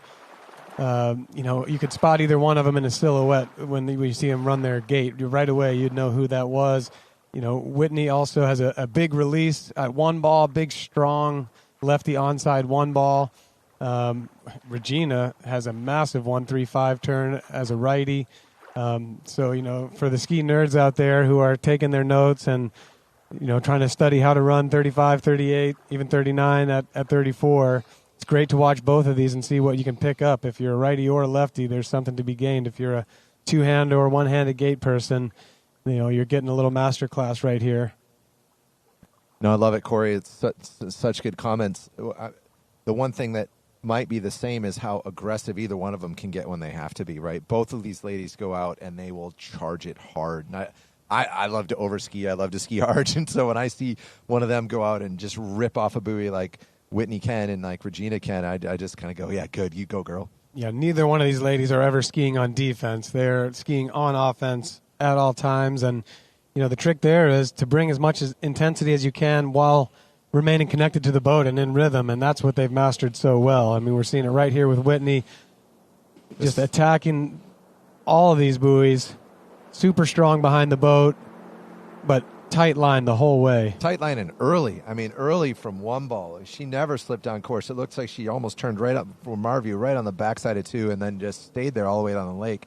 We'll see it on this replay. I mean, this got to be confidence-inspiring for her. Yeah, just like we've been talking about for both of them after that 38, nothing standing out by way of adjustment, nothing to come into this 39 and say, ooh, I really need to modify what I'm doing on one side of the course or at the start or anything like that. Like you said, this is the 5th set for Whitney, 4th set for Regina. They're dialed, conditions are dialed, and this is where big things happen. Corey and Brian, right? Exciting to be in an event where we know this can be settled at their limits, right? There's no river current or wind or some of the places that we have to. And it's great to host pro events, and it's about beating the opponent. This is going to be they're able to go right to their limit here on this pass. So we just saw 2 really good 38s. Like Corey was saying, we're about to see 2 39s coming back. There's nothing stopping either one of them from running this. Yeah, conditions perfect. Great boats, great drivers. Everything's dialed in. It'll be exciting to see them attack this 39. We saw Regina take it down all 3 rounds, or 2 of the 3 rounds so far, the last 2 rounds. If you're not already on shore, get on shore. We're going to resolve this ladies' championship here very soon. This is Regina coming on course at 39.5 off. She's rolling in for that 1, and let's get behind her and get her through this tight turn-up course at 1, early to 2. Little back out of 2, but nothing she can't manage. She comes into 3, a little tip up there. She's going to pull to 4. She's going to lay it down for 5. Let's see if she takes this down course. Gets hooked up over to 6, and Regina's going to go out the gates at 39.5 off. There's that confidence that Regina has that got a little bit out of rhythm there in the middle of the course. Also just shows her power. I mean, when you think about a skier that can make up some ground with a superb lean, Regina just showed us right here. I think it was from 3 to 4. She lost a little bit of space and then kind of got it back and stayed smart. It was kind of breath holding there at 4 and 5 for us. I wasn't going to say anything, but she just trusted herself and got the job done.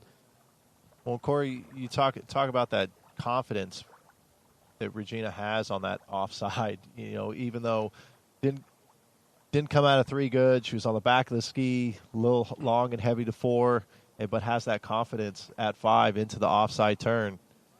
Just yeah, exactly. She needed here. this 5, a big 5, and she gets it. That's fantastic skiing right there. Very gritty. Regina can do that when she needs to. And, so Whitney knows right from the start she's skiing for all 6. And just a little slight wind pickup again. We not much, but just maybe a 3-5 mile an hour tailwind push as Whitney comes around the island. Hopefully she can make that slight adjustment as she's coming into the course, and we'll see how that little wind will have an effect on her gate. Looks like she's got good speed, one-handed gate as Corey mentioned. Big 1 ball. We like to see a tack at 2. In good shape here at 3 over to 4. A little back out of 4, onside turn. And here we go. Whitney McClintock out the gates again. So as we all hoped, I want to say as most of us expected, both these ladies into 41. And that was, I can't wait to watch a replay because looked like she got a great start. And then I felt like it was after 3, she went, okay, I'm in the rhythm I need to be to finish this. Let's watch this 1. Just looks like she felt good into that first wake, waiting on 2, wet, deep ski at 2. So let's see this here. I felt like she just kind of went, okay, I don't need to do any extra there. I'm going to go around 4. A little back there, hard to see from the behind us, and then kind of like Regina's 5 and 6. It really was. I mean, it kind of a great start, 1 and 2. Also, like Regina, lost a little time, got a little deep out of 3, which I think she was getting pulled into 4 more than she really wanted to. But that's that experience and confidence. You know, she came out of 4, I'd say not how she wanted to. So very good play to thread the needle at 5 and find her way out the exit gates there. And here we go, 41. Nice little touch headwind, right? It's perfect for these ladies. It's that 3 to 5, like you were saying. It looks fairly steady, not quite laminar flow or whatever, but it's pretty steady. Regina's coming around the island. We saw a 3 yesterday, a skier that's capable of going deep. She's got no score to chase other than to go as far as she can. See how she goes through that gate out of 1. Gate looks good. Nice tight line out of 1, over to 2. She turns 2. She's over to 3. Can she get outside of 3? I'm going to say no. I'm going to say 2. I heard a lot of buoy. Yeah, I saw a big bounce out of that buoy, which to me says over the top. We'll wait and see what the judges say. She definitely wanted to squeak around that 3. It's a big difference. Well, we'll see on this replay, good load, tight line out of 1, lost the line a little bit out of 2, and then as she, I think just off the second wake, she just lost the hips a little bit as she was trying to get that ski out around 3. We'll have to wait for the official score, but Corey, I think I agree with you, 2 at 41, which is still a great score. Will force Whitney. We just talked about 2 1/4 is her personal best, so she's going to need to at least tie her personal best to take the win. But two could force the runoff. That's right. She doesn't have to, as you discussed earlier. And it's a confirmed 2. So Whitney's been told, the judges, I'm sure they took a look at it upstairs, just making sure they got it right. Our officials here are so dialed. They're not going to let that not be a call that they're super confident in. So that's a 2. Yeah, so Regina may have to make her way back down and kind of stay mentally ready because, if Whitney's a lefty, we think that with a good gate, she'll get off a 1, and then she'll have a decision to make. If it's a superb 1, she can consider turning that 2 and going for the outright win, but that's PB territory. If it's anything less than a superb 1, I think the right call will be to stand up the 2 and force a runoff, and that would mean a cold 39. So things could get very interesting. We're going to find out right now. Here she comes into the course. What's this 1 ball look like? Oh, augers in. She gets deep, and that means Regina Jaquess is going to be your 2025 California Pro-Am champion. Let's go. With 2 at 41.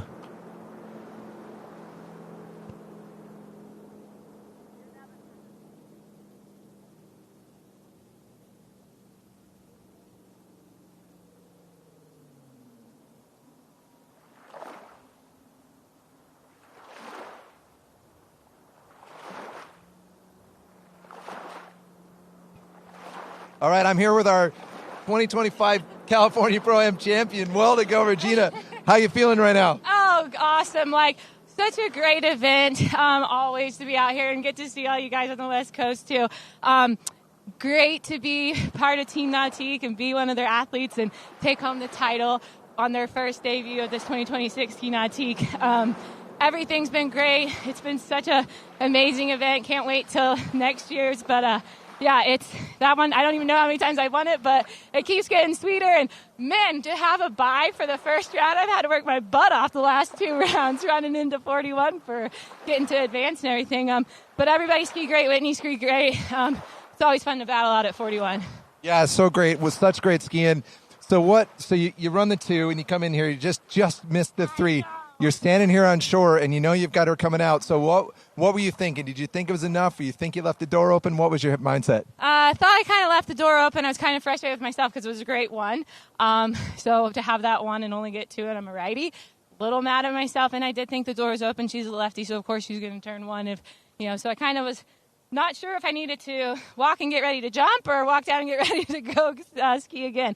But it's, always fun, like I said, to battle out at 41. That just goes to attest, how many years me and Whitney have been doing this together and pushing ourselves down that line every time. So excited to be the 2025 California Pro-Am and the first winner behind that new ski Nautique.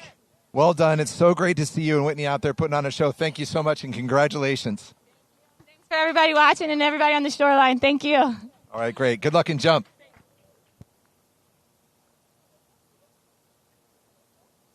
Well, some great skiing.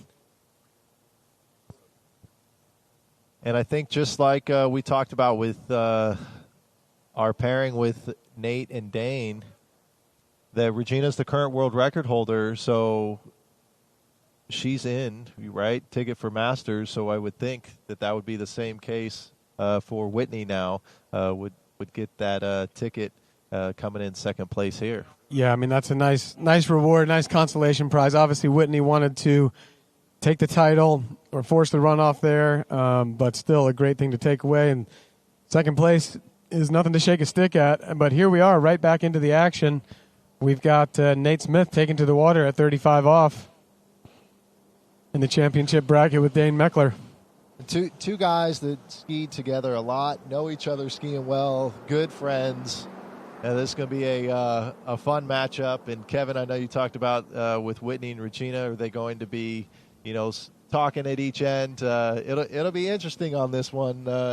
If there's a little chatter between Dane and Nate, or they're just going to give each other their space and just focus on their own skiing.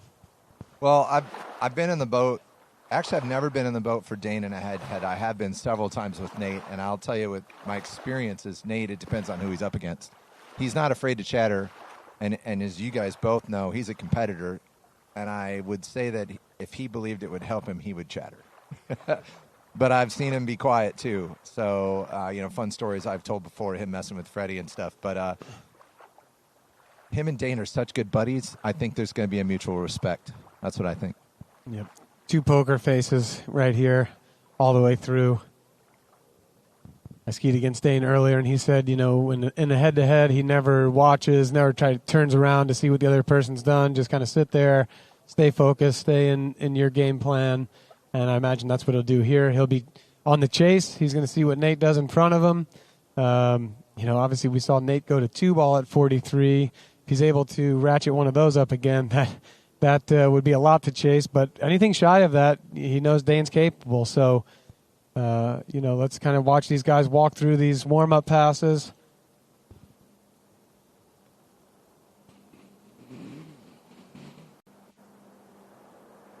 Takes a lot of resolve to be on your third set of the day. Each set here is high stakes. You can be eliminated at any time, so you're using a lot of mental energy at each step along the way. So it's kind of a battle of fortitude out here. Nice clean 35 there for Dane.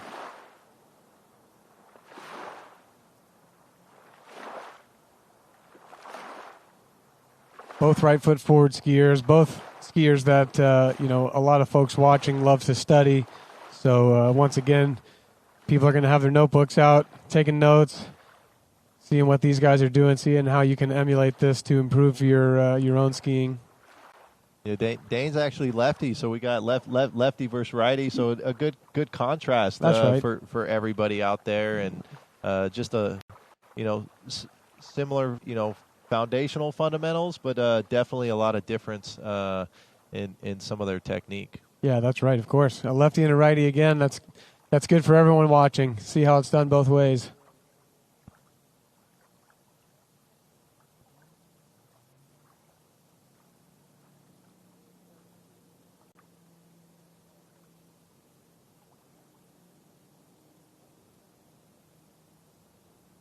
Greg Bedell has that nautique up around the island, back in the course. Nate Smith right into 38 off.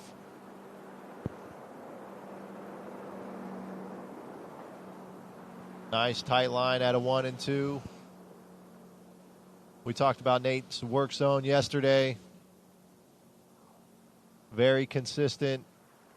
Allows him to keep that tight line at the finish of the turn. Another easy opener, Corey.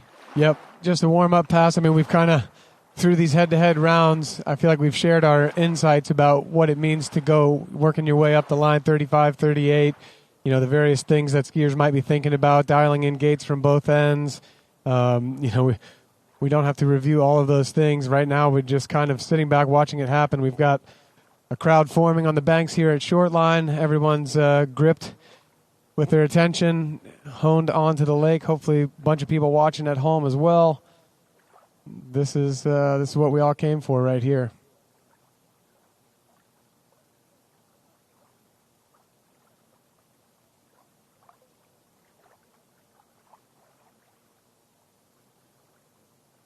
I don't think we have statistics on this, but I think I could safely say that through the history of the California Pro-Am, all 23 years, Nate Smith is probably the champion who's won the most times, so we'll call Dane the underdog here. He's not won a California Pro-Am. He won his first pro event last year, the Mastercraft Pro, right after coming back from injury. It was his first tournament back after an ankle injury early in the season, so he knows what it's like to stand on top of that podium. He's skiing at the top of his game right now, but he's going to have to take the crown from the king here.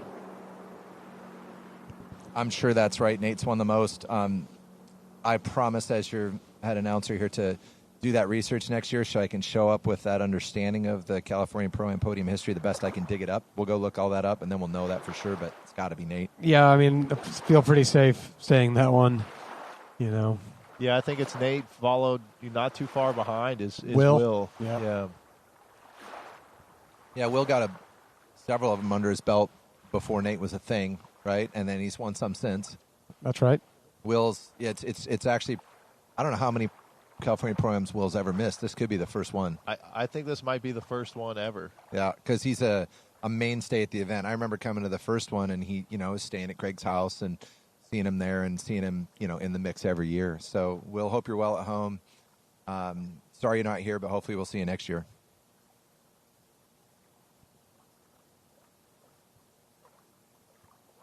The silence on the mics here kind of goes with the silence on site. Everyone's kind of wrapped with anticipation. These few moments right before the boat fires back up to bring the skier in. This will be Nate for 39. Here he comes, getting up out of the water. It's just, you can feel it in the air. A lot of eyes fixed on the lake. Now at the starting dock end, it's going to be Nate getting ready to enter the course, pull out for his gate right here. Yeah, let's get our eyes on the water for sure. This is Nate. We're trying to resolve our men's championship. This is Nate at 39. Pretty casual there at 1. He's just knows what he needs to do. Just kind of waited for the hookup at 2, and here he goes, cruising through 39, making it look easy early out of 6. Nate putting that one down. I mean, Corey, I think we're all skiers first and announcers second, third, or fourth, right? And so I get this deep into the event, and all of a sudden I'm a fan. I'm watching. I felt that anticipation. I feel like I'm holding my breath, waiting to see how this thing goes down. And Nate goes out there and just runs the cruisy 39. Yeah, well, I mean, he's been on top for a very long time, and I'd say that at this stage of the game, especially, he said he's been practicing a lot recently, so he's feeling, at the top of his game. 39 is just not a pass that induces any anxiety for Nate. I mean, it's such a difficult pass. We've seen that throughout the weekend, but out of anybody, it's closest to a warm-up pass for him still, where he's thinking about using it to dial in his keys for 41, whereas a lot of the rest of the field is like, okay, I got to have my game put together pretty well here, because one or two mistakes can cost. It happened to me earlier. It happened to Brian yesterday. It doesn't happen often, but it can. And we, in the sport of slalom, in these moments, you need to get everything right, and that's what makes it hard. That's what makes us love it and keep coming back for more. So here comes Dane. He has been 100% on this pass. Wants to feel a nice, steady one here to give him confidence for 41.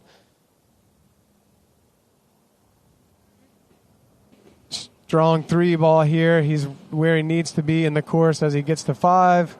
Strong onside turn there for 5. Lots of space at 6. And this will be settled at least at 41. At least. And I'll dare to say before I even see the replay that Nate might even agree that Dane's was better than Nate's.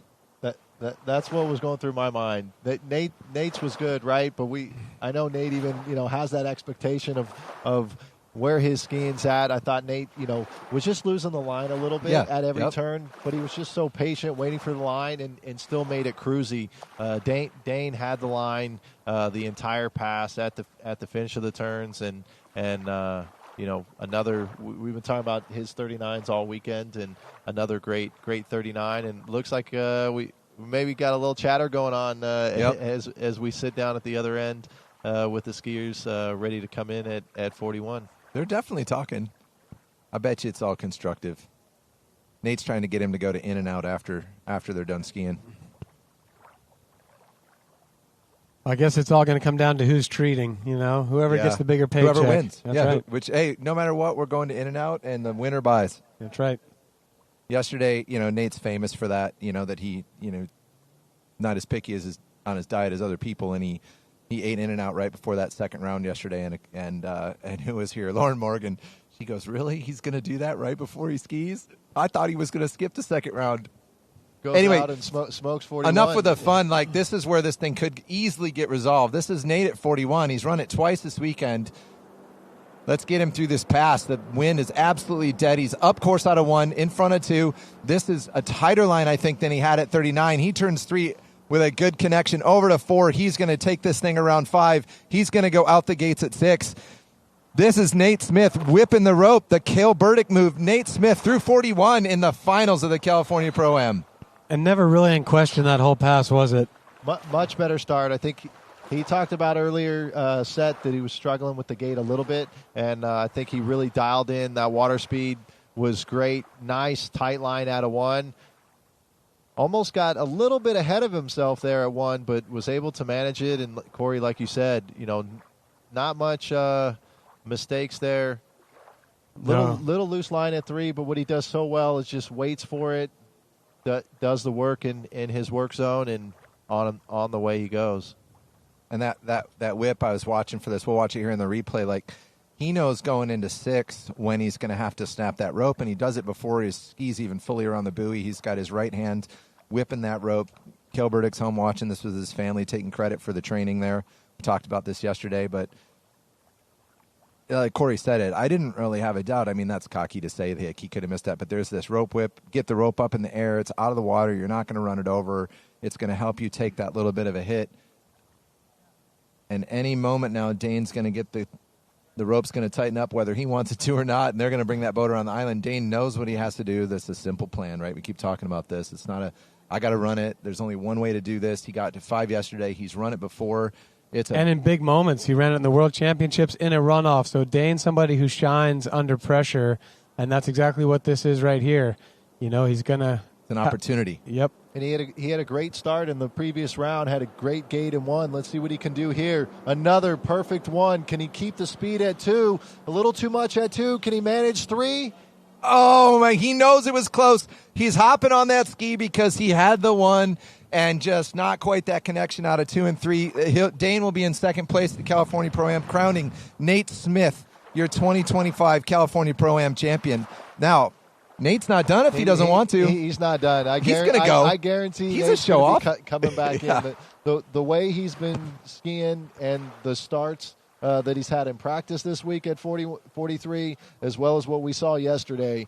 And I know he got half in the second round, but he was really happy with how he came into one and was actually a little surprised that he blew the tail. So without question, I would think we'll definitely see Nate come back in, put on a show not only for the fans, but also I think going after that record. There's it's got to be for the fans, though, because this round doesn't score. We're out of sanction. This is the 5th round.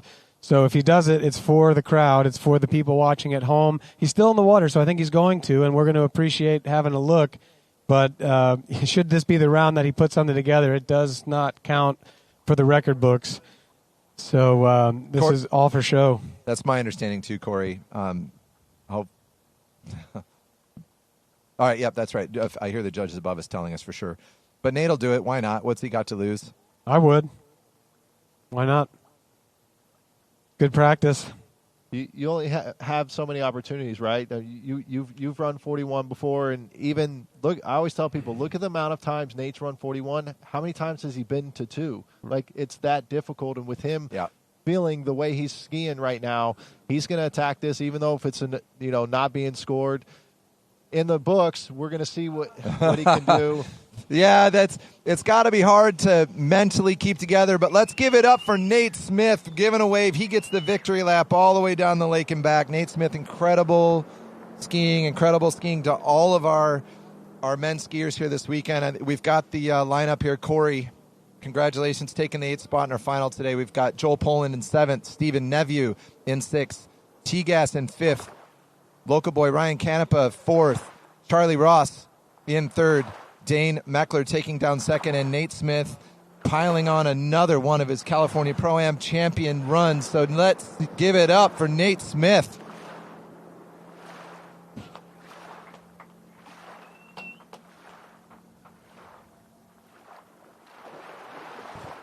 All right, we may get an interview with Nate here down on the dock. Hopefully we'll get a chance to hear from him and Dane. And otherwise, we're going to start converting this lake to jump and get ready to pull some jumpers over the ramp.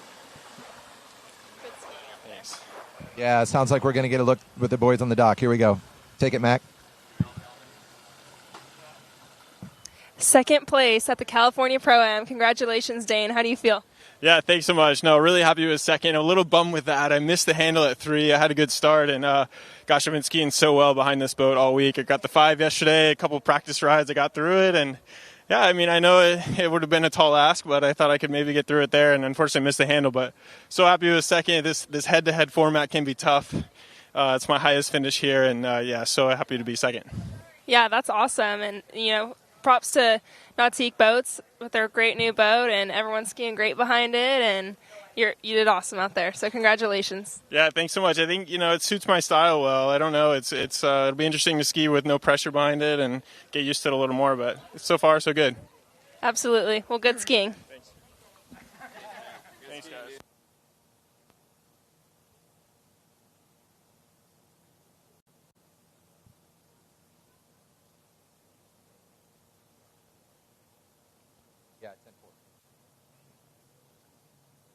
All right, I think we're going to hear from Nate just before we take a break, before jump.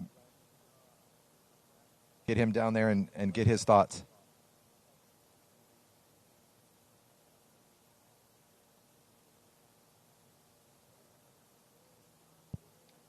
But an exciting slalom final here, both for the ladies and the men, putting up the big scores. Let's go to the dock and hear from Nate.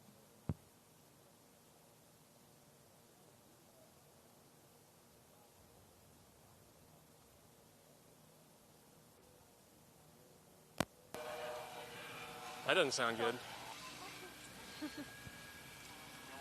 There you go, Mac. Congratulations to Nate Smith. You're officially the winner of men's slalom at the California Pro-Am. How do you feel? Pretty excited. I mean, it was a fun week. Me, Ryan, and Dane kind of skied with each other all week long. So to kind of have us there in the quarterfinal and then me and Dane in the finals, it was a lot of fun and a lot of great skiing yesterday.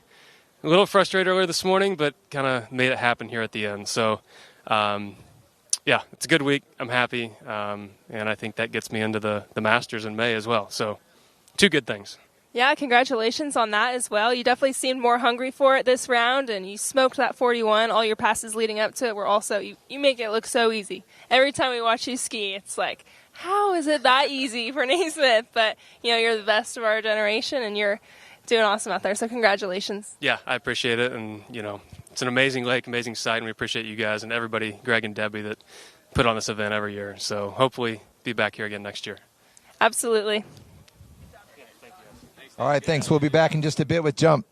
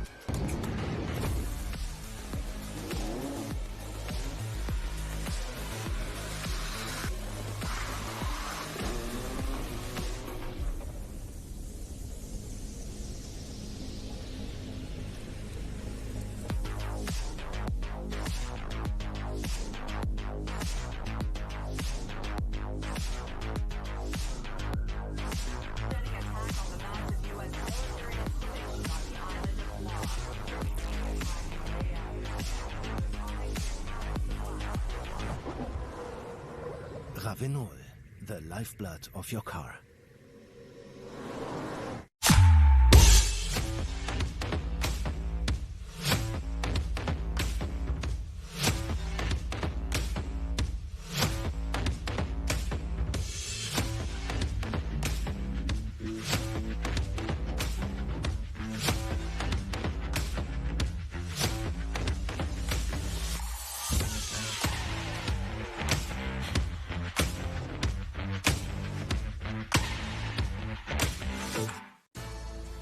At Dillinger Insurance, we have over 50 different carriers to shop your home, auto, and recreational vehicle insurance needs. We would love the opportunity to save you money. We insure million-dollar mansions, condos, mobile homes, rental homes, and everything in between. We know all about wind inspections, 4-point inspections, and how to get you the right coverage for your particular home. You've got questions, we've got answers. Can you remember the last time you had a rate decrease with your auto insurance? Let's take a look and see what we can do. We know all the ins and outs of getting our customers the best rates, coverages, and discounts, so put us to the test. Don't monkey around with your insurance. Call Dellinger Insurance today. We've got tons of companies to help find you the best prices and the best coverage for your particular needs on home and auto insurance. Go Knights!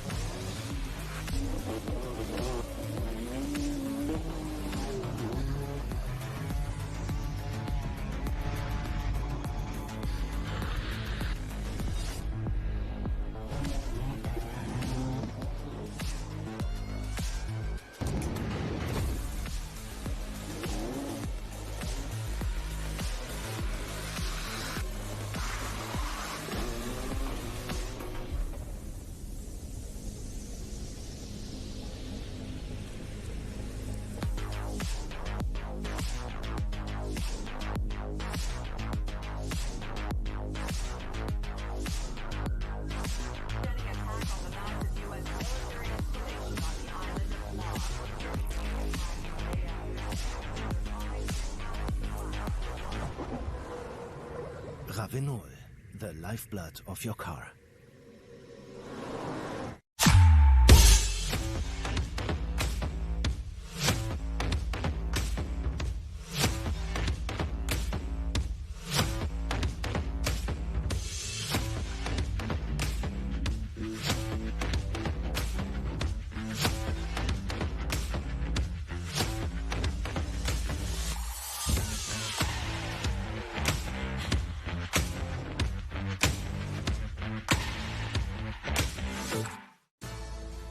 At Dillinger Insurance, we have over 50 different carriers to shop your home, auto, and recreational vehicle insurance needs. We would love the opportunity to save you money. We insure million-dollar mansions, condos, mobile homes, rental homes, and everything in between. We know all about wind inspections, 4-point inspections, and how to get you the right coverage for your particular home. You've got questions, we've got answers. Can you remember the last time you had a rate decrease with your auto insurance? Let's take a look and see what we can do. We know all the ins and outs of getting our customers the best rates, coverages, and discounts, so put us to the test. Don't monkey around with your insurance. Call Dellinger Insurance today. We've got tons of companies to help find you the best prices and the best coverage for your particular needs on home and auto insurance. Go Knights!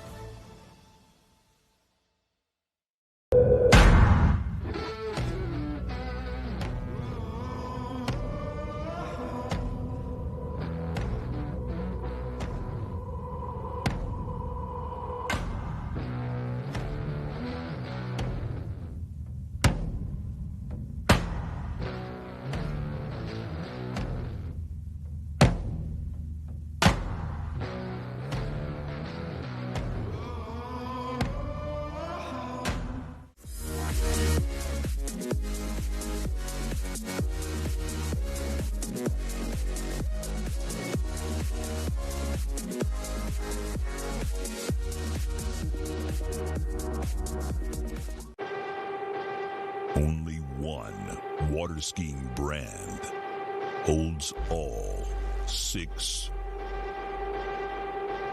world records.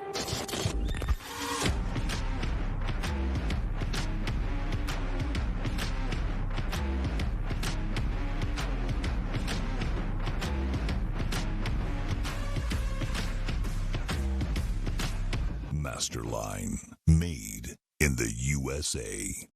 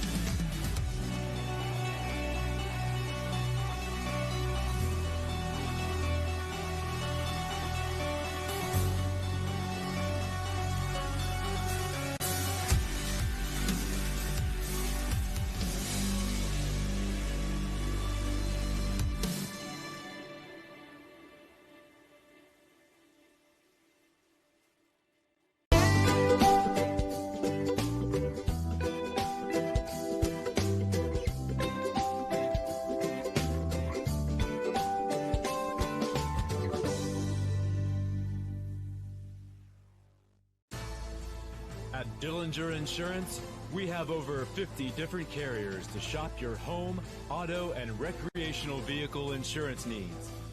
We would love the opportunity to save you money. We insure million-dollar mansions, condos, mobile homes, rental homes, and everything in between. We know all about wind inspections, 4-point inspections, and how to get you the right coverage for your particular home. You've got questions, we've got answers.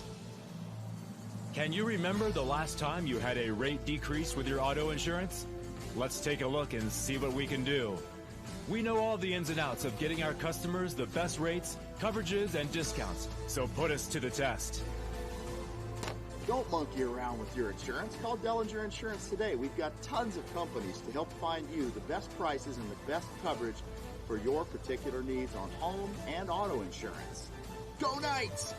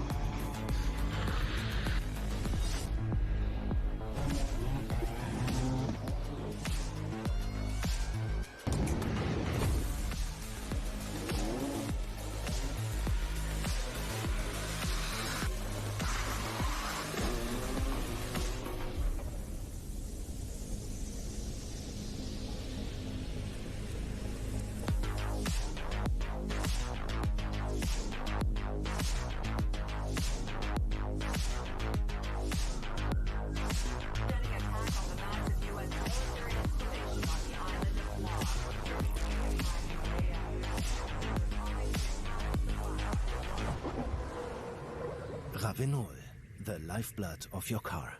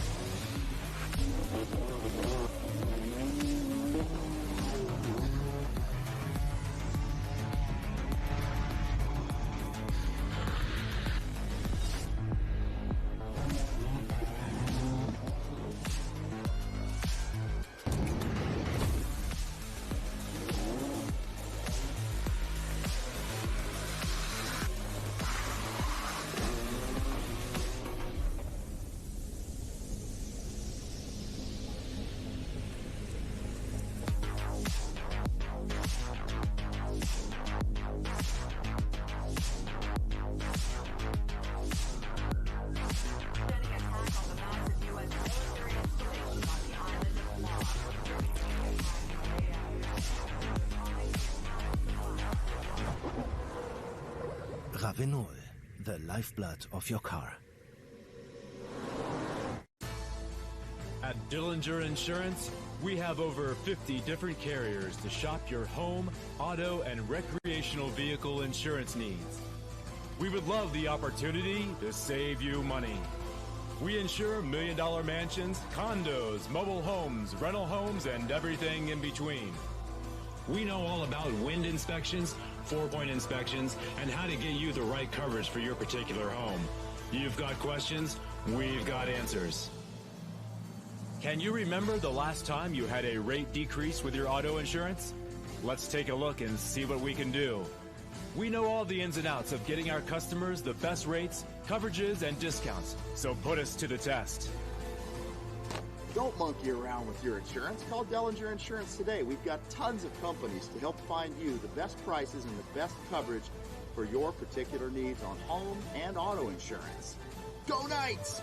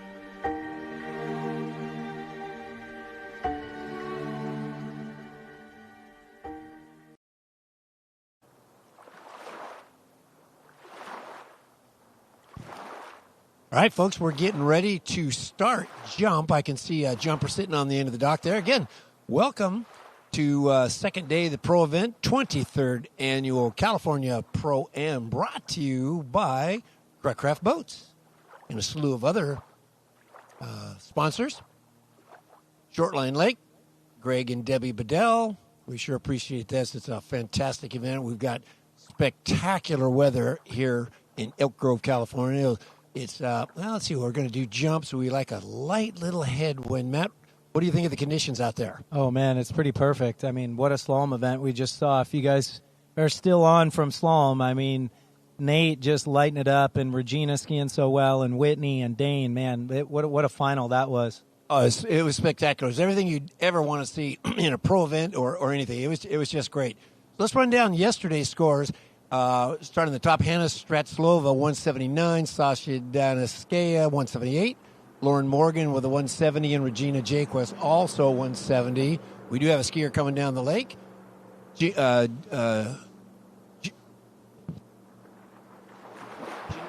Meckler with a 168, Brittany Wharton in 166, and Augustina Veras 164.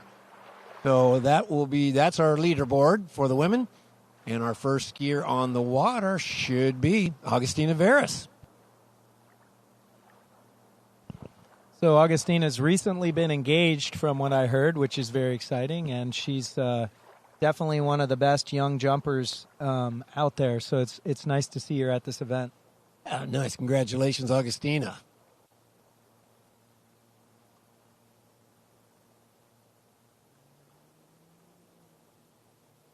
I think we have a boat speed of 33.6, ramp height 5.5 feet. And Augustina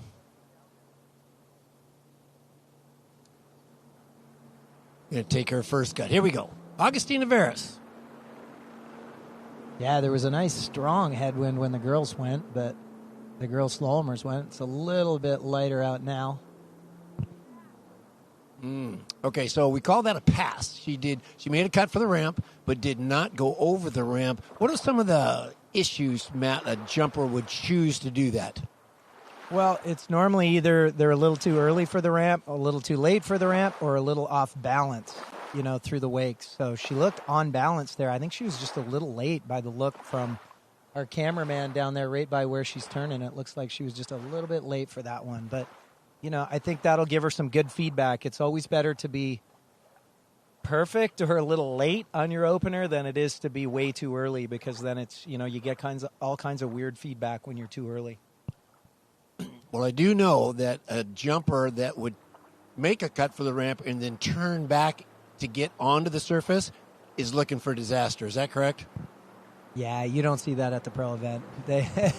You'll see that, in the kids at the nationals and stuff like that, and some record tournaments. But yeah, you don't see that with these pros. Their timing's pretty dialed, and they normally know, either from the turn or before that first wake whether they're going to go for it or they're going to, think about it when they land off the second wake. But if you're late, there's really no time. You got to make your decision earlier than those wakes.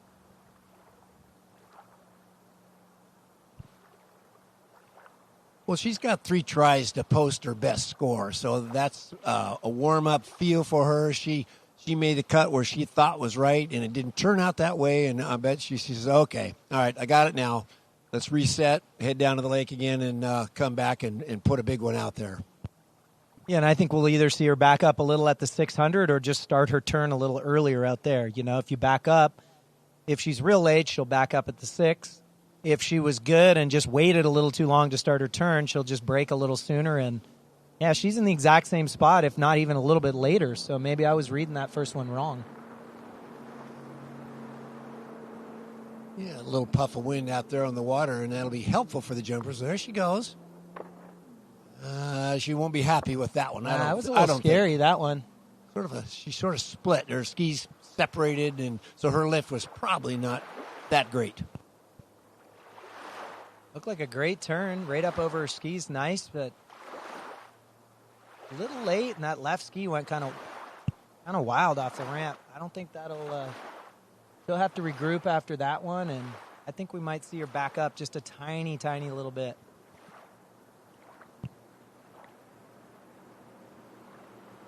Yeah, it almost looked like, it's hard to tell from that angle, but could that left ski have fallen behind her a little bit? Yeah, it just looked like she was.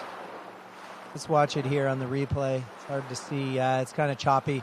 Yeah, it just looked like she was kind of getting peeled into the ramp just a little bit and kind of leant into her left ski to try and keep everything going through the ramp.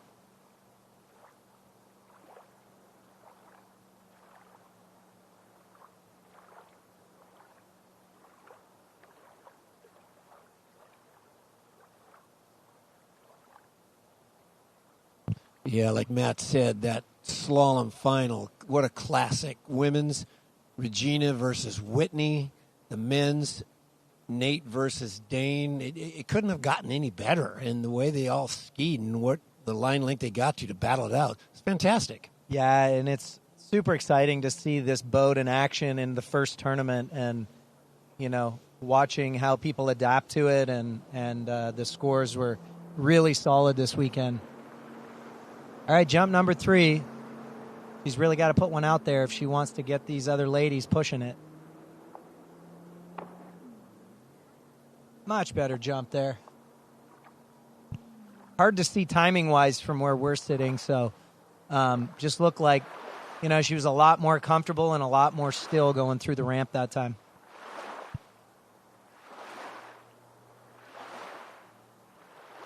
Yeah, the skis were right underneath her. Nice lift. That'll be a good jump. Good scoring jump for her. Yeah, hats off to her. That second jump was a little scary, but she kept her composure nice and didn't back up too much on this one and just really good jump. And that's a 161 for, 161 for Augustina. And that's a nice jump. And she jumped a 164 yesterday in the prelims. So it was right there for her. So well done, Augustina.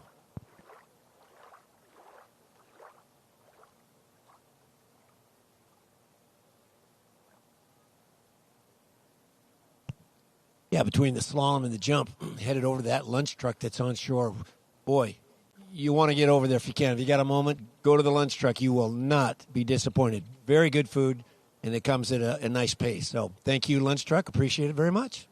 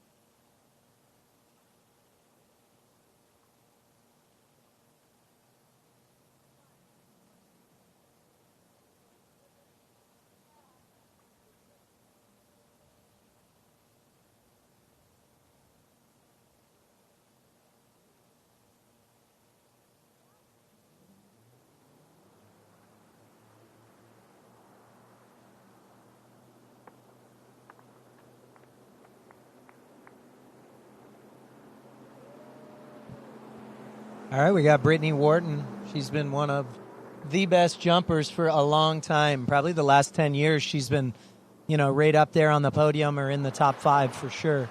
I know she was bummed with her score yesterday. She's capable of a lot more. She jumped how far yesterday? 166. So it'll be interesting to see her because she's one of these girls. She's out early, but she can definitely put some heat on the girls that are coming later. So I think we're going to see a lot better jumping from her today. Where is she from? She's from Arkansas. Yeah, they have her dad has a man-made lake in, I think it's Bull Neck is the name of the lake or the name of the city they're in. I'm not sure. I've been there. Beautiful place. They hosted the Junior U.S. Open several years ago, which I brought my daughter to, so that was really cool. Wonderful family, very nice people.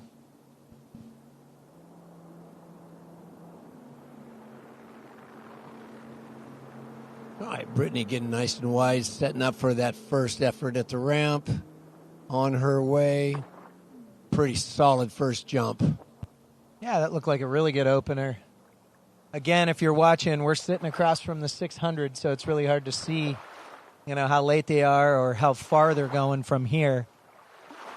But held that edge real nice into the ramp. Great jump. That was a great opening jump for Brittany.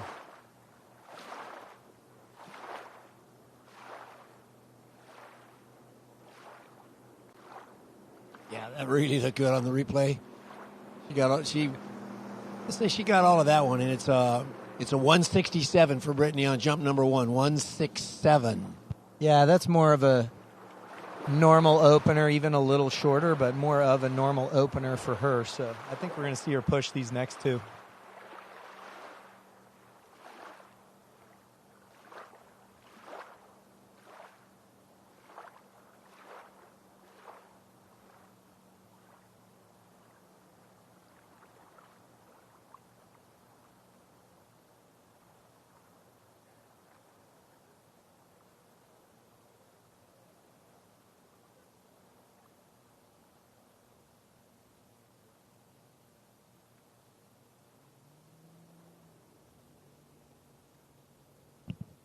All right, here comes Britt on her second jump. We're going to see if she's liking her decision on jump number 1. She went about 6:05, so see if she's going to go in the same spot. Yeah, it looks about the same. Not much different there.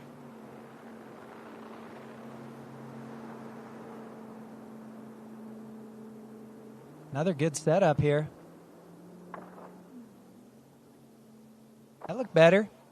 Hard to tell distance, but that definitely looks stronger through the ramp and into the air that time.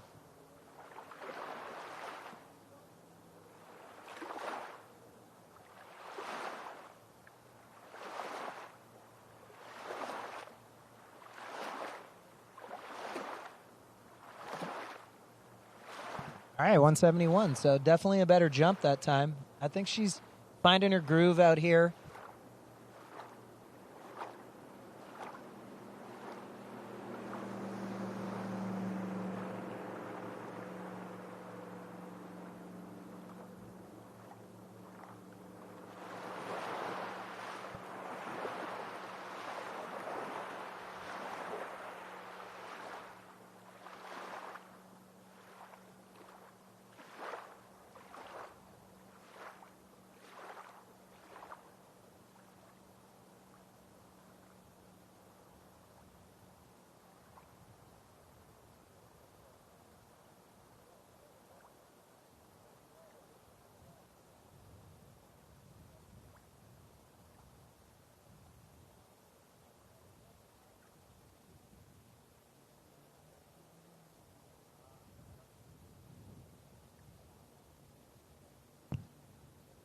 All right, so one more try for Brittany. She's got the 171 under her belt.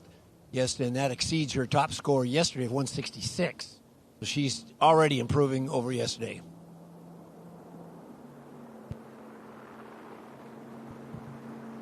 Really nice setup on this one. She definitely has more speed here. I'm liking this. Little bobble at the wake, but she dropped back in, and you never know. Sometimes you get those little pops up, and then you go down after the wake, and they load that line even more. Kind of uncharacteristic of her, but you just never know on distance there.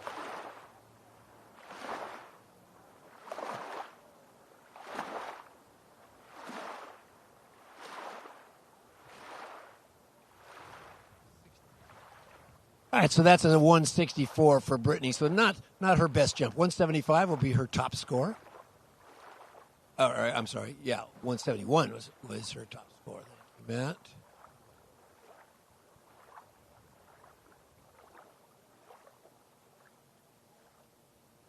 And that will take us to our next jumper, Janina Meckler. We watched husband Dane in the finals of that men's slalom. Outstanding skiing by Dane. Yeah, that was cool. He had a great weekend, 5 at 41, and then, in the finals against Nate, they trained together, so I'm sure that's fun and awkward at the same time. Sure, yeah. But that's cool. It's really special for him. Yeah, you wish your best for your buddy until you're going to get some head-to-head, then you're shooting darts at him. Right. But I mean, Nate ran 41, it was awesome.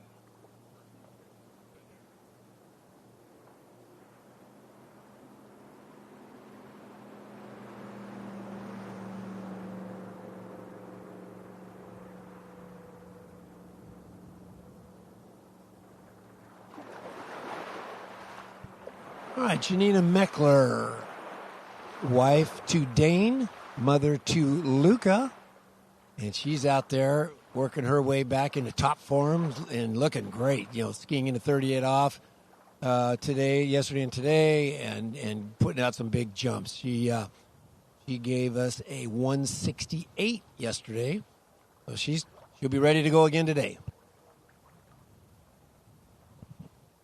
Yeah, and a little shout out to one of my good friends, Jose Saad from Brazil. They're tuned in, watching. They watch slalom, and now they're watching jump. They're big fans, of course, of Whitney, my wife, and they're cheering Joel on hard for jump, so they're going to stick around and watch that. So thanks for that, guys.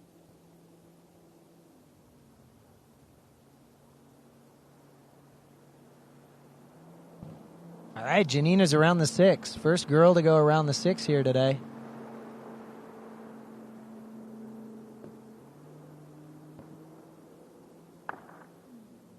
Still a little left to center there, so I think we'll see her bring it down just a little bit. Not sure if it'll be in the form of later at the 600 or, just trying to go a little stronger on the counter cut and trying to swing up a little bit more. So, but yeah, she looked a little early on that, but a great opener.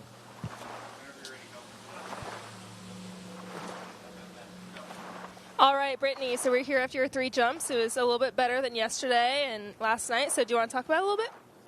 Yeah, it definitely feels better. I made some adjustments with the boat since we have a new boat and just my timing too. So really happy with how that ended up today. I'm glad you feel a lot better about it. How'd the ramp feel? Yeah, the ramp feels awesome. I mean, we're literally in the most perfect spot. Slalom obviously showed today, but the guys jumped well, the girls jumped good yesterday. So hopefully we'll just continue to see some big scores. Yeah, absolutely. Great job today.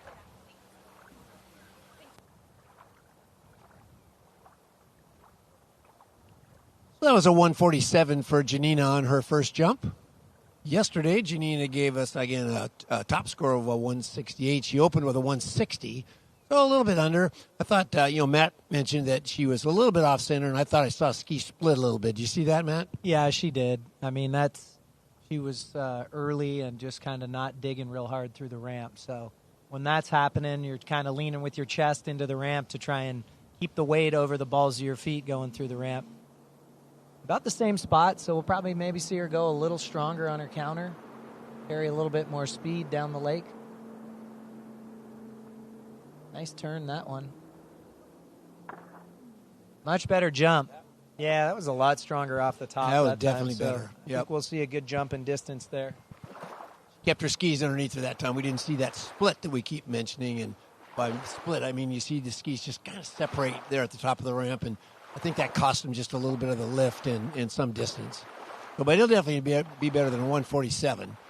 Again, Matt and I are way down the lake behind the jump, so we're sort of depending, 160 from the boat. Look at that, 160 for Janina.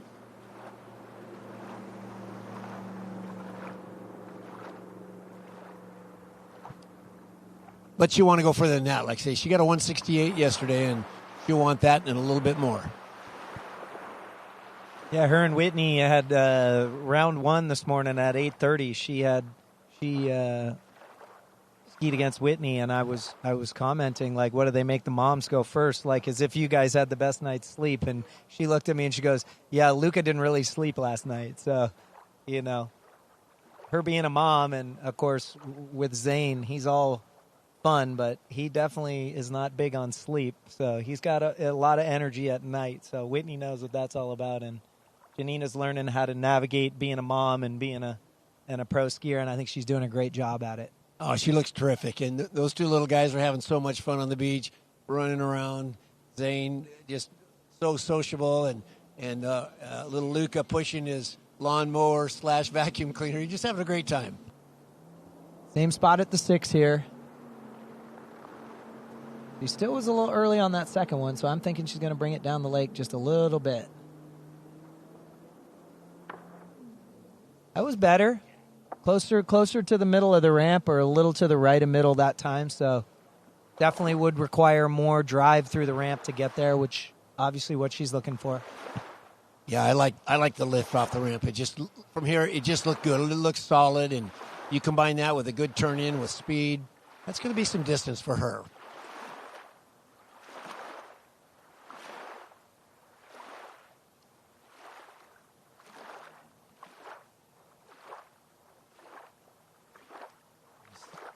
I see 160 on our leaderboard, but I don't know that that's her third. Is that it?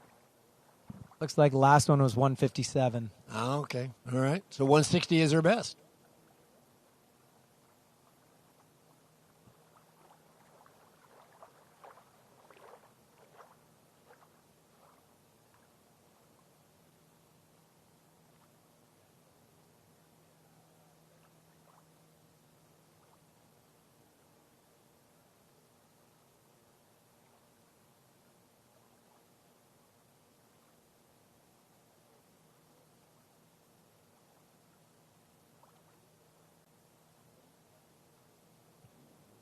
Okay, here she comes, your 2025 California Pro-Am Slalom Champion, Regina Jaquez. Yeah, and that wasn't that long ago. It was like 45 minutes ago. She was hammering away at 41. So, hats off to her. Regina slalomed awesome all weekend. Had kind of a weird round the first round, and then after that, she really slalomed well. So. Happy for her and pumped to see her in the jump event here. Yeah, and I just love to see that matchup between Regina and Whitney. It's so good. Both those girls are so tough. Dude, it's been going on for like a lot of years. Like, I'm trying to think. Really, like it started in 2009 or 2010 because it was at the end of the Karina Nolan era, which Karina Nolan broke the world record at Diablo Shores at what was the California Pro-Am back in 2007 or 8. Uh-huh. Right. And then since then, Karina retired, and it's been, with the exception of Mano and Jamie a little bit, but it's been these two ladies have been battling it out for years. And they provide such a great show. It's just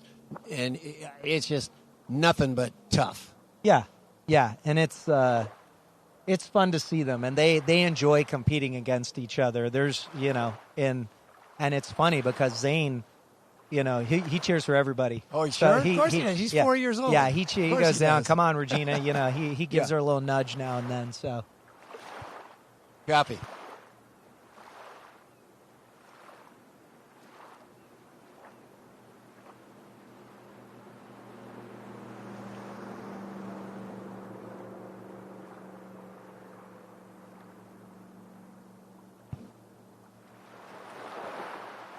All right, that's 161 for Regina. We got an interview coming up.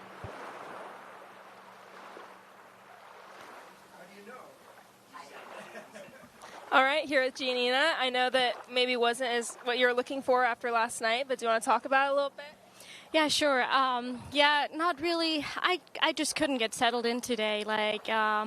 Yesterday I had such nice turns, and I felt the boat into the base of the ramp and just felt like easy jumps. Today, I don't know, my timing was off a little bit, and I just couldn't really connect. And so a little bummed about that because yesterday felt so good, and I just wanted to feel the same again. But on to the next tournament, and we'll go back to practice, and let's see what we can do.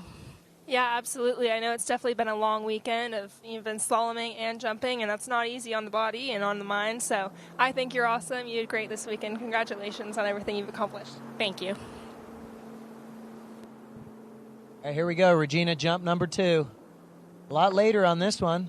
Looked like a better jump there. That was a much later cut than that first one. Yeah, her speed of the ramp looked better. Yeah, it looked like she was digging to get on there. Not to get on, but digging to hit the part of the ramp where she wanted to hit the part of the ramp.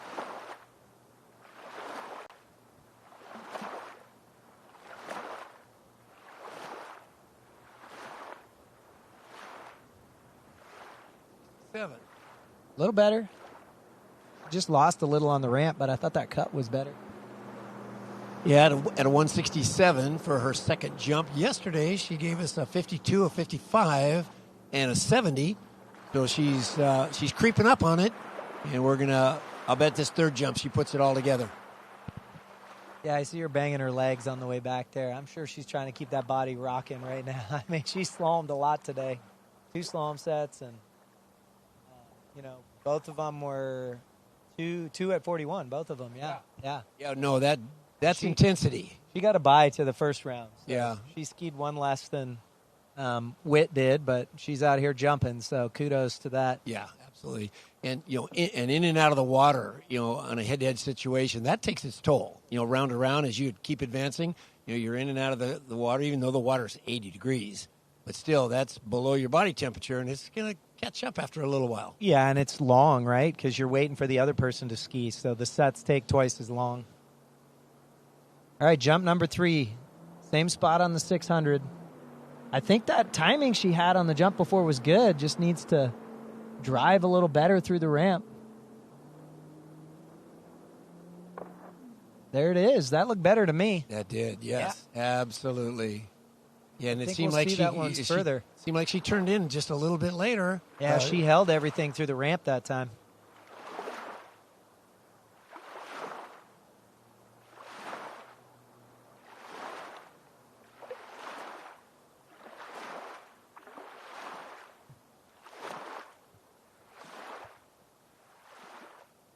Okay, it didn't catch up with Brittany's 171. That's a 167 best distance for Regina. Well, hold on, correction.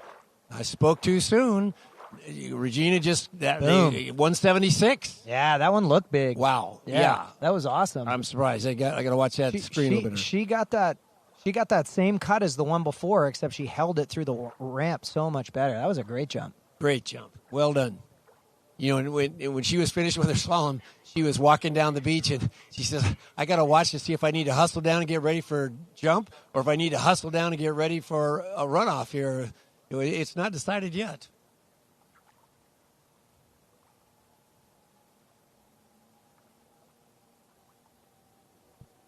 All right, so we got 3 skiers remaining: Lauren Morgan, Sasha Danaskaya, and Hannah Stretsova. 176 is our top score, with Regina just scoring that. Our top score yesterday was a 179 by Hannah. So these girls are battling it out. 3 to go.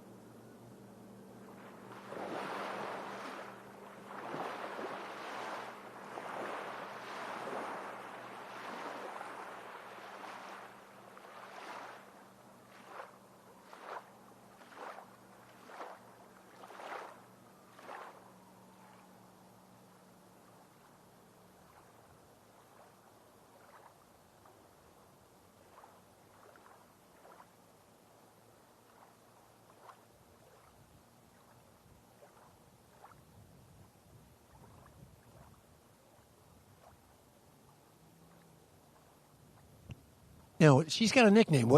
This is Lauren Morgan. What do we call her? Yeah, her nickname's Poochie. Poochie. I don't actually know why, but I do call her Poochie. Okay. Yeah, because everybody else calls her Poochie. All right. So it's a term of endearment.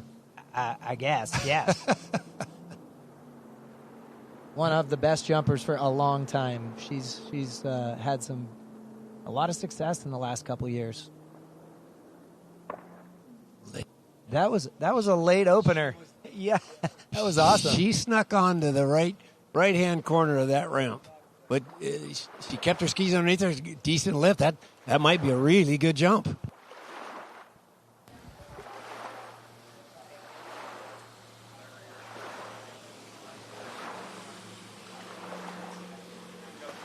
All right, Regina, congratulations. You really couldn't ask for a better weekend. That was an awesome jump. You want to talk about it a little bit? Yeah, no, I really couldn't ask for a better weekend. Taking the win in slalom was goal number one, and actually my goal was to at least jump 170. So 176, it's pretty much my PB since my ACL, so I'm really got a little bit of a confidence booster there, so I'm excited about that. Great to ski behind this new boat. I mean, we're all flying. It's great, and I can't wait to see what these guys are going to do.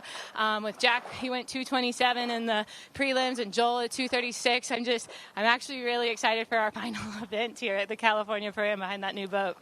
Yeah, it's going to be awesome. That new boat is amazing, and congratulations. I know this weekend I was talking with Gia about it. It's hard on your body and your mind to be skiing so much in the head-to-head, and you've made the most of it, and you've done amazing, and I'm sure you're ready to relax now. Yeah, I know. I kind of missed my kick on that last one, so I was just a little bit not enough power in me, but if I had my legs on me, I think I could have gone even further, but that's just great confidence, too, going into the rest of the season, and being able to get my jumping legs back, that would be nice, but yeah, here we go. Lauren, all right, congratulations. Yeah, I knew her legs were getting tired. She was pounding them on the way to that jump number 3, but she got them fired up with that 176. So Lauren opened with a 171. This is jump number 2. Pretty much the same spot on the ramp, I thought. Yeah, I think she likes her timing. I think it's now just a matter of how much speed she can carry and carry that drive through the ramp. Get a little more distance out of the lift and the direction through the top of the ramp. Correct, yes.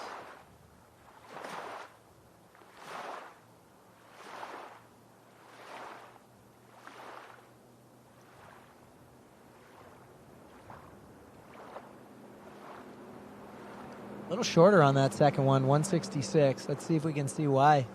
Very late. Yeah. Just looked like she was a little bit leaning into her skis to try and keep everything going, and didn't get much lift there.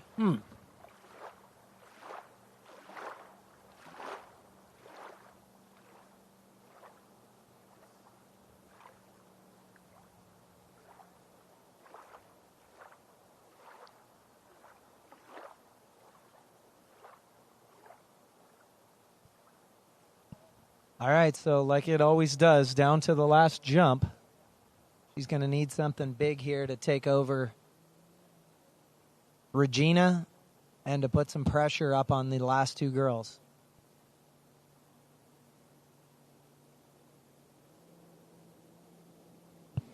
So Regina sitting on top of the pack at a 176.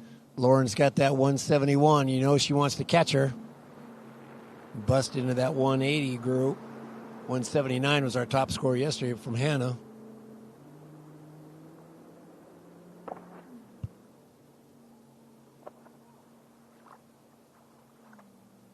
Yeah, it just looks like she's maybe a little slow in the turn, and she's just like kind of beelining at that corner without any angle. So the lift is just not there today.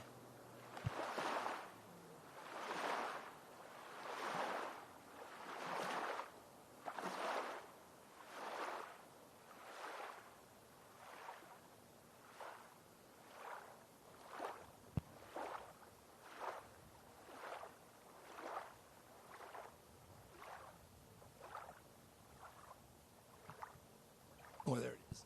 All right, so 167 is her third and final jump. That means 171 will be her top score. Puts her into a second place tie with Brittany.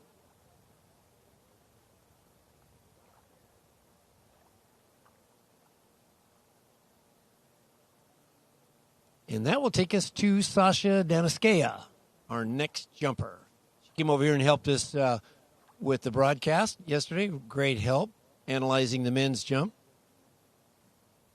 which will be coming up in just a few skiers. But again, special thanks to Shortline Lake Homeowners Association, Greg and Debbie Bedell, Nautique Boats, and all of our other title sponsors, title and contributing sponsors. Would not be possible without you folks. Appreciate it very much. Thank you. We look forward to more events in the future. We're at year 23, and we'll easily make it to year 25. Looks like Greg driving that boat, and maybe an Elaine Bush as a boat judge.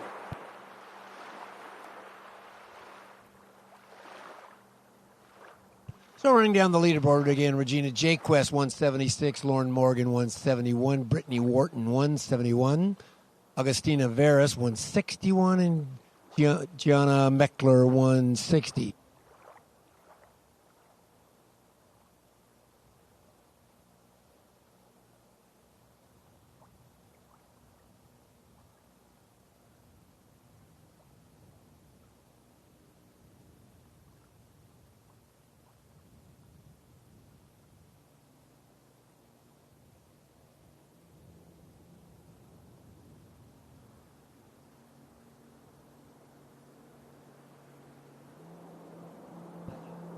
All right, so Sasha's the latest we've seen on an opening jump at the 600.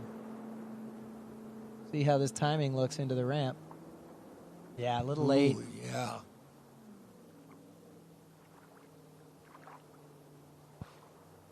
I think we'll see her back it up a little bit at the 600 this time. So Matt and I are sitting directly across the 600-foot ball.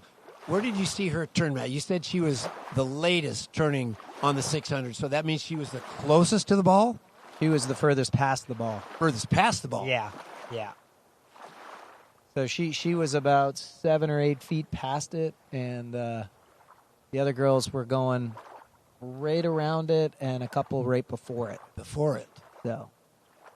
And everybody's got their own strategy. They know what works for them. They know where they've been training, and their coaches have been getting them dialed in. And yeah, not everybody's countercut's the same, so it's not going to equal the exact same. But you get a general gauge when people's timing is good based on where they're going at the 600. Mm-hmm. She was one of the only ones to turn it yesterday, and she started later than where she finished yesterday. So, I think we'll see her back it up a little bit. Yeah.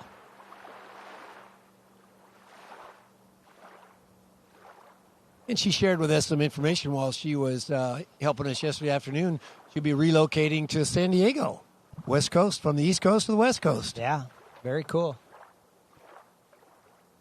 She's married to Taylor Garcia, who are obviously from California. Yeah, they had a place out in the desert at Cheyenne Lake, which is a really nice facility out in the Barstow area. Have you been to those lakes? I have not.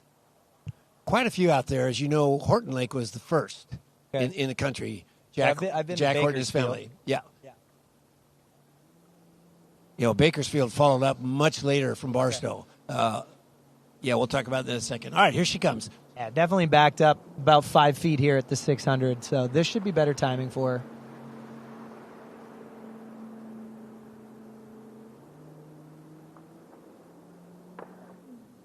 her. Clean. Really smooth, clean jump there. Yeah, I thought that looked good. You're right. She got it dialed in there, just a little bit of an adjustment. First jump being a pass, so she said, "No, I got it dialed in. I know exactly where I want to go." And that one looked nice. Yeah, and I think the wind's actually down a little bit from when the girls went yesterday. So she was in her mind when she was here sitting with us. She was telling us, "Oh yeah, the guys are going late. I think I need to go later tomorrow." But the wind's down a little bit. And that looked like a really good spot. I think she can just take it into the course a little more and have to work a little harder after the wakes and get a bit more distance there. Yeah, 170.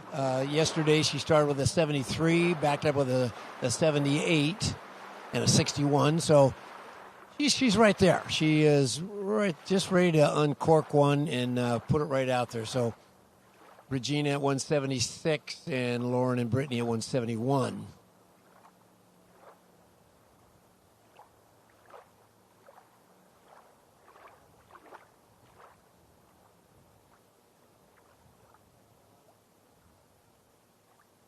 Yeah, Bakersfield, you mentioned, that place is loaded with ski lakes. I'd have to think for a while to count the number of them, but there's a bunch of them. They're all in a row.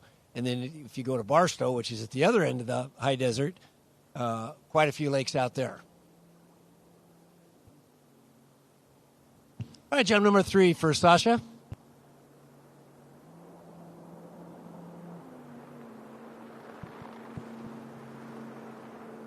No, I think she went in the exact same spot. Yep.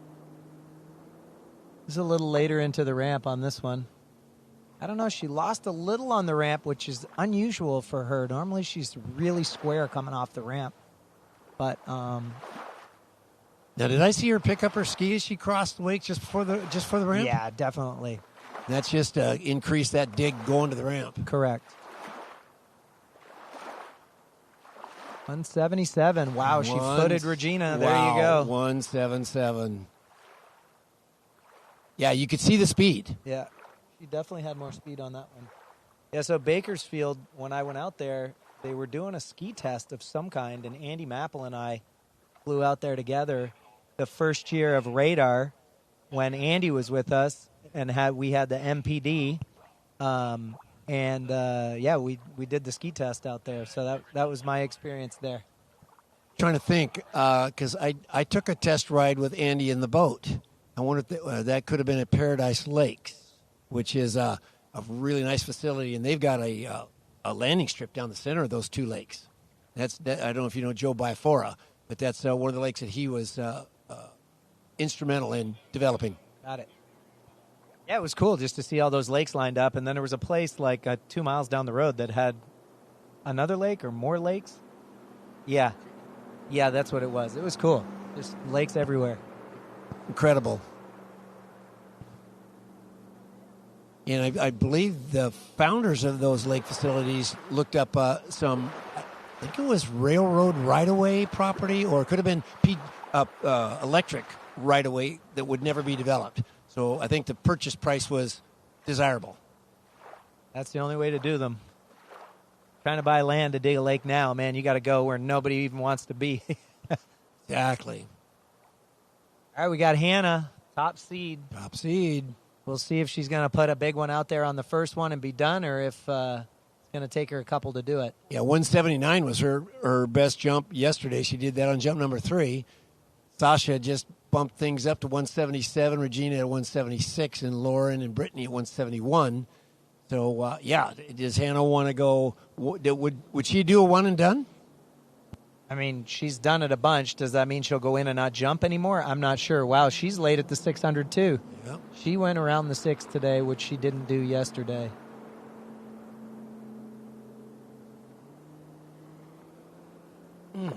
Very late jump, but man, she booted that one. She booted that one. I think that might be it. Yeah, that. She was late, but she kicked it. She did. Our perspective, that looked good. That looked good. She just committed to that one. I think she put herself in the right spot and then just committed.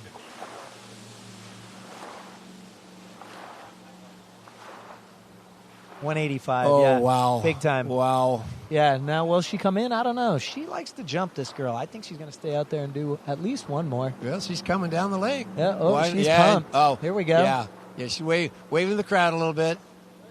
Good job, Hannah. Nicely done. Let's watch this one on the replay if we get it. Yeah, she was committed there. Pretty late and just booted it. You know, Jay Bennett's out here with her. Jay's been working with her a long time, and, I think he watches, and he knew exactly where to put her out at the 600, and, And she did it. Yeah, she did, and committed she did to it. it. It was late, but, man, it was a good jump. Yeah, her response to him was, "Yes, coach." Yeah, that's the only way to be. Yes, coach. So she's your winner. And going to go out there and just put some distance to it and just have a little bit of fun. Sasha will take second spot, Regina third. And we'll figure out between Lauren and Brittany who's got the fourth spot. So here she comes, Hannah Streltsova.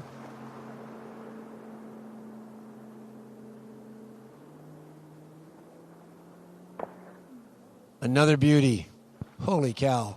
Yeah, that was another cut right in the pretty much same vicinity, but she was a little cleaner off the ramp that time, so.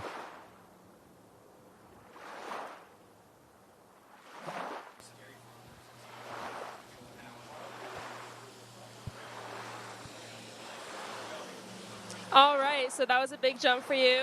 You want to talk about it a little bit and how it felt out there?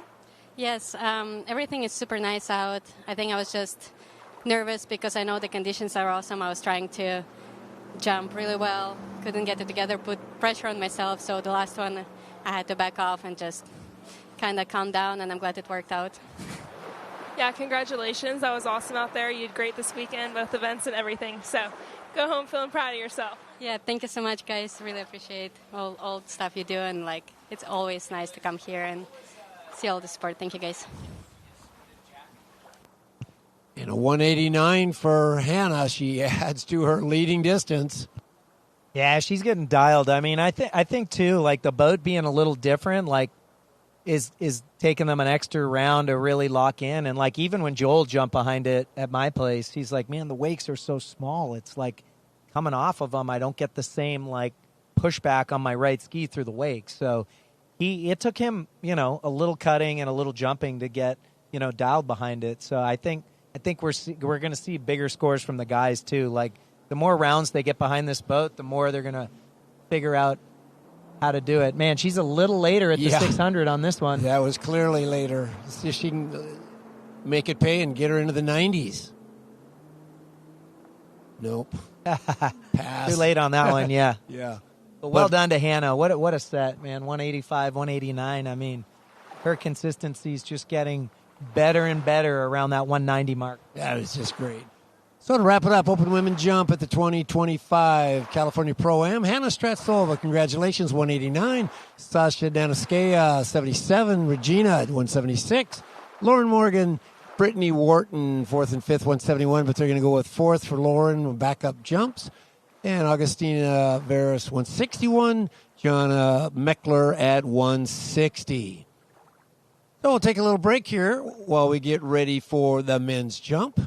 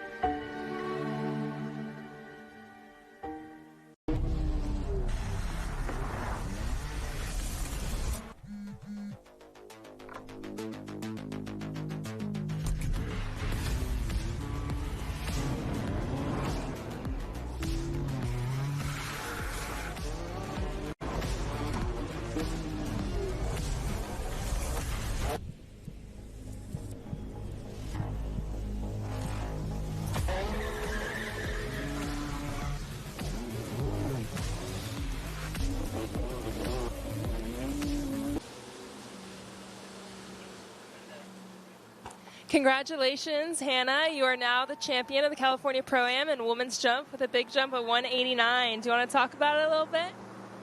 Yes, thank you. It felt really nice. It happened to put together everything on the first jump, and I'm always chasing bigger distances, so I wanted to get more. It felt good there. Got what I got. I'm happy.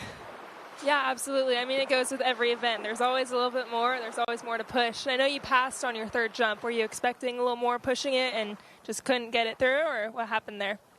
I think, I wanted to push a little more, but I felt like it wasn't as comfortable, and I thought like I still wouldn't go much further, so I just decided to pass.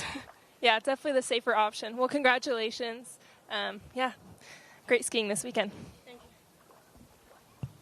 All right, we do have a jumper on the water. That's Blaze Grubbs. He will be jumping at ramp height of 5.5.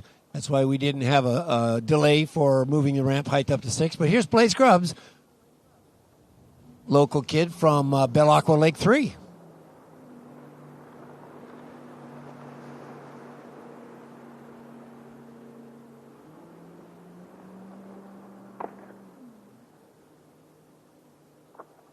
Nice opener there. Yeah, solid.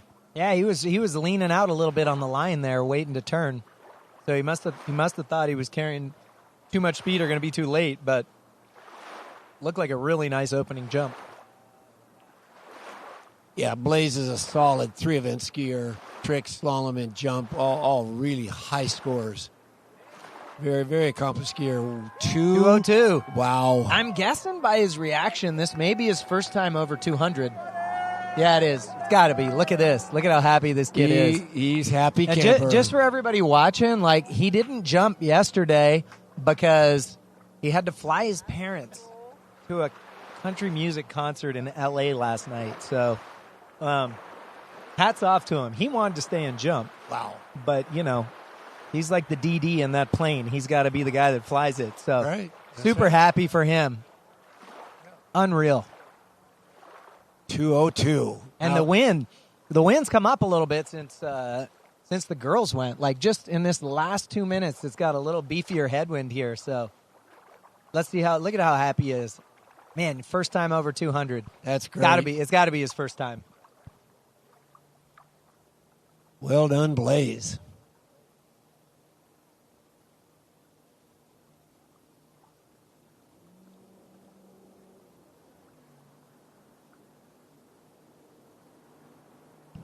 Pretty much in the same spot.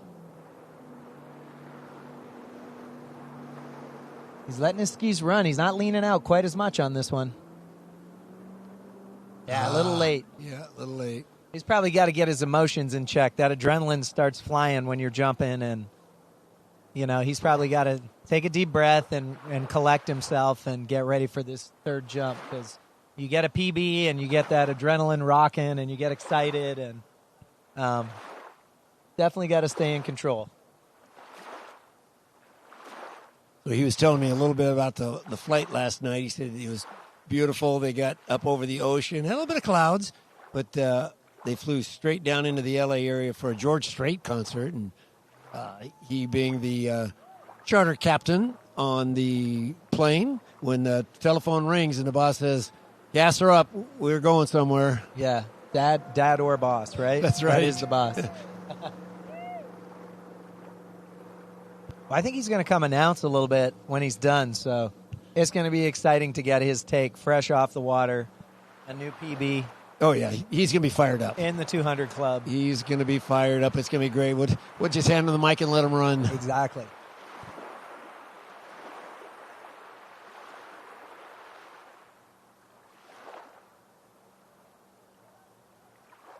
And this wind is perfect now.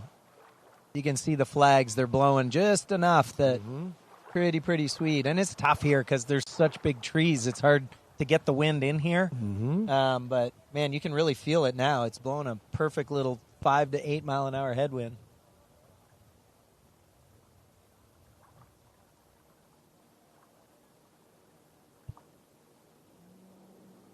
All right, third jump now for Blaze. 202 and a pass. Yeah, it's about the same spot at that 600. Yeah, maybe a little later. Not much, but a little bit.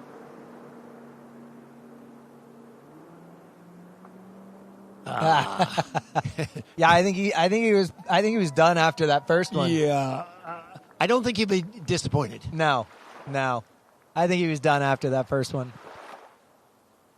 Well done, Blazer. All right, so we'll take a few minutes here. We're going to raise the ramp to 6 feet for our remaining jumpers: Ryan Dodd, Emil Ritter, Dorian Llewellyn, Jack Critchley, Igor Moratsevid, Louis Duplant-Freiburg, and Joe Poland. We'll take a break here.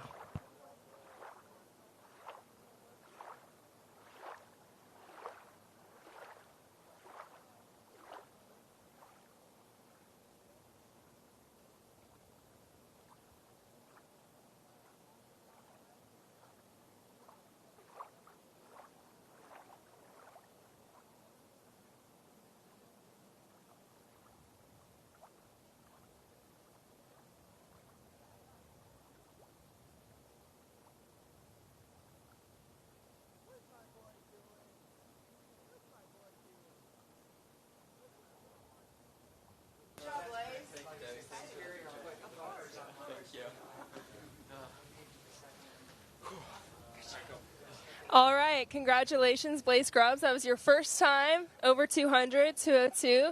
That was amazing. I know a couple weeks ago you went 60 meters for the first time, real close, pushing 200, and you were like, no, that's not enough. I want 200, like a true American, right? You wanted the 200 mark.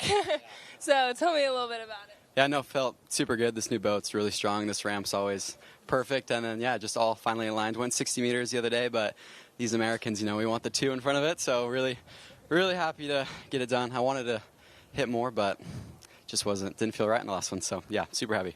Yeah, absolutely. You did it on the first bang. So, one and done. All right, congratulations. That was awesome. Thank you so much.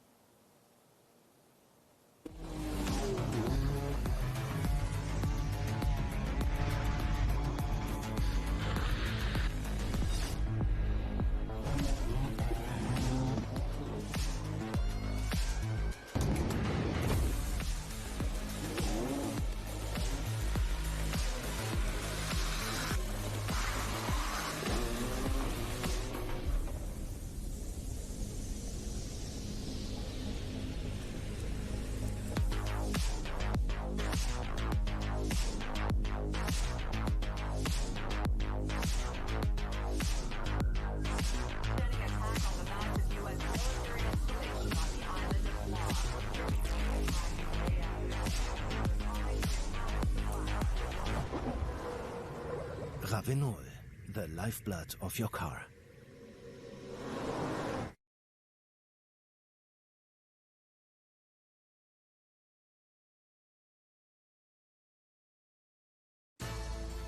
At Dillinger Insurance, we have over 50 different carriers to shop your home, auto, and recreational vehicle insurance needs. We would love the opportunity to save you money. We insure million-dollar mansions, condos, mobile homes, rental homes, and everything in between. We know all about wind inspections, 4-point inspections, and how to get you the right coverage for your particular home. You've got questions, we've got answers. Can you remember the last time you had a rate decrease with your auto insurance? Let's take a look and see what we can do. We know all the ins and outs of getting our customers the best rates, coverages, and discounts, so put us to the test. Don't monkey around with your insurance. Call Dillinger Insurance today. We've got tons of companies to help find you the best prices and the best coverage for your particular needs on home and auto insurance. Go Knights!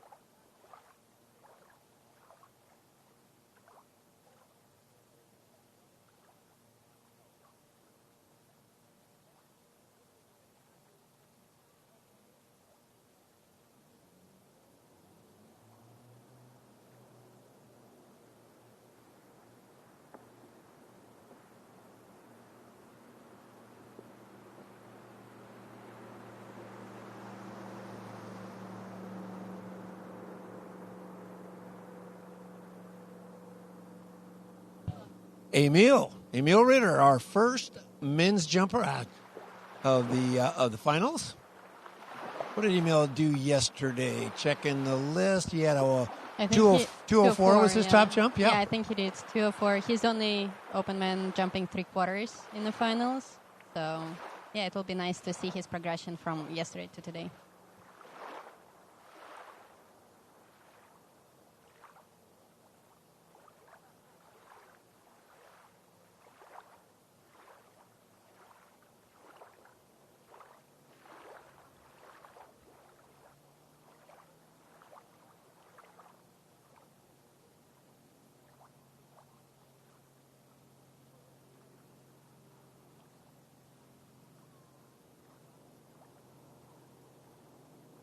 Now, we call this a 3/4 cut, Matt? Was that what we were talking about yesterday? That's right, yeah. Same thing as yesterday, 3/4 cut.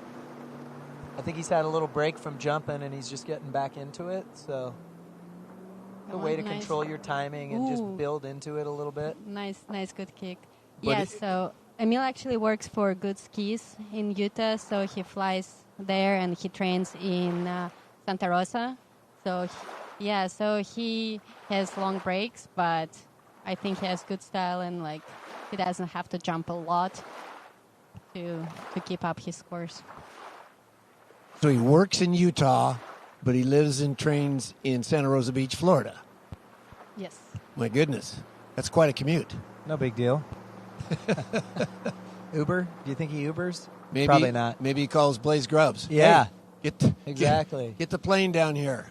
Now it was cool seeing Emil down in Chile 2 years ago. He won the Pan Am Games, which is huge for, a skier, any skier from a country south of Miami. I mean, it's huge for America and Canada and everything too, but they put so much weight on those Pan Am Games, and it was amazing to see him win down there. It was very cool, very emotional for him, very emotional for his family. So.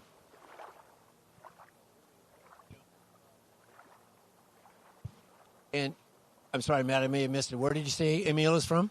He's from Santiago originally, and still obviously has family there.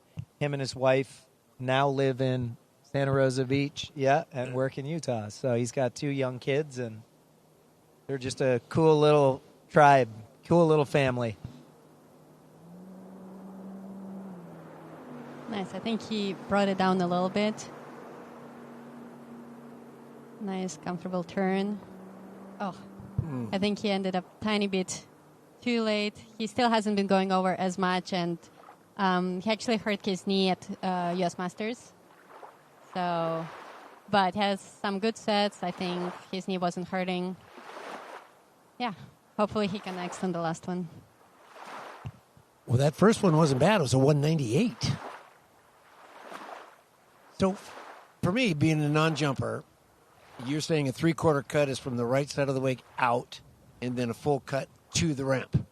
That's correct. And a single wake cut would be from the left side of the boat wake straight into the ramp. Is that right? Correct. Yep. It seems like the 3/4 should be the shorter, smaller one, and then a 3/4 from one, and then a single, and then of course your double. Yeah. Interesting.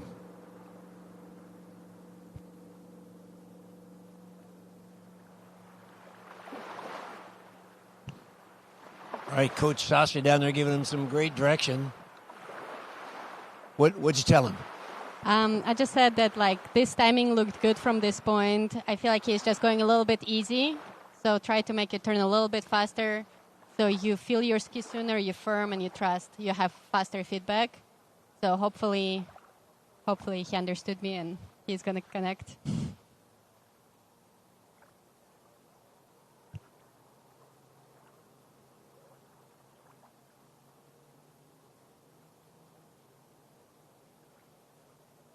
And his response to you is, yes, Coach.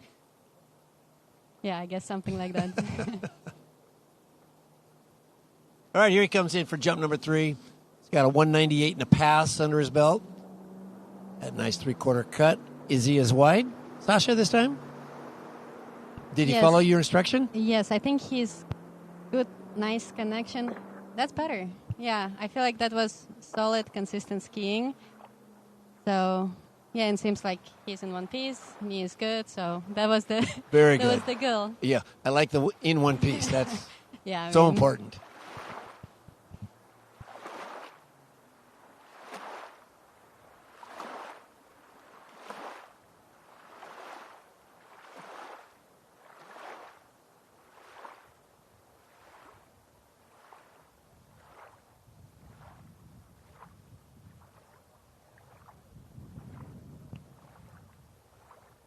So he backs it up with another 198. So that will be his top score. Yesterday, Emil gave us a 204 and a 199. But yeah, he's working his way back. Sasha tells us that he had injured his knee at the U.S. Masters. He's coming back, working his way back, and 198 for Emil.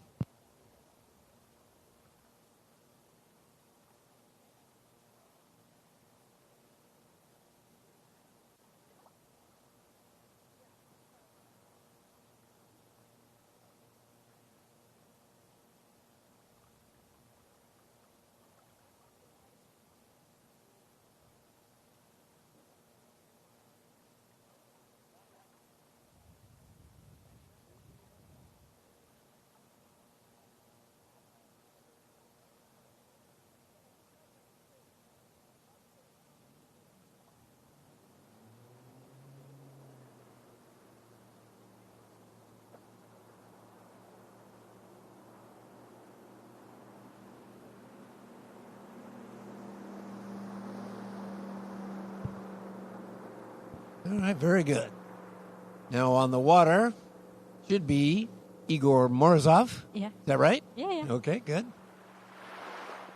I think the wind just picked up a little bit. It's perfect. It's perfect straight headwind, so I think all the guys will float even further. That's going to be exciting. Yeah, does it feel too strong, but a nice little bit of resistance for them?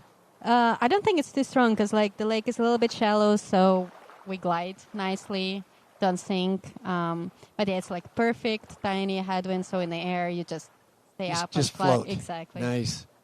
Yeah, I know they get on those skis and they press forward as skis are spread just a little bit and they press forward into that wind. I think the wind just helps hold them up. Is that right? Yeah, exactly. And sometimes if you jump well, you just get double lift. It's amazing. Nice.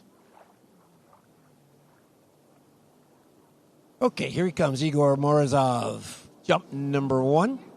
Chasing our leader at 198, Emil Ritter. Yeah, I feel like with the double cut, all the guys will go over 200 easy. Uy, uy. Yeah, a little bit wonky on the ramp. Yes, that was not ideal setup.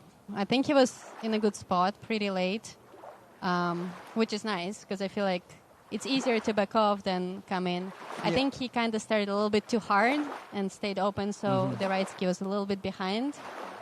So then on the ramp, you kind of get pulled up because the boat is still stronger. Right. Than So when you stay open, so his shoulders were turned toward the boat? Yes, a little bit. Gotcha. So ideally, we want to be in a strong position when you have your ski between you and a boat and you balance, so you can use all the. So yeah, if you see here, he kind of opened up tiny bit into the base, but recovered well. So hopefully he adjusts and has really good jump. Yeah, and that produced a 197. Oh boy, look at that. Yeah, you could see. But he sort of got turned when he was in the air as well. Yeah, because like I think he was trying to keep the direction. So if you completely lose to the boat, that's when the crashes happen. So yeah, he's experienced skier, so he has good awareness and was able to recover and. He'll make some adjustments. Yeah, absolutely. Now, does he have a coach on shore somewhere? Can you tell? I would assume so, or maybe when he went by the starting dock, the guys were giving him some coaching. Maybe, but I feel like he's experienced enough that he knows what he's doing and what he needs to hit and feel. Not his first rodeo. I would say so. That's pretty late approach, kind of same spot. So I think he's just gonna adjust his turn. There's a slight gust of headwind, so he's in a good spot. Drives through. Yep. Oh yeah. That's nice. He connected. So. Boy, did he ever! You could just see the lift. It just as he took off, he just continued to climb. Yeah. So I think that's the first jump over 200 in a pro man. So it's hard to tell from this angle how far it is, but It just looked good. You could see it from here. We'll watch it on the replay. Definitely safer. Yeah, that looked really good. He was square to the ramp, square on his skis. Hey, 217. 217. Pretty nice. Not bad. I feel like he's still missing a little bit the swing of the boat, like into the base. He kind of held this one versus working with the boat, but still a really nice connection. I think the spot is really nice. So I think he's going to go in further. We look forward to a nice long jump, nice long safe jump.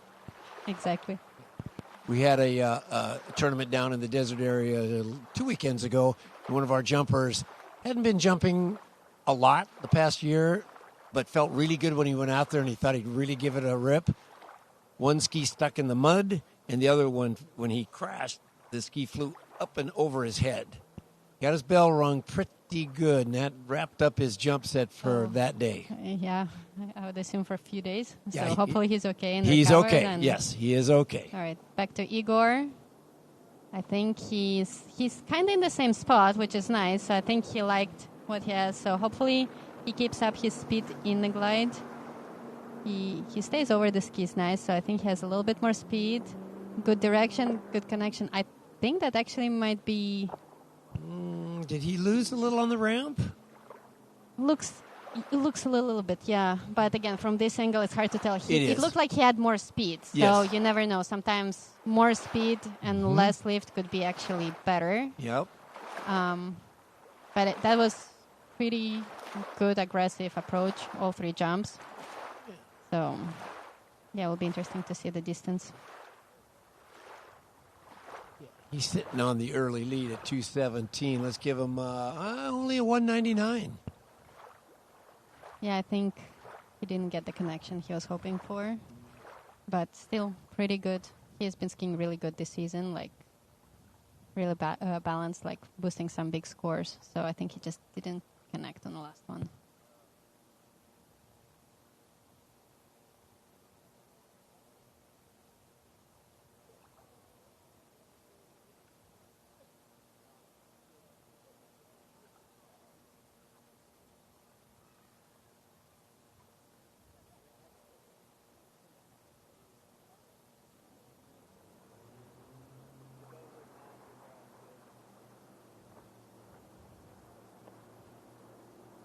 And not wasting a moment, Dorian Llewellyn will be our next jumper. Yes, I actually really like Dorian's style. He's good overall skier. He jumps very safe, pretty, like. So it will be exciting to see what he brings. So he brings control to the jump event. Yes, I would say so. He seems very efficient. So when he skis a lot and he's confident, it just looks super easy, and that's what I like. So yeah, he's very controlled, and yeah, he makes it look effortless. So yeah, hopefully he stays in control, kind of keeps his speed and boosts one. Yeah, and it to get to that effortless, controlled ability takes a lot of work, a lot of practice, a lot of repetition, and a lot of great coaching. Yeah, absolutely. Like, his dad is really great jumper, so I feel like he has. Ooh, that's pretty late approach. He sprayed 6, which is, I guess, it was his game plan. Nice, easy turn, good direction. Nice. Very nice. Very good. Yeah. Yep. Like, he goes a little bit later than everybody, but I think his undercut is a little bit shorter. So, for example, Joel goes relatively early, but he drives longer. Drives longer. So I really liked the swing into the base. I feel like he was 214. That's pretty decent opener. So I think he still has a little bit in here. 214, yeah. All right, 214 for Dorian.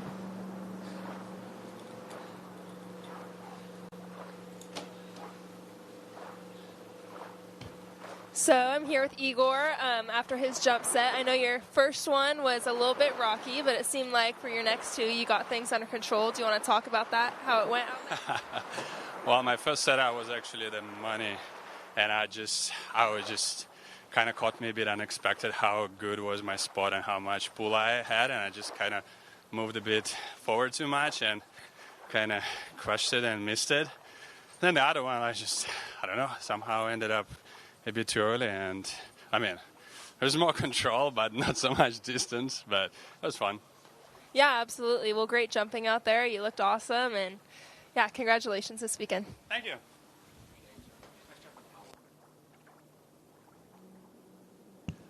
Okay.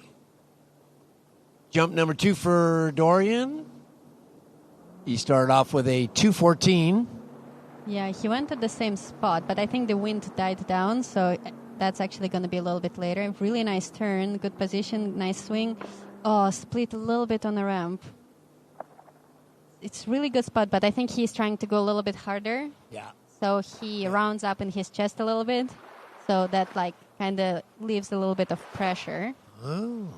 So hopefully he does exactly the same thing, but like stays a little bit more connected into the base, and he's going to go huge. So to prevent that ski split on the ramp, what does the jumper need to do as he approaches? I feel like it depends on the situation. Like staying connected, meaning like your core, you over your skis. 207, yeah. I mean, that's still really nice considering he missed a lot of the pressure on the ramp. He basically left it like in a split, right? So, yeah, I think the last one, he found his spot, so hopefully he can stay calm and, yeah, just drive through. You can see he's a little bit disappointed. Still really nice kick, though. He still goes up, even though he lives in a split, right? Was that a little bit of a disappointment thing? He was at the height of his flight.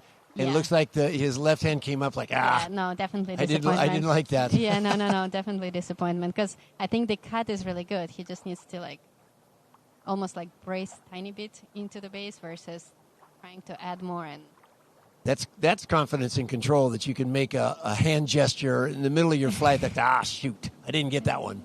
Yeah. Ooh, I think he went touch later. Still, look how balanced he is, right? Like, you can see the spray of his ski. Exactly, like, really good direction. Come on. Ooh, that's nice. I think that's going to be... That going to be a better one? Better one. I don't think it's what he hoped for, but it's still a better jump. Okay, good. We like better. I thought I saw the skis separate a little bit on the ramp from our angle. Yeah. But you're right. His flight looked good. It looked like he got the lift. Yeah. I feel like our point of view is not the best it's not to the judge best. the No. distance, but it's really nice to see the cut and see how late people go. And 210. 210. Ooh. Yeah. 214 will be his best. I mean, still solid jumping. Hopefully it stays like that and all the other guys. Yeah, Igor will keep the lead at 217. Now Dorian at 214. Emil Ritter at 198. Yeah, your description, Sasha, of the control and the confidence that this young man shows is very obvious. Yeah. And you see that we saw that in the pro slalom skiers, both men and women.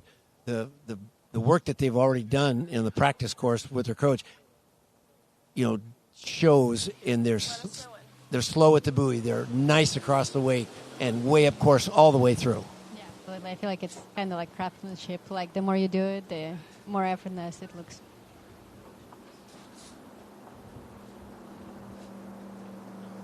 All right, we're here with Dorian. I know that yesterday you pushed it just a little bit further, and I think you probably wanted that today, but do you want to talk about it a little bit? Yeah, it's never a good thing when you go easier on the day before and go further. So, it's the finals. I was pushing for it, and I felt awesome yesterday, like just built on every jump. I wasn't going super far, but, all these guys got me inspired, and, yeah, I want to be right back with them at the beginning, or at the front there, and that first jump was sweet. Like, I think good timing, had a lot of speed, and I just totally drove it. And 214, I thought, that's an awesome start. I mean, I didn't even kick it, and was really shooting for 220s. And, well, it's been a slow start for me this year, so I'm building. That was better. It wasn't exactly what I wanted, but I'm pushing, and, now we just go back to the drawing board. Yeah, absolutely. I mean, you looked amazing out there, and I'm excited what you do, when you get more jumps under your belt further on this season. So congratulations. You looked great. Yeah, thank you. It was awesome. I love being out here, and thank you to everybody who put this on. Absolutely. Good job today. Thank you. Another excellent interview by Mackenzie Maynor. Well done, Mackenzie. All right, Sasha, who do we have here? This is Louis de Planfreberg from France. Wow. This is another really good overall skier. He is current world champion. That looked like some lift. Yeah, that was good. It was a little bit earlier timing on the 6. Again, it's hard to tell from this angle. I think it was relatively early approach on the ramp because he was able to drive and got up. So I think he's going to bring it down a touch. 2:12, really nice opener. Yeah. Yeah, and that is not our best opener. Dorian had that 2:14 for his opener, but that is very close to it. 2 more jumps to go for Louis. Yeah, he had a really good start of the season. He went, I believe, 2:29 at LCQs. So he has definitely in him some big distances. So hopefully he connects and boosts ones. Yeah, from this angle, we can kind of see that he was a little bit early. He got up, but not over his skis as much as Dorian or Igor. And when were the LCQs and what were they for? The LCQs is the qualifier for Masters. Masters tournament. Yeah, so, and they were beginning of May in Florida. So, yeah. And are these guys ready to go that early in the season with some big jumps? Well, I mean, clearly by looking at the distance. Yeah. So I think, all right, we're watching. He brought it down a little bit. Nice balanced. He breaks away a tiny bit, waits. Long, really nice control, better direction. Ooh, that's a good connection. At least from this angle, I think that was bigger. I like that. Yes, definitely. Igor sits on top of the pack at 2:17. I think we might have a new leader. But again, we're way behind the jump, and so we're kind of guessing at it a little bit. Maybe build some in. Ooh, 2:15. 2:15. Oh, nice my and goodness. easy. Okay. He goes in front of Dorian, but I think he still has it in him because I think he was just waiting a touch too long. I feel like if he brings it down but starts the turn sooner, I feel like he'll have a better finish. That was really nice connection, though. Now, I know in slalom that if I turn late, the boat is already starting to move away from me and the handle kind of creeps away from me. Is that a situation in jump that can be detrimental? Yeah, I guess it also depends on the people and the style. But yeah, ideally we're trying to start it from the apex and kind of hide from the boat so you stay in a good, strong position and then work with the boat, work with the swing.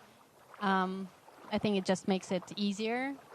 It is possible to jump and kind of go against the boat, but in my opinion, it's just harder. You want to stay connected to that handle, don't you? It makes it easier and definitely safer.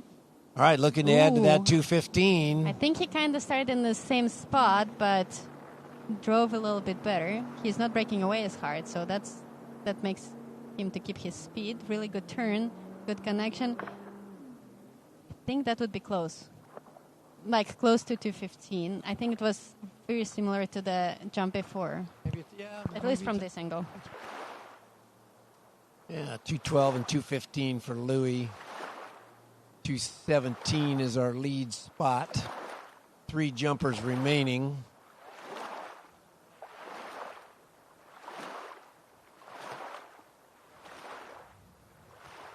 Yeah, 2:13 on jump number 3. Okay, 2:13. So yeah, I think he kind of started sooner, but he needed to be a touch later.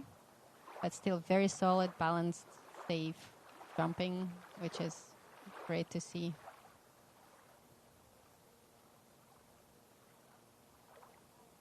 And we are building to the Worlds, which is is that about a month away in Italy? Yes. So every one of these jumps, the guys are counting and they're looking at their training progress and their results in competition and building towards that world championship later this year? Yeah, I mean, it's hard to tell for everyone, but I would say so for sure.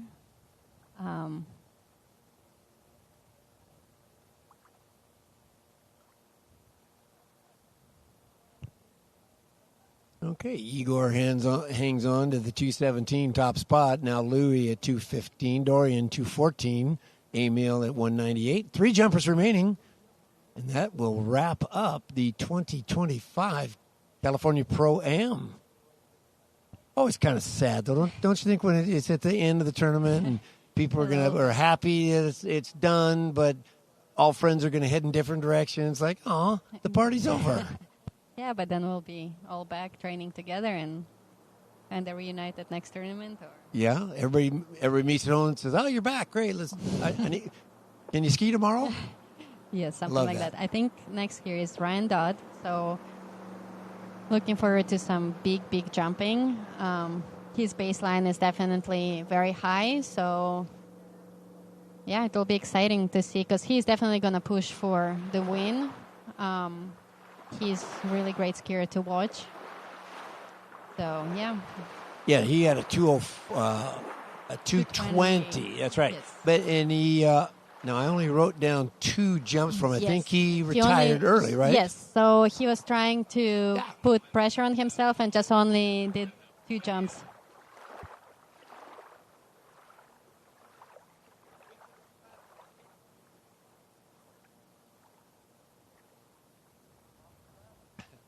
Yeah, we just had a quick little visit by Blaze Grubbs. First jump over 200 feet. Congratulations, Blaze. That's awesome. I know you've been working hard for that, and he got a 202. All right, Ryan Dodd, first jump coming in the course. That's a pretty late approach.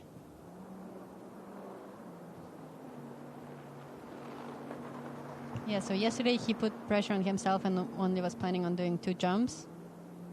So...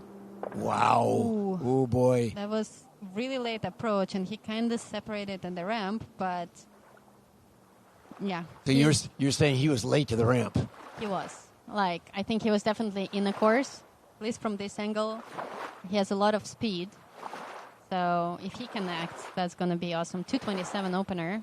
227? Yes. And what would you say about his lift? Marginal? Yeah, I mean, he definitely left a little bit, like a little bit of distance, but he's definitely in a good spot. He has been skiing here a little bit, so it will be interesting to see. Well, he jumps right in the top spot with what we're calling a miss on that first jump. So 10 feet further than who was our number 1 jumper, Igor. Outstanding for Ryan. So he's got the speed. He's changed his timing up a little bit and then combined that speed with some lift, and watch out. Here we go.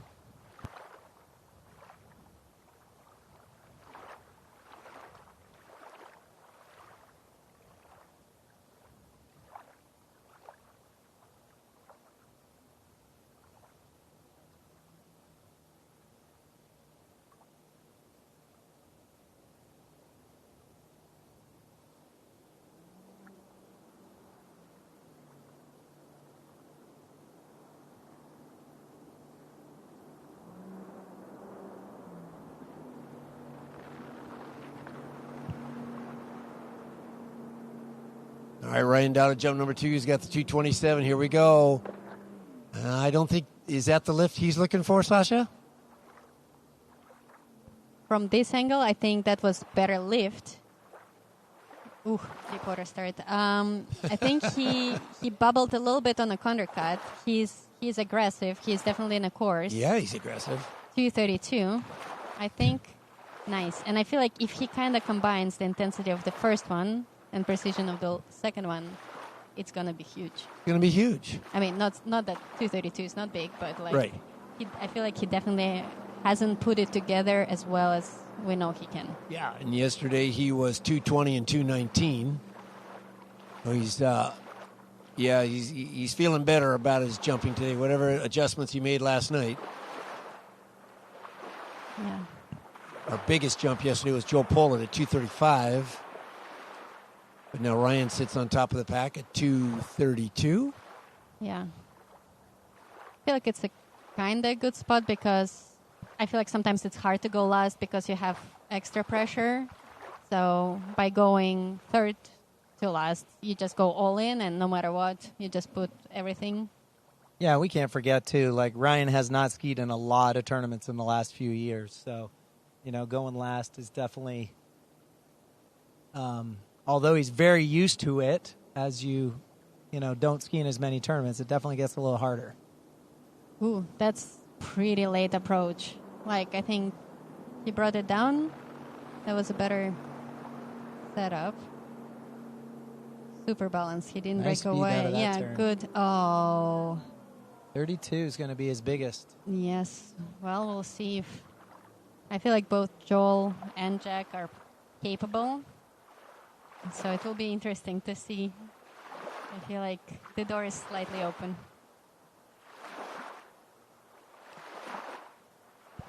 Absolutely. 232 is like that number that's doable, but it ain't easy. You got to get everything right to make it happen. So Yeah. yeah, he was late at the 600 there. Yes. Felt like what, 605? I'm not good at numbers. Yeah, but I think that was pretty late. 605. That was pretty late. So, but he didn't ride up as long. So like Joel kind of rides up long and stays up. I mean, he was still really fun to watch because he's so balanced. You can see the angle, late cut, a lot of cool stuff. So.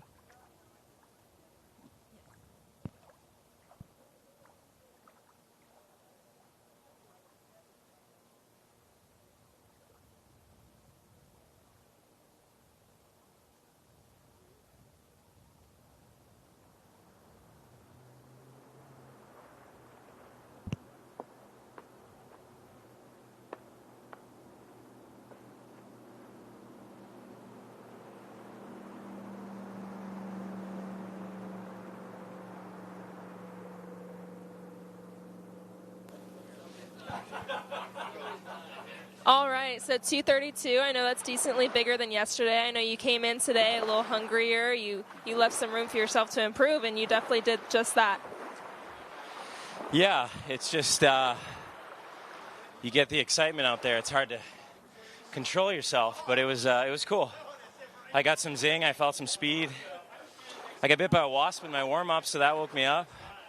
In my foot, I was like a little boost of adrenaline there, but yeah, it was sweet. Thanks.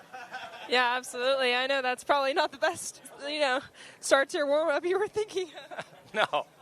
No, my friend just like blacked out and had to go to the hospital from it, so I was definitely like psyching out, but it was okay. Wow. Well, you jumped great regardless. So, yeah, good job this week.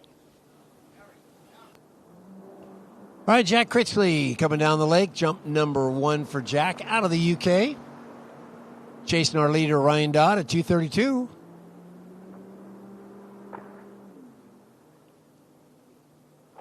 Interesting. He looked like good speed, but the ramp situation. I think he ended up a little bit early. Like, I feel like Jack has been skiing really good as well this season. It's fun to watch. He's pretty aggressive. Ooh, 227. Wow. Like, really nice opener. He wasn't as aggressive as I think he normally is, and that's why I feel like it's pretty solid. He ended up a tiny bit early at the ramp, but he kept his speed and angle well. Yeah, I thought his timing was pretty good. It looked like he just stood up just a little bit before the ramp that time and got that little bank. I think if he can carry that through, it's going to be... Yeah. He can squeeze some more distance out of that cut. But I feel like because he's so aggressive, I feel like usually when he's more in the course, there is no time to like stand up in a sense. Yeah, for like, sure. So I feel like if he Well, I'm brings sure it he's down- not going to go earlier. Yeah, no, definitely not. He's still 6 feet behind or 5 feet behind. So. But it's really awesome opener. Like, he kind of picked up where he left off. So yeah, it's cool. And that bumps him right into the number 2 spot. Behind Ryan's 232, ahead of Igor's 217 and Louis' 215.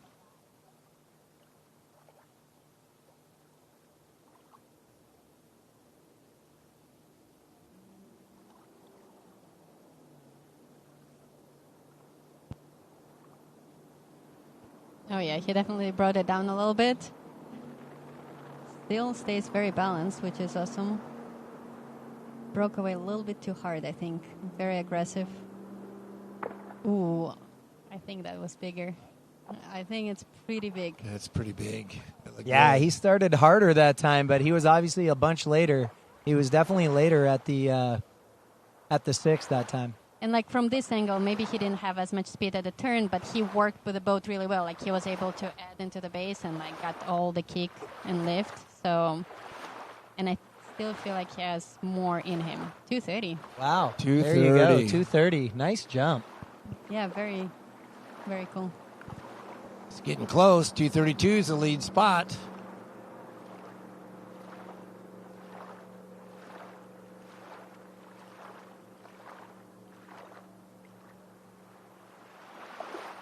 So is the goal max width down here before they do their turn in, or is it depending on the skier?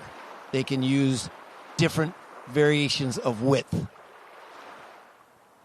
I feel like it's kind of depending on the skier because like sometimes being too wide is kind of hard because you have to drop back. I feel like it's more of like finding good rhythm with the boat, and if you're used to starting from wide and keeping the speed, like I feel like the goal is to have good speed. How you're getting it, it doesn't matter as long as you work with the boat and you have good speed. And right. Good, and you develop good speed with edge control, getting those skis on edge and driving through all the way to the base of the ramp. Yeah, jump number 3. I feel like the headwind picked up a little bit, so hopefully he sees it. Still pretty aggressive setup. Yeah, you can see the wind on the water, so once they get up in the air, they're really going to feel it. Yeah, I think he was holding on 2 hands longer, so he saw it. Yeah, I don't think this one, at least from this angle, is far, because I feel like he kind of got stopped a little bit on the undercut, so you could see he was holding 2 hands long, kind of trying to stay up as much as possible. But, I mean, still solid jumping, like very nice. Good kick. 230. Yeah, 230. Did you say 230? Yeah, 230 again. Wow, okay. So two jumps at 230. That'll keep Ryan on top with 1 skier remaining. 232 is a lead jump.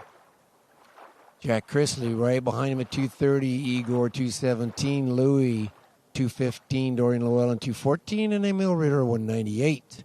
Joe Poland is our final skier of the day.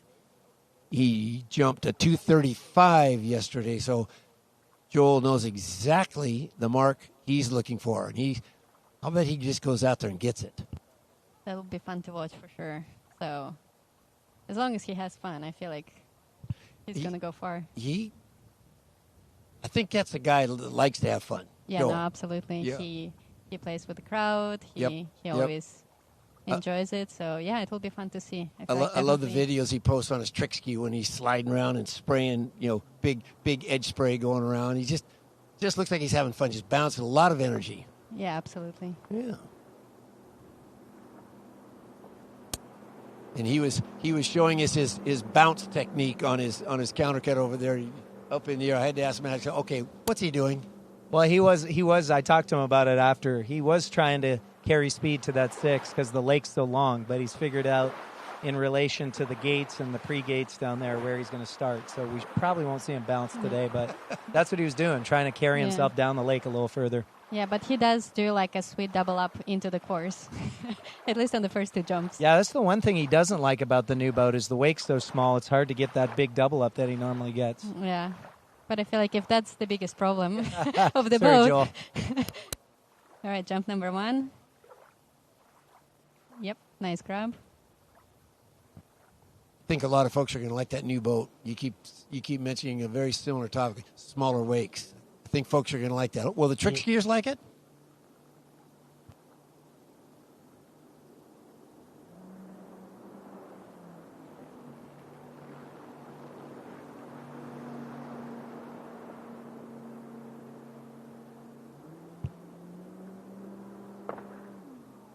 No, he didn't. He didn't get the lift, did he? No. Speed was there. Was that good speed? Yeah, but I feel like he brought it down, but he was not as firm on his undercut, not as intense as yesterday. Yeah, but I also feel like the headwind kind of backed off, so maybe it's still a really, really solid opener.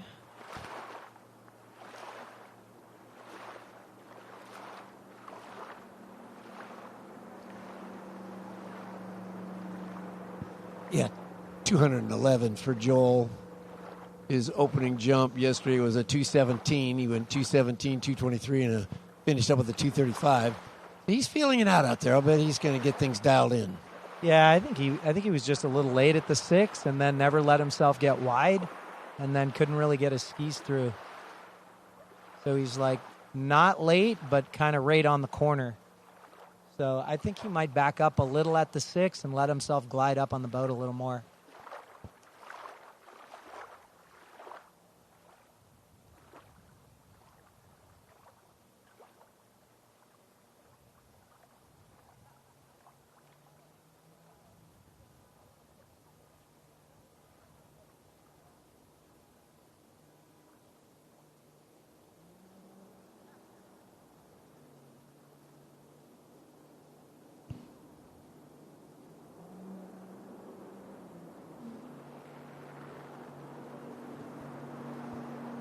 Now, it looks like he turns away from the boat just before he turns in. Am I seeing that correctly?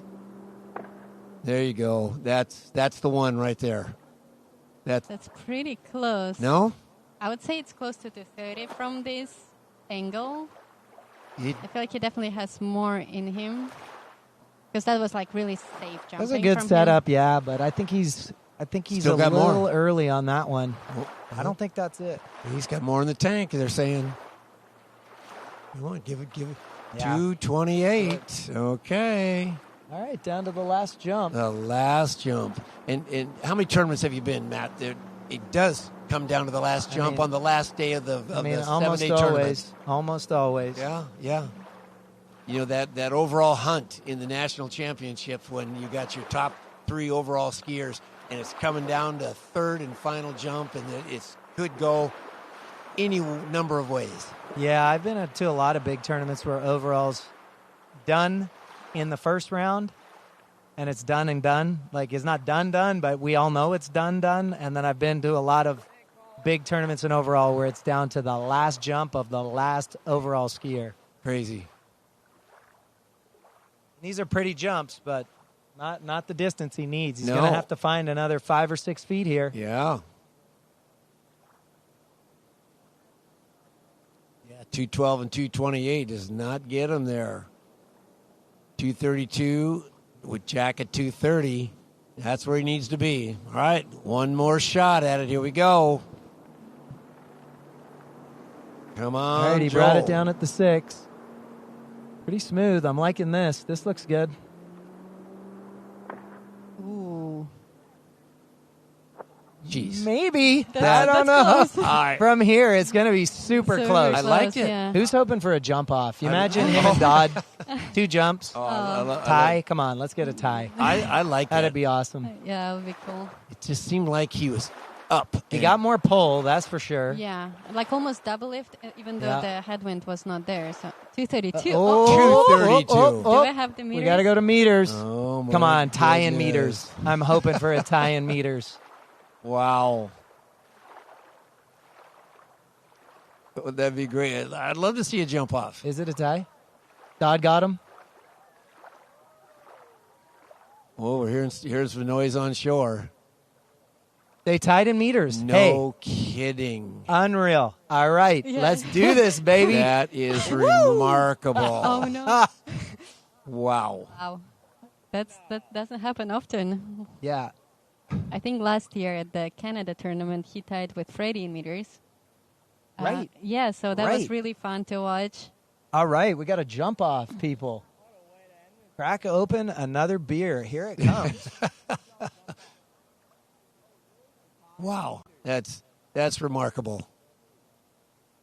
And, you know, and good job to our distance readers that are plotting those jumps. You know they're right on the money, and one sets it and the other one approves it, and they're coming in side by side. Jump off. Coming up. So we'll take a moment. We'll do a fresh draw off to see who goes out first.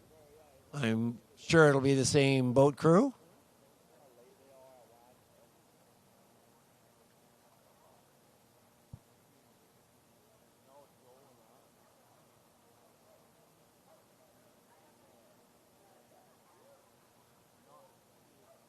So each skier will get 2 jumps to see if we can't break this tie. Again, we measure in feet and then convert as well. It's actually measured in both feet and meters off of the same splash on the Splash Eye computer. But you get 2 numbers. You get feet and you get meters, right down to the 10th.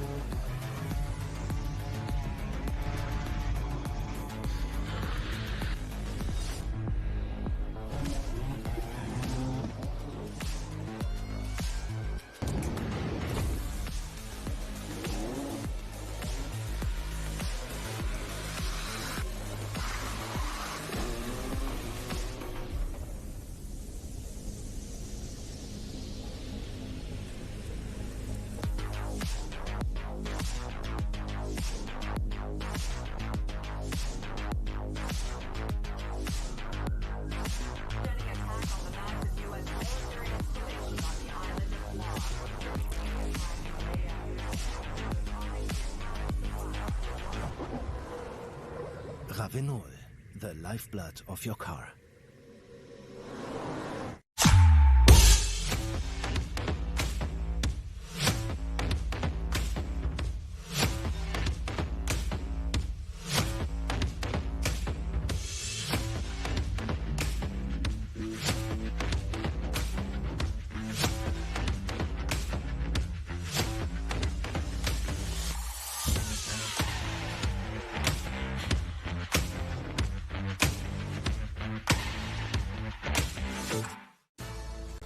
At Dillinger Insurance, we have over 50 different carriers to shop your home, auto, and recreational vehicle insurance needs. We would love the opportunity to save you money. We insure million-dollar mansions, condos, mobile homes, rental homes, and everything in between. We know all about wind inspections, 4-point inspections, and how to get you the right coverage for your particular home. You've got questions, we've got answers. Can you remember the last time you had a rate decrease with your auto insurance? Let's take a look and see what we can do. We know all the ins and outs of getting our customers the best rates, coverages, and discounts, so put us to the test. Don't monkey around with your insurance. Call Dillinger Insurance today. We've got tons of companies to help find you the best prices and the best coverage for your particular needs on home and auto insurance. Go Knights!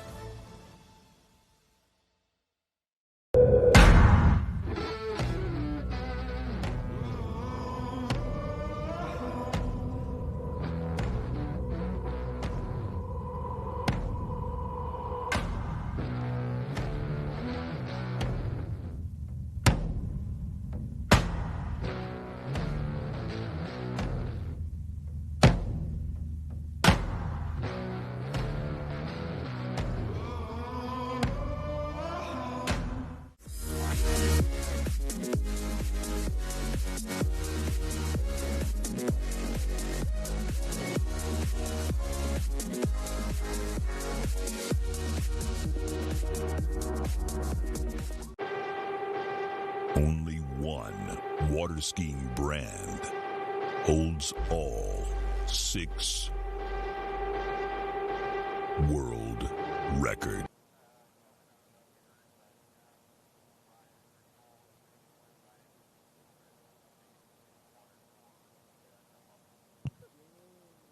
Well, okay, we did have ourselves a two-way tie for first place between Joel Poland and Ryan Dodd, but Ryan has decided not to participate for certain reasons, and Joel Poland has been declared the winner of the Open Men's Jump Division here at the 2025 California Pro-Am. Congratulations, Joel.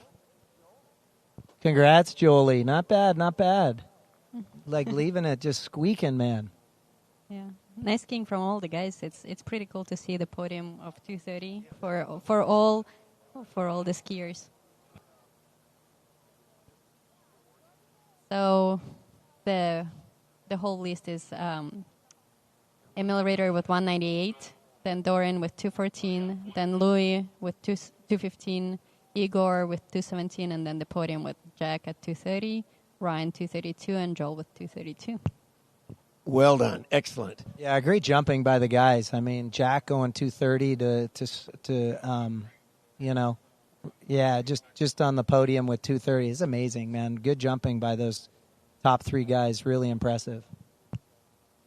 Very impressive. Safe, good distances, no issues at all from the site. The boat was fantastic and so well received. 2026 Ski Nautique.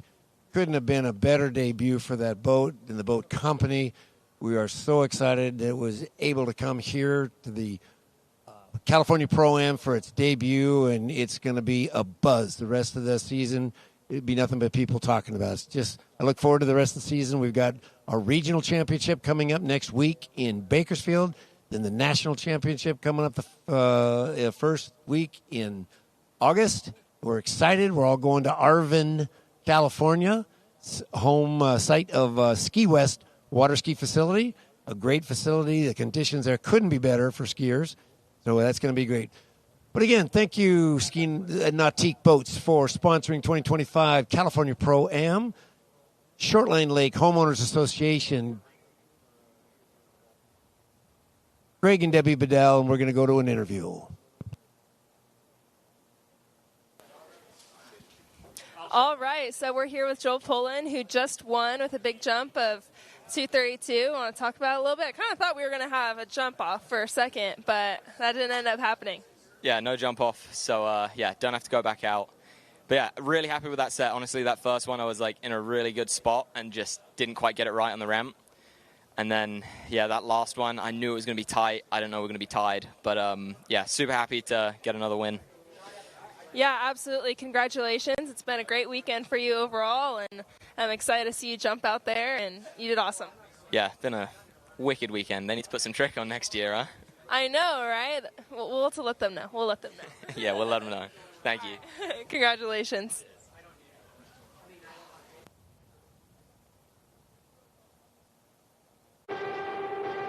Only one water skiing brand holds all 6 world records.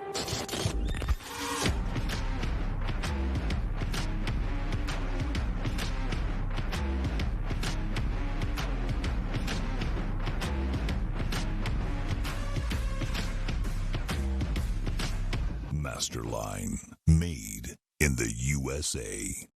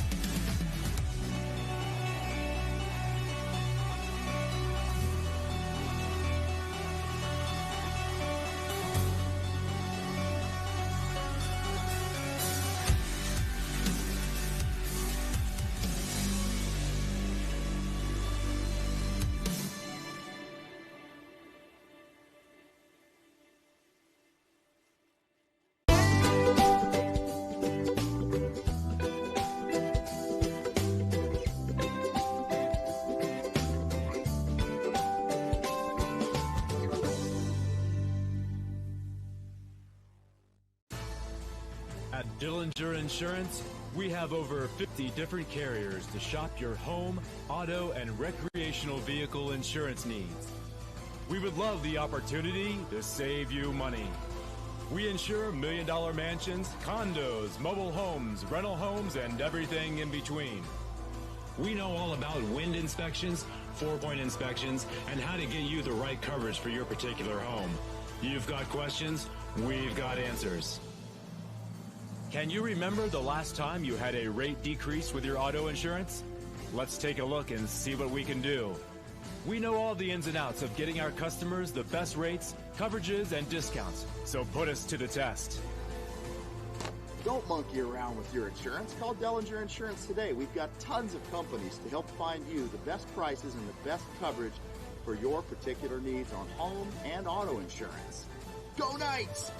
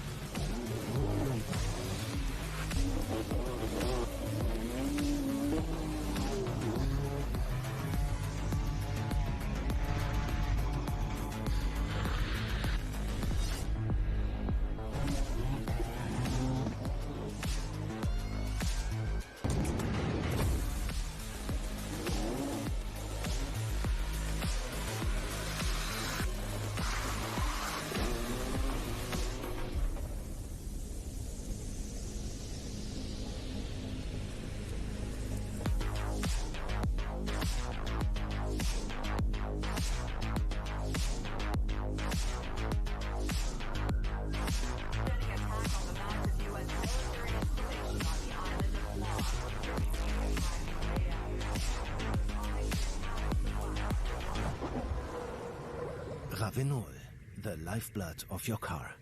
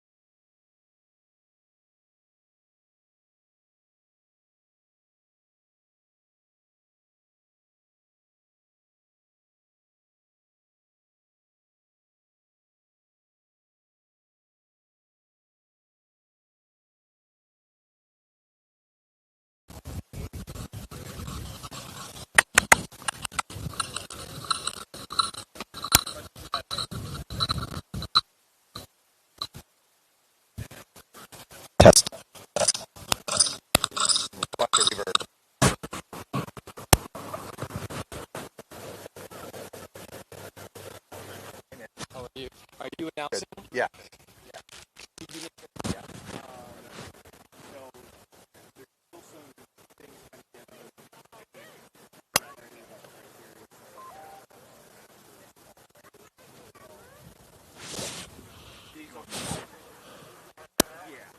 You know.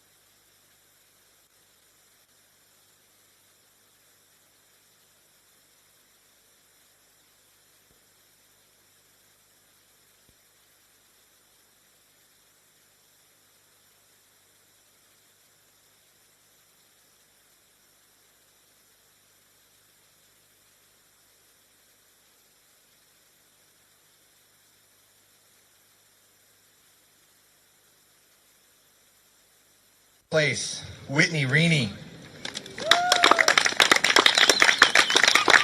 Can you hear any of that?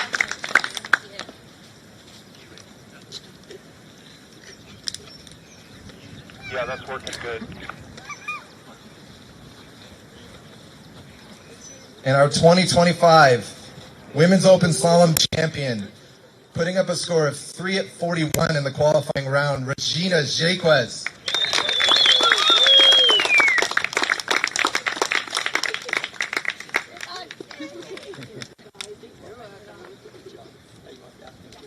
Great job, ladies. Let's everyone give a big round of applause for these finalists. Great job.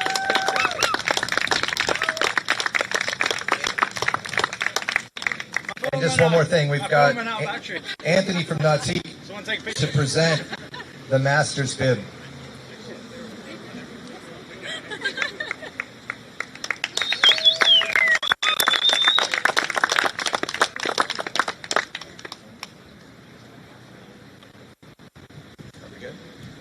All right, thank you very much, ladies.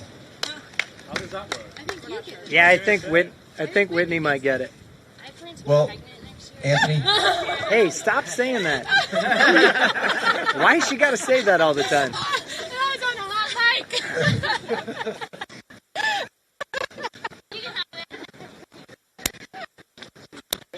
Crazy lady.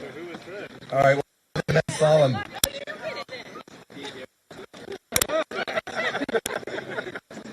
In 8th place, Corey Vaughn. Yeah.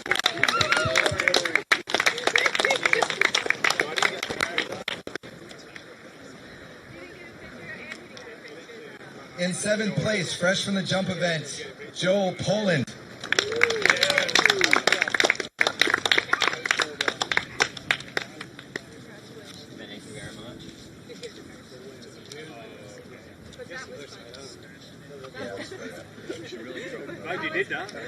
In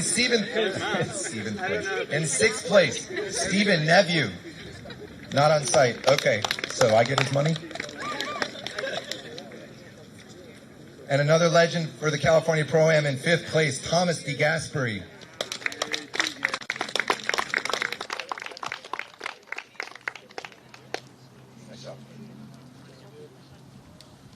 Okay, getting into our top 4. In 4th place, from right down the street here at Shortline Lake, Ryan Canepa.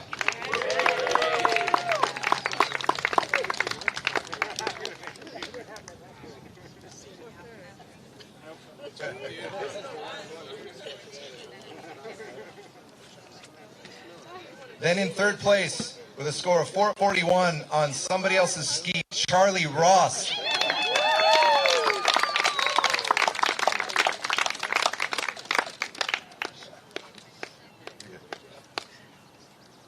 And our final pairing, putting up the biggest scores of the weekend between them. In 5th place, following a 5 at 41 qualifying and an amazing final, Dane Meckler.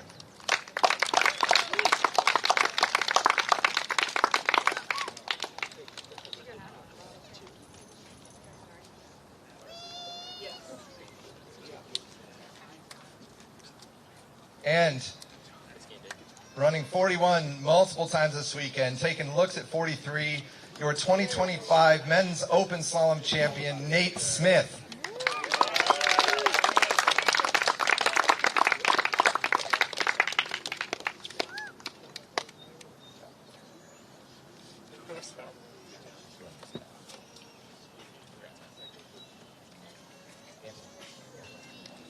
And Anthony will present Nate with the Masters Invitation bib.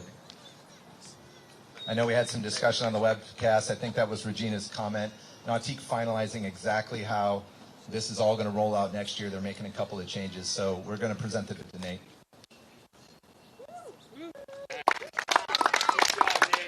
Well done, boys.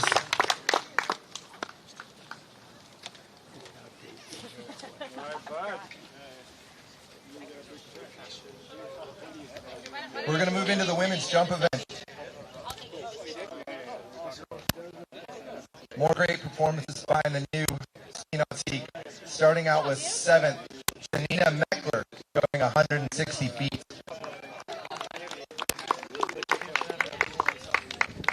Good job.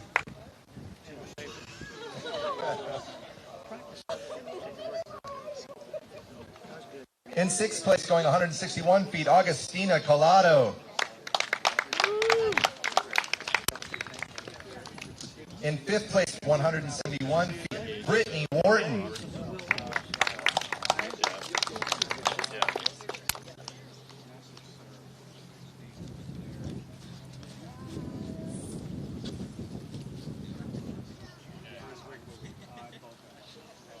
Moving into your top four.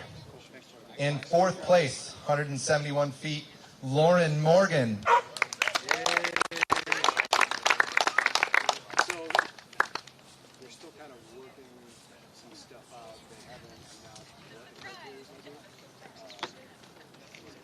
In third place, going 161 feet, fresh off her slalom championship run, Regina Jaquez.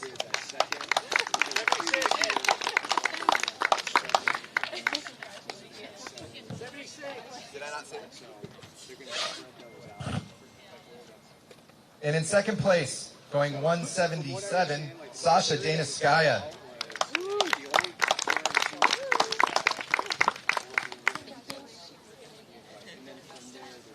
And your winner, Open Women's Jump 2025 California Pro-Ams, going 189 feet, Hannah Stratzlova.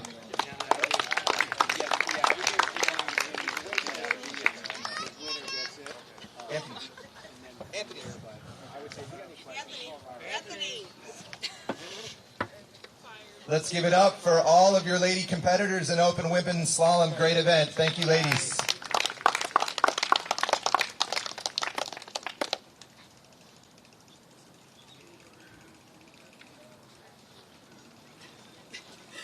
All right. Thank you so much. Great job, girls. It ran out. As soon as she got on the slalom podium, it ran out. And we'll move into our last event. We just finished this moments ago in men's jump. In seventh place, 198 feet, Emil Ritter.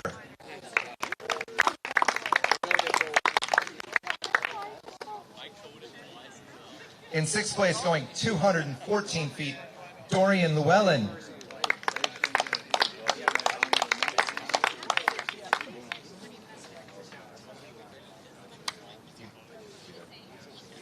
In fifth place, going 215 feet, Louis Duplan Freiburg.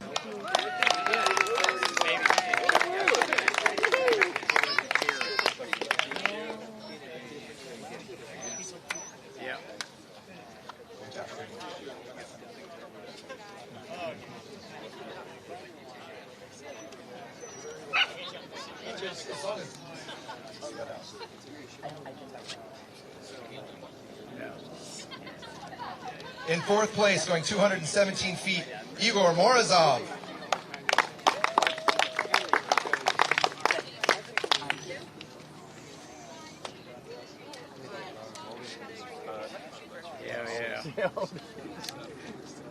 With a huge jump of 230 feet. In third place, Jack Critchley. Jack!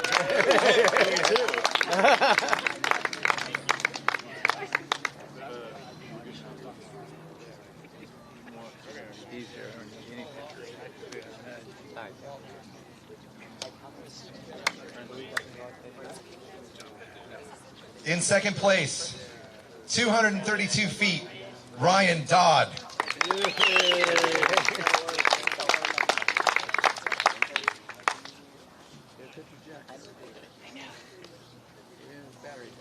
And your champion of the Open Men Jump event in the 2025 California Pro-Am, going 232 feet, Joel Poland.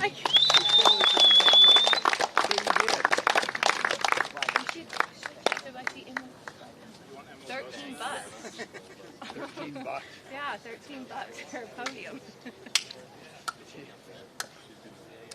Who's jumping? A long roll.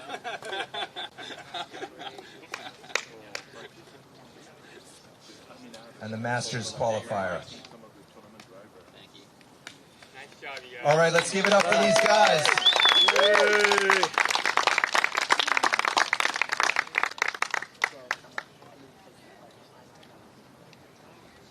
Good looking. All right, keep it up, boys. Thank you, everyone, for coming out to watch the event, help put on the event. Thank you to all the sponsors, this Nautique, and everyone else that made this happen. We're going to sign off for 2025, and we'll see you next year.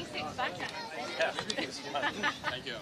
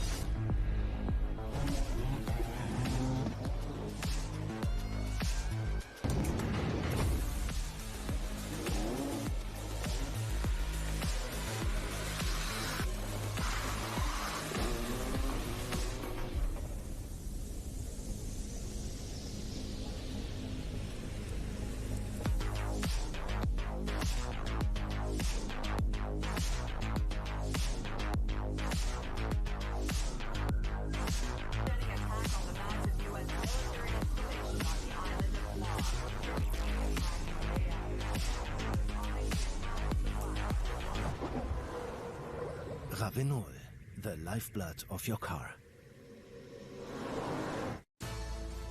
At Dillinger Insurance, we have over 50 different carriers to shop your home, auto, and recreational vehicle insurance needs. We would love the opportunity to save you money. We insure million-dollar mansions, condos, mobile homes, rental homes, and everything in between. We know all about wind inspections, 4-point inspections, and how to get you the right coverage for your particular home. You've got questions, we've got answers. Can you remember the last time you had a rate decrease with your auto insurance? Let's take a look and see what we can do. We know all the ins and outs of getting our customers the best rates, coverages, and discounts, so put us to the test. Don't monkey around with your insurance. Call Dellinger Insurance today. We've got tons of companies to help find you the best prices and the best coverage for your particular needs on home and auto insurance. Go Knights!